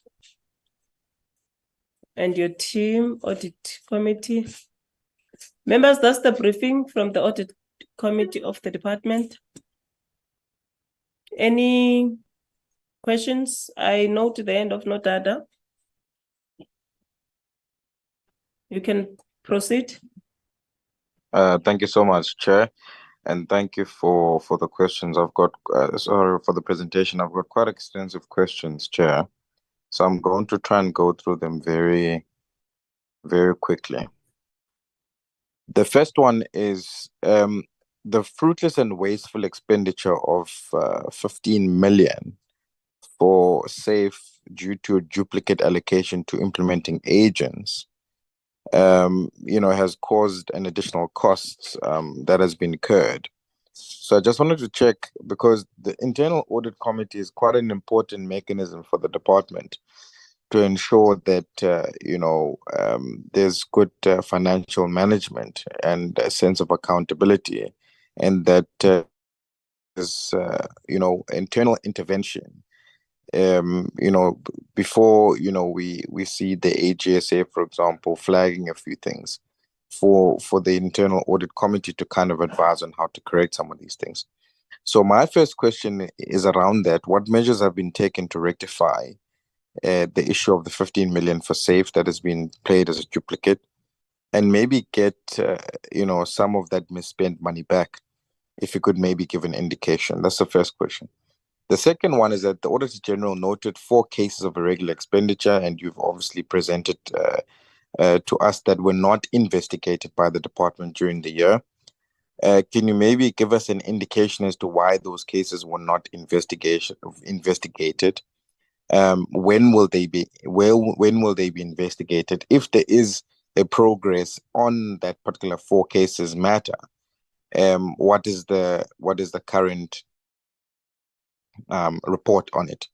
And the last question linked to that is, how much was the amount that was irregularly spent on those 4 cases?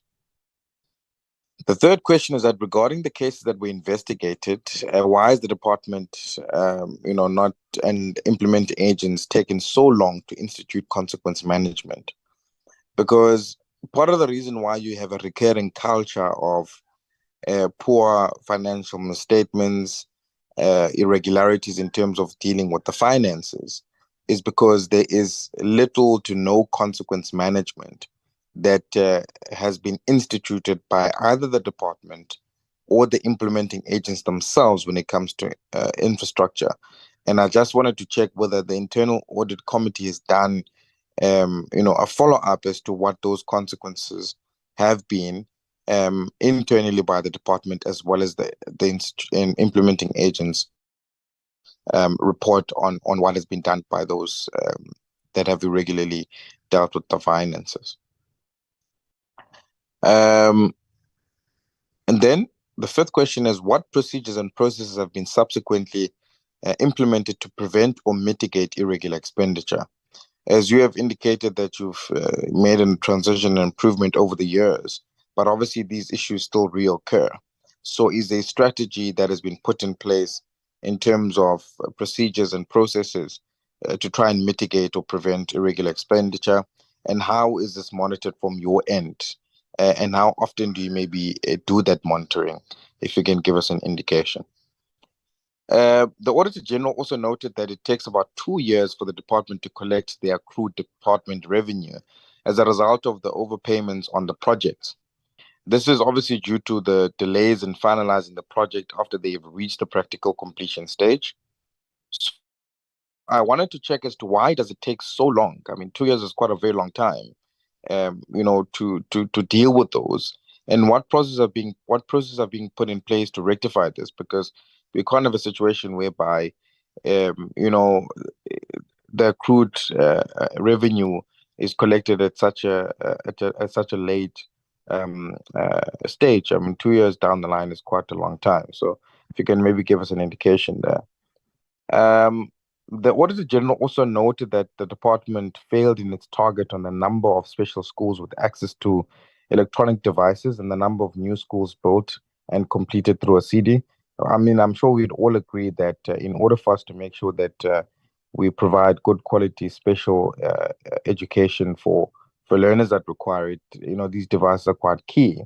Also, in terms of making sure that we create a conducive learning environment for children in schools, particularly for rural and township schools that have quite poor facilities, ASIDI plays a critical role.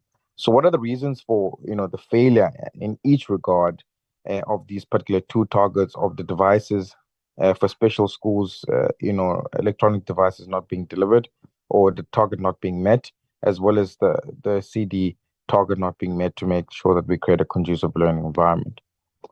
Then in terms of SACE, SACE also failed to finalize investigations into new cases, rolled over cases and disciplinary hearings into new cases. What are the backlogs for each of these?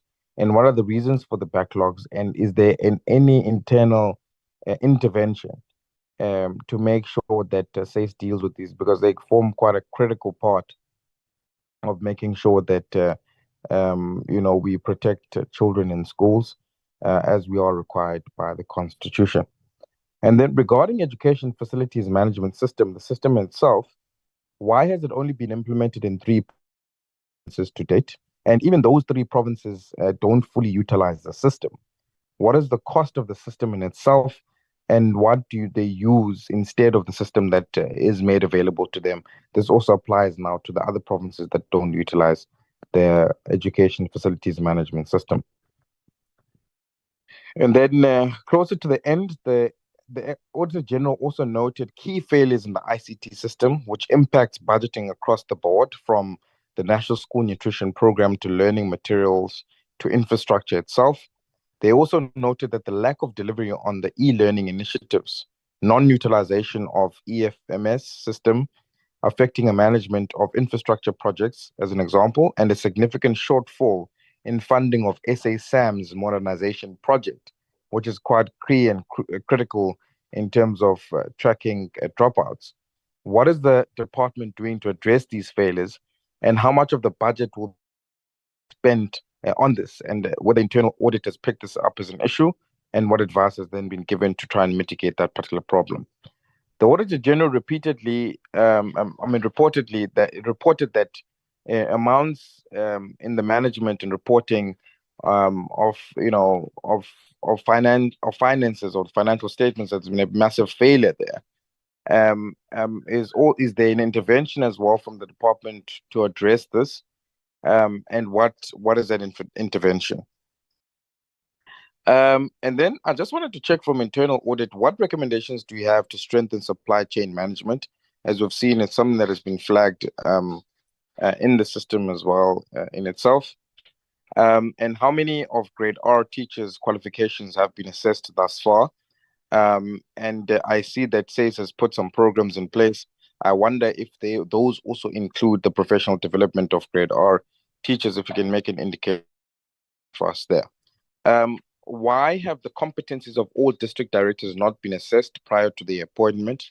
We see this as a shortcoming as well as part and parcel of the report. Isn't that part and parcel of vetting before the appointment is being made itself? And then in terms of infrastructure and the delays that take about 27 months to complete an infrastructure project on average for the department, has DBE and internal audit engaged with the Western Cape Education Department on their rapid school build program, or investigated alternative rapid school build methods to address overcrowding in infrastructure projects? I ask this question because, I mean, if the Western Cape can build a school in 65 days, and we still find ourselves in a situation where we still have pit toilets in schools, we still have schools falling apart, some made up of mud and asbestos, surely there's some alternative methods that can be used within the prescripts of the PFMA that can be considered, which are clearly working in the case of the Western Cape, where they can build a school in 2 months. So has there been an investigation done in there to try and infuse, as part of strengthening internal audits, or alternative methods in terms of building infrastructure in schools? And then, Chair, in terms of the investigation of special remuneration for teachers working in rural areas, or for teachers qualified to teach special subjects like STEM, has the department maybe considered that to do that particular research, to see that financially what would be the implications of it, and whether can it possibly be implemented to try and drive take up on that? And the last two questions I asked similarly to the FFC regarding the failure to meet the deadlines to provide libraries, sporting facilities, labs. What consequence management has been put in place, because we know the impact and implications of this despite funds being made available? And how is the department planning to address the failure, especially given that Treasury is now implementing budget cuts across the board? And how will these budget cuts affect SAFE and ASIDI and the eradication of pit toilets in particular? And then the last one is regarding with consequence management, what consequence management is being done regarding the department's failure to pay service providers within 30 days, as indicated in the report in itself. Thanks, Chair. Sorry for the long question. Some of them you may pick up that they would have gone to the department itself. Thanks.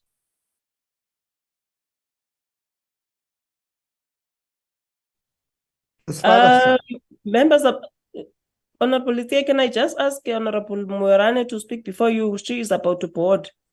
Okay. All right.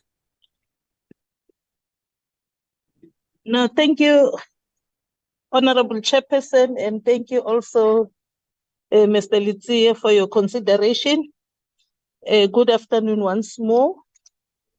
Chair, I've got only 2 questions, but before I can do that, I want to welcome the report that comes from the Audit Committee. It was also detailed. The 2 questions that I have, the first one, what are the reasons provided by the National Education Collaboration Trust, NECT, in relation to the 60% recommendation being partially implemented and 20% not implemented? And my second question, Chair, did the risk management reports identify the challenges entailed in the AGS reports? Thank you very much, Chair. Thank you very much, Mamueran. Honorable Zia. No, thank you very much, Chair. Dada and Mamueran, can you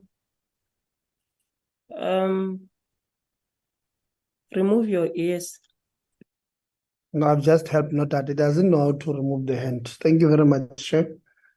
Let's also welcome the presentation from the Audit Committee.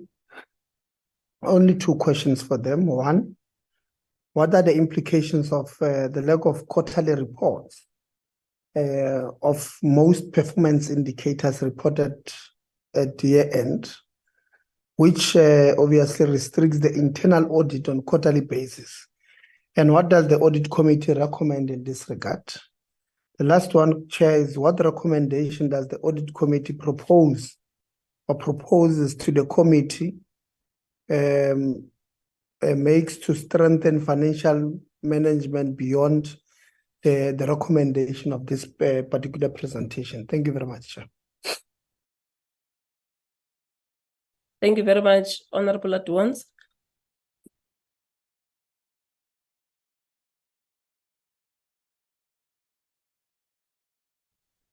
Thank you very much, Honorable Chairperson, and good day to everyone in the meeting. Chair, let me also take this opportunity and welcome the presentation by the Audit Committee. I also have a few questions emanating from the presentation. Chair, it's my observation that most of the challenges impacting the education sector are at the provincial level. Within the audit plan of the national department.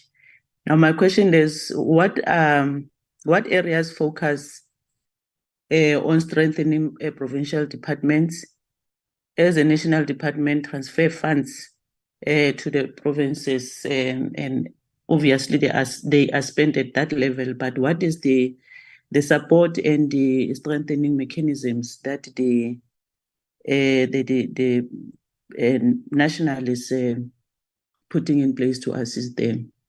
The second question is what are the main risks facing the department? If maybe the audit committee chair can also give us a clear picture really on what are the risks that the department is facing. And my last question is what is the progress of the recovery process from the implementing agents or departments through legal service, and also the budget thereof. Do they have a budget of legal service that they use to recoup the monies or funds that have been misused, or how are they managing to do their work? Let me pause there. Thank you very much. Thank you very much, Principal. Mudula Studio, Dumel, Mogol Maloko Kamoka. This all important portfolio committee on basic education, and the committee that deals, of course, with the internal audits within the Department of Basic Education. And any guest, if he or she be there. Wabona Chairperson, the committee is acknowledging on the following two things, if not three.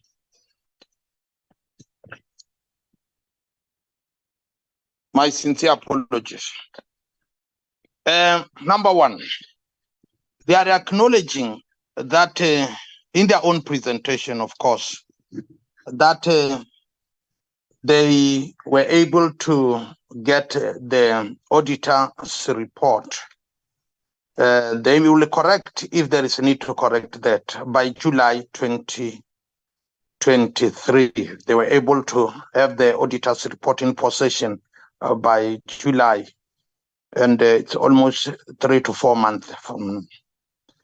And they are further acknowledging that and boasting, of course, that with them they have got an unqualified audit report, and then which is, of course, something to take home.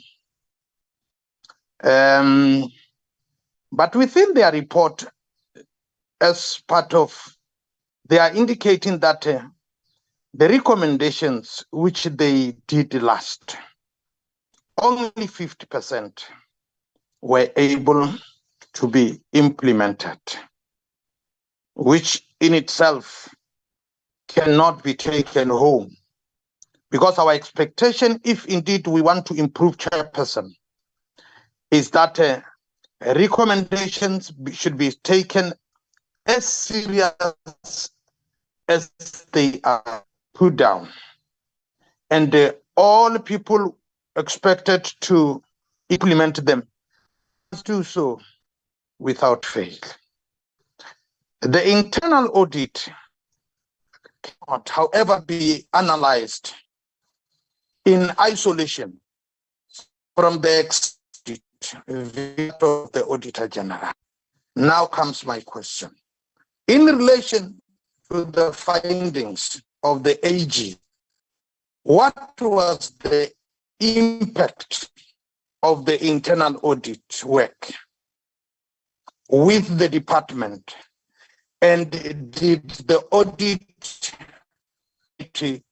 receive any reports which highlight challenges in relation to infrastructure compliance within the provincial process, the procurement processes? In line with the question stated above, Chair, I know committee with provincial audit committees. And in this question, Honorable Aduans has also touched it in passing, trying to show the importance of provinces, that you cannot separate where South Africa is a unitary state. You cannot divorce the work done within our provinces from the work that is done nationally. Many challenges often resonate from provinces, and now it will be important for the audit committee to brief us on how does the audit committee work with the provincial audit committee, so that together they can be able to produce a workable result. Thank you very much, Bududastu.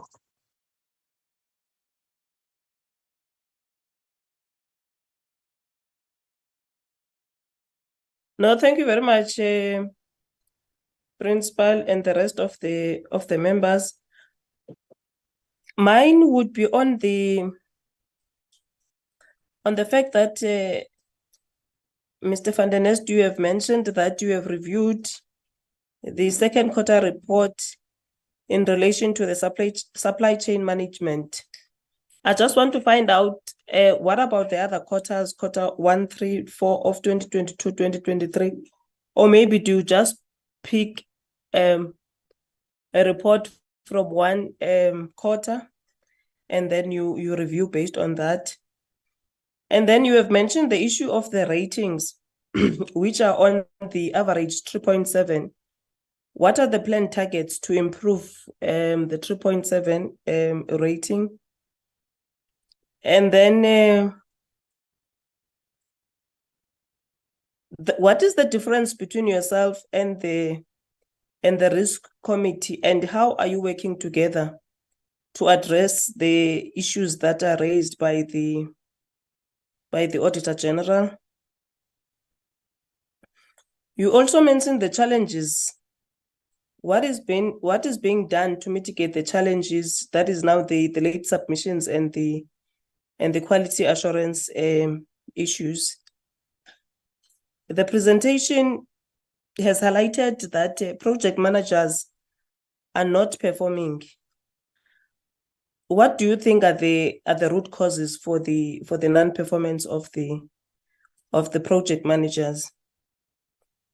Now, the vision of the department is quality education, yet the system is challenged to deal with quality assurance.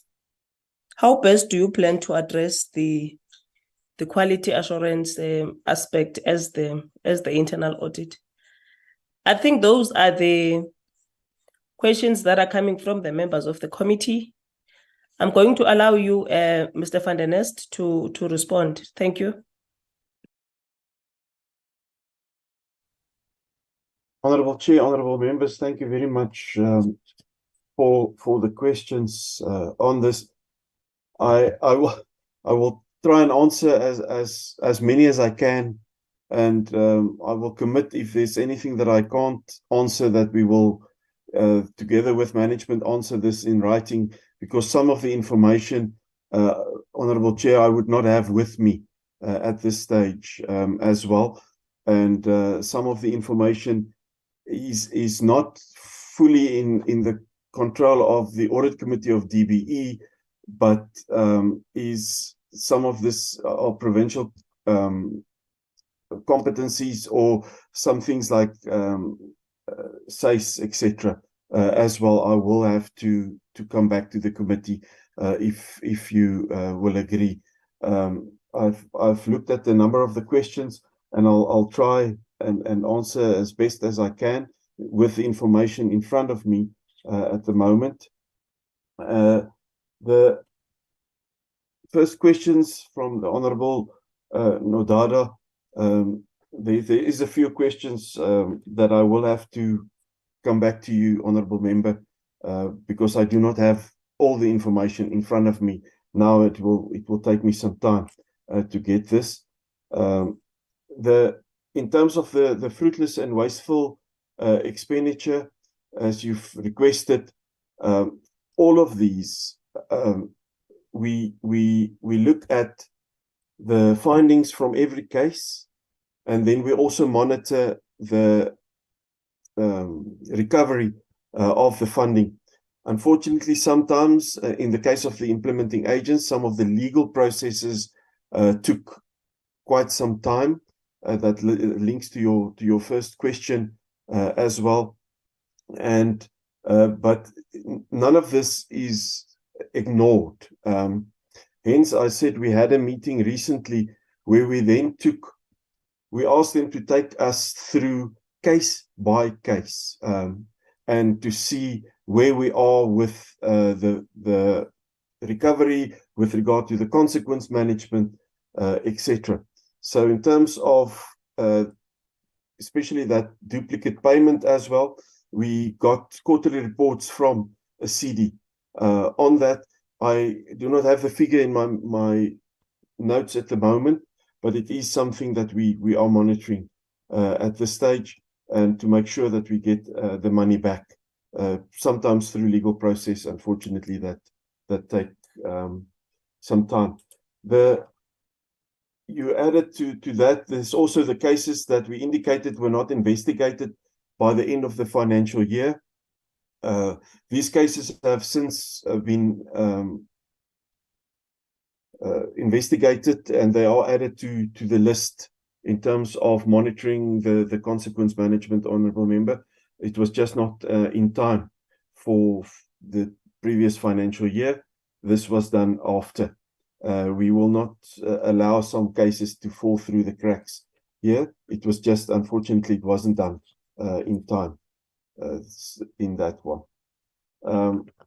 In terms of why it takes so long to implement consequence management, it's the same question we asked as the committee, and there's various answers or various issues there. In terms of sometimes with your implementing agents, there's really a lot of toing and froing and disagreement. We're at the stage, actually, with one of the implementing agents that's also a public entity, said that the DG must go either to the chair of the board or then to the minister in terms of oversight, because there's, you understand, we say this is what you owe us, then there's this disagreement, then we prove this is what you owe us, and then so there's a lot of toing froing in terms of this that we have seen, and we do follow this up because they present this on a quarterly basis to the committee. In some cases of other consequence management, as you requested, Honourable Member, the labour processes inside took too long. We are very honest about this. I said this to management as well. Why does it take a year to complete disciplinary action against the person? Or we'll come back and say, no, this person has left the department, we can't conclude disciplinary action. Our question was, is this person now at another department? You must follow up and find out. So that is something that we are ensuring that is implemented, Honourable Nodada. And we hope through this monitoring process, we have given strict deadlines, and I'm waiting for the next audit committee meeting. There's a special presentation by Labour Relations and HR on this, together with legal services, on how we are expediting these cases. But there were delays, definitely. The cases of the implementing agents is a bit more difficult, and sometimes there you have to have legal processes as well. And we also know that the time that the state attorneys take if they are getting involved. In terms of the mitigating for irregular expenditure, that is part of the action plans that is submitted to the audit committee. And you requested how often do we monitor this? This is monitored on a quarterly basis in terms of progress against this. It's also monitored the moment we get reports from internal audit where they've been sent to this. So we get management reports, but I also need independent assurance. And then we quarterly, when we see the internal audit reports, we do get that. Internal audit, however, doesn't have the capacity to do and audit everything in the department. We do risk-based auditing, and certain projects and certain IAs are selected, and then we get the reports as they are completed. And then we also get follow-up reports in terms of how they are progressing in terms of this. I think in terms of the accrued revenue, it links to the process where there's, in many cases, in some of the implementing agents, there were a number of actions. The SAFE, we really had so many reports from ASIDI, from the DDG there, in terms of where are you with SAFE. It's a matter arising, and it really took quite a long time. It was a lot of disagreement between the IAA and the department, and we're sending them a bill and they challenge the bill, etc. But it is not, I agree with you there, Honourable Member, it took too long. In terms of your next question, this is, in terms of the labs, etc., I'm not able to give you an answer, Honourable Member, at this stage. It's not something that we have specifically monitored up to that detail of the implementation of the department's activities. And even with the SACE backlog and the education management system with the provinces, etc., it's not something that I can give you an answer now, but I can commit, Honourable Chair and Honourable Member, that we will ask for a written answer if that is agreeable with the committee. Unfortunately, I will not be able to give you the correct answer at this stage. I'm not prepared for that. It links to also the lack of the IT system, SA SAMs, etc. What we do monitor is we do get, when IT audits are conducted, that comes to the committee. So where there were certain shortcomings in certain of the systems, for example, SA SAMs, etc., then we get an action plan of how this will be improved, and then we request the follow-up. The AG also sends IT auditors, and we forget that as well. So that's the extent of the monitoring that we do there. But in terms of the implementation of IT systems, it is not something that we monitor, except where shortcomings are identified and sent to us via our assurance providers, which are either internal or external audit. Internal audit recommendations to improve supply chain management. There were a number of recommendations. Supply chain management from internal audit, Honourable Member, is twofold, and I think you've also alluded to that. It's supply chain management, and the AG referred to this earlier today, within the implementing agents, where this is where they allocate a contract not to the highest bidder or the content. So the department doesn't know about this until it comes out. We sit with them, they have the instructions, they know how to do this. We've given them the rules, but you get an implementing agent that just waives the rules then and appoints somebody, and then it ends up as irregular expenditure on us. You would have seen NECT, and there was a follow-up question on that as well. Even there, where we had internal audit, they still did not implement these recommendations. And our recommendation is on this, you said, in terms of recommendations there, they should start feeling this in their pockets, Honourable Member. So in terms of our contracts with them, there should be penalties built in. Some of these contracts are now running out. Some of the projects are phasing out. We are aware of that. But in certain areas, our agreements, our project management must include penalties where they do not comply with the PFMA. We find out after it's too late, and we have to capture this as irregular expenditure in here. In terms of our supply chain management, there's been some recommendations from internal audit. There's also capacity constraints in there, and these recommendations are being monitored. I do not have the detail of that audit with me. There is a full audit with recommendations there, which is also available to the member if they want. The issue of district directors, I'm honest, Honourable Member Nodada, that's not within the scope of the audit committee. We do not look at that. This is part of the relationship, yes, between national and provincial, but it's a provincial competence as well. And also in terms of whether they've liaised with the Western Cape in terms of improving, I've not received such information from ASIDI in their report, so I will not be able to give you an honest answer there.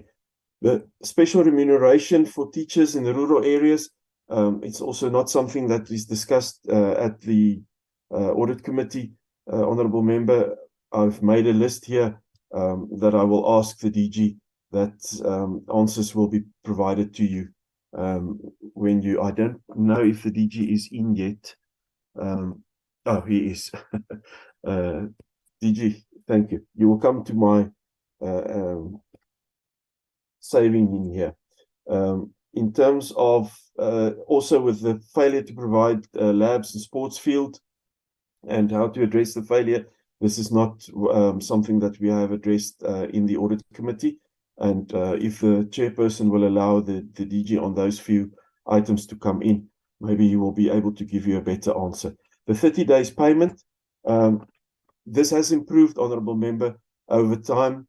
There's still a few cases. Some of the cases we have seen, and we have seen that some of these were contested almost, if I can call it that for the lack of a better word.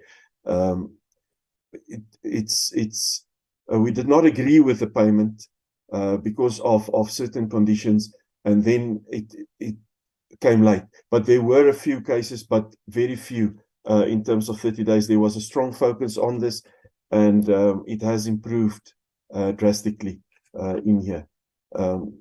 Yes, Honourable Member, I have answered those that I have the knowledge, Honourable Nodada, and those that we haven't, I will ask that the department will either submit written, or if the DG is allowed to come in, you will able to give you some more detail, but maybe it will be better to get the questions through and give the committee these in writing.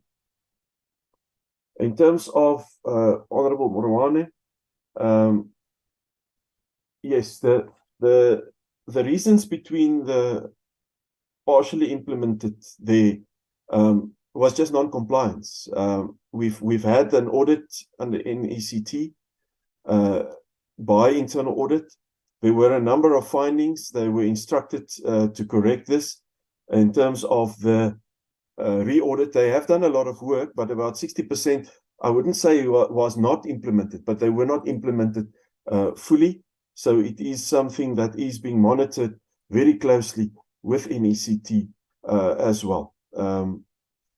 And then in terms of the question on the risk report, yes, the risk report, when we do the risk assessment, it looks, well, in every branch, of course, if you look at the operations, but then we have a strategic risk register that looks at the key aspects that can prevent us from achieving our objectives as a department.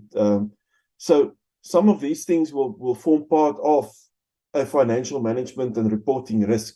There's other risks as well. Some of the items that Member Nodada has indicated falls within certain of the branches' risk register. So there is definitely the items that are identified by the Auditor-General is also escalated onto the risk register and in the operational risk registers that are discussed at the risk committee. And I know there is a follow-up question on the risk committee as well.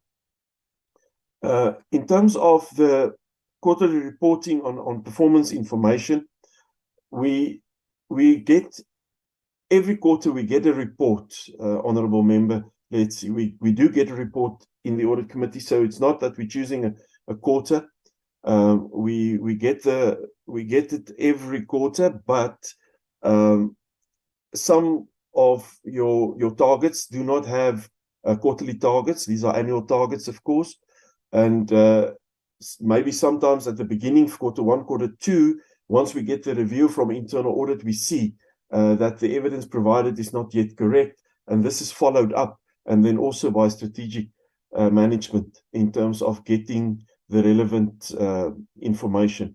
We have made a number of recommendations in there as we get the internal audit reports as well. And the recommendation from the audit committee has always been, honourable member, if you say we've achieved this target and there's no supporting evidence, it's not achieved, you've not achieved your target. And that is something that is applied as well. In terms of recommendation to improve financial management, that is on a broad spectrum, honourable member. Let's see.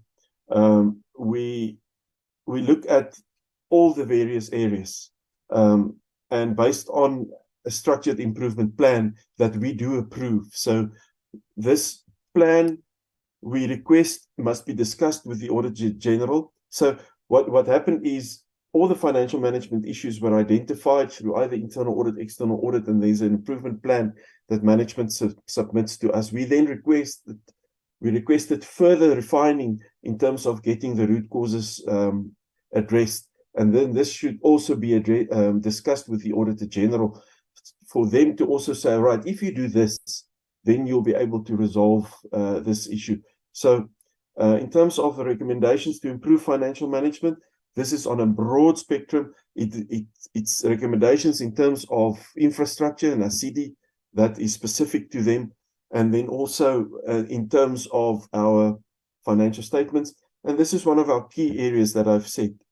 This is where we have to constantly do material adjustments to our financial statements after we have submitted this to the Auditor-General.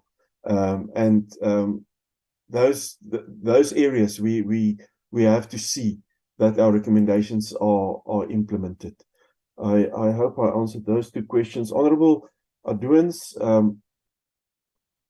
in terms of the areas of focus on provincial departments and strengthening by DBE, again, we do not work with the provincial departments as the audit committee. Something that we have now implemented, and it links to what happened earlier. This year, we will have audits by our internal auditors on the conditional grants on what is happening with NSNP and ASIDI this year. So I think that's in the area that you've asked, Honourable Adouans. We requested that. It was approved that although it is a provincial competency, it's a conditional grant that comes from this department. So we would like to audit everything, but you will never have the capacity. So 3 provinces will be selected for the one and 3 provinces for the other. So there's not a full audit, but it is a good start for us to see where we will be able to monitor what is happening with our conditional grants as it goes to the provinces and the problems that have been identified in NSNP and some of the other areas as well. And some of the members raised the issue of ASIDI as well. And there's internal audit will also be involved in some of the forums now between provincial and national on ASIDI with that new functions as well. I think there's a repeat question on progress with recovery from our implementing agents. there is a process in place, as I indicated, and it does take some time in certain cases. The DG is very quick to write the letters to start the process with other individuals and also in terms of implementing agents. And thereafter, the process starts with legal, with internal staff, etc. The whole SAFE, as I am repeating myself, that overpayment, and it was a long process to get that money, and then to get access and say, but we want access to your account. We want to see how much interest have you gotten on our money, because that's also due to us. So that was a whole process that is with all the implementations where we have to report on. In terms of the question on liaison with other audit committees, we do not work with the provincial audit committees. Some provinces have a shared audit committee for departments, and then some have their own audit committee. But there's not. We work with the department only, to answer that question, and yes, so there's no liaison with the provincial audit committees and cooperation with them from our side. What we will now start seeing, and I think it will be good, where we send our internal auditors and we go to Northwest and we see there's a problem with NSNP, that we also then request that the audit reports then, and I think it's a very good recommendation from the principal, that we then also escalate these internal audit reports to the provincial audit committee for them to monitor on a more operational level. So we will take that matter really to heart, and it's something that we will implement. Thank you very much, Honourable Member, for that. Honourable Chair, on your questions, in terms of supply chain management, the monitoring there, again, it's ongoing. It's not that we select a quarter of that, and wherever there's an audit done, either external or internal audit, reports comes to us, and then there's of course the action plan. So on the action plan at the moment, where there are items on supply chain management, it is reported to the audit committee every quarter. Where are we with this? So this is done throughout the year. It's not done there. The difference between the audit committee and the risk committee, the risk committee is actually, risk management is a management responsibility, Honourable Chair. It remains a management responsibility, but what we have is, because it reports into the ARC, the Audit and Risk Committee, one of the audit committee members, one of the independent members, also chairs that committee to monitor the progress, and that chairperson then reports to the audit committee. So the operational workings of the risk management is dealt with at the risk committee, and they go into much detail in there. And then we get the summarized report. This is the progress on operational risk. This is the progress with regard to our strategic risk at the audit committee. And then we are able to intervene if we can see there is insufficient progress with risk management. In terms of the project managers not performing, and your question is why, that is a good question, Honourable Chair. In some cases, I suppose they're not really doing what they are supposed to do in terms of this, but it is also something that we are monitoring there. And then the quality assurance over this, we can only do through reports, of course. We are not operational as a committee. We rely on assurance providers. We rely on management's assurance. We need rely on internal audit. We rely on external audit. So that is the way that we will do quality assurance. If on these projects we get the continuous reporting back. Yeah, I know this was a mouthful in terms of the questions, and my apologies, especially Honorable Nodada, where I could not answer all yours. My apologies. It's not information that I have in front of me, but I'm really willing to, and I see the DG is in the meeting. We will, from management side, assist and give these answers. Thank you, Honorable Chair. Thank you very much, Mr. van der Nest. Members, I see the hand of Honorable Moratsehla. I'm not sure if there are other members with follow-ups. Principal? Yeah, my chair, it cannot be a follow-up. I will be repeating the question because the question was not responded to. I can see that the doctor rushed to the part that deals with their relations with the provincial committee. But the main question, that was just but a subsidiary question. The main question wanted to know the relation, you see, in relation to the findings of the AG. What was the impact of the internal audit work with the department?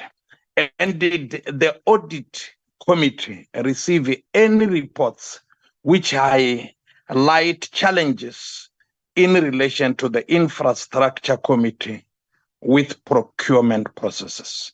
That was the main question. You can respond. Thank you, Honorable Chair. My apologies, Honorable Member. Yes, in terms of the findings of the AG, we've also seen findings on infrastructure by internal audit. Related findings that were also reported to management.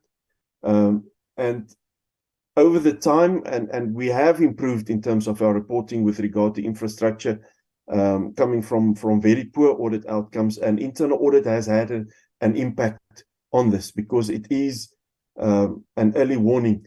So you would have noticed in one of my earlier slides, Honorable Member, I said that we're also going to request more coverage by internal audit in terms of implementing agents, in terms of infrastructure, to get more of a early warning on this. So I think in terms of answering your questions, in terms of the finding of the AG, yes, there were findings, similar findings by internal audit. And the impact of internal audit was that in many cases with implementing agents, these findings have been have improved. The processes have improved. We must just remember where something was a 3-year contract that was done irregularly 3 years ago, the expenditure on that remains irregular. So in terms of our processes, but they had a positive impact. But given the capacity constraints, I think, to answer your question again, they can still do more if we can send them to more of our implementing agents as well. The example that we have of the NECT, they went there, they gave recommendations, they went back and they saw, you still haven't implemented all of this. And now management can maybe bring the stick this time. I hope I've now answered your question, and my apologies for skipping right to the provinces, Honourable Member.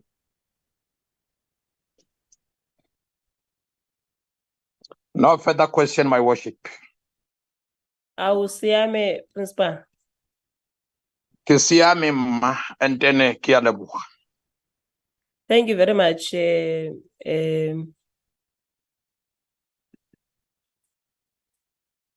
To the DBE's internal audit committee. DG, welcome and goodbye. We are at the end of this briefing from the internal audit committee. We are going to have now briefings tomorrow. In the morning, we are going to have a briefing from the department's annual report. which we hope it's going to take us till at least 1 o'clock from 9:30. We are going to break and then we are going to resume at 3 tomorrow and have a briefing from Umalusi and says we think that it should take us till 7 o'clock from 3. So that is the program for tomorrow. Let me then thank everybody, all members, and everyone that have joined us since this morning when we had FFC and the AGSA in the morning. And thank you very much for the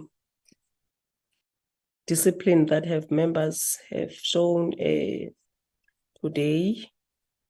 It's one Lala. Tomorrow we are going to at least deal with the BRRR and finish it. Now hands are coming. There is a hand from DG and Honorable Madlingozi. Maybe I must start with Honorable Madlingozi, DG.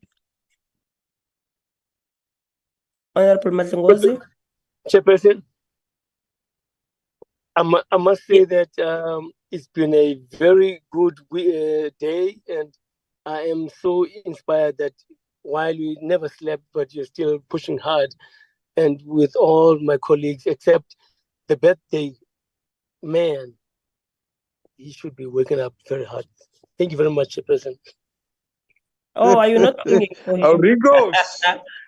Are you not singing for him, the Honorable Madlingozi? Happy belated, Honorable Letsie. We even forgot that. Yeah, man. Hey, my son needed a song and a special song for that matter. No, we will see it tomorrow. Yeah, tomorrow I think our Ringo must sing tomorrow. Before we are going to compose a special song for my son tonight. He's charging definitely. He says I must pay him this one. No, never. No. It's me who will pay. Yeah. Oh, I gave you. Fella, when you are lucky, you've got a father. The father will pay with a pensioner. I will pay. Don't worry, son. But the song will come tomorrow. Okay, DG, let's allow you to speak. No. Good evening, Honorable Chair and Honorable members. Thank you, Honorable Chair, for the privilege. Happy birthday to Honorable Letsie. I would like to wish him many more happy returns. I'm sure he'll find time this evening to celebrate his birthday with those who are close to him, because your lives as public representatives is out there in the public. You hardly get time to get closer to those who are your supporting system. My humble prayer and request is that you should also find time to celebrate it with those who are close to you as your support system. Chair, you are right in saying today is not our day, it's the day of the audit committee. And I think the chair has done his best to present and to respond to questions as honestly and as best as he can, as always. I just thought that it would be appropriate first to just indicate that this is Professor van der Nest, and he's been professor for many, many years. Number two, also to commend him and thank him. He's doing this presentation out of the country. He's doing his other academic work, I think, outside the country, but he's really made it his business to contribute immensely to improving our performance in the department. I thought it would be remiss of me not to do that. But our day is tomorrow. We're more than ready to present and engage with the committee tomorrow. Once more, thank you ever so much for the privilege, Chair. I don't want to stay too long on it, lest I run the risk of being afforded the same privilege in future. Thank you very much. Oh, thank you very much, DG, for that correction. My apologies, Prof. Van der Nest. No problem. It's just that You should have corrected me now, Prof. I My apologies. I hope you are enjoying also your whatever you are doing out of the country. He's a very humble man. He won't do it. He's a very humble man. No, Asmogewe, that DG. Thank you very much. Let's then meet tomorrow, 9:30 in the morning. Thank you very much, Siyabonga. At least one down. Thank you. Recording stopped. Thank you, Chairperson. Thank you. Good night, everybody.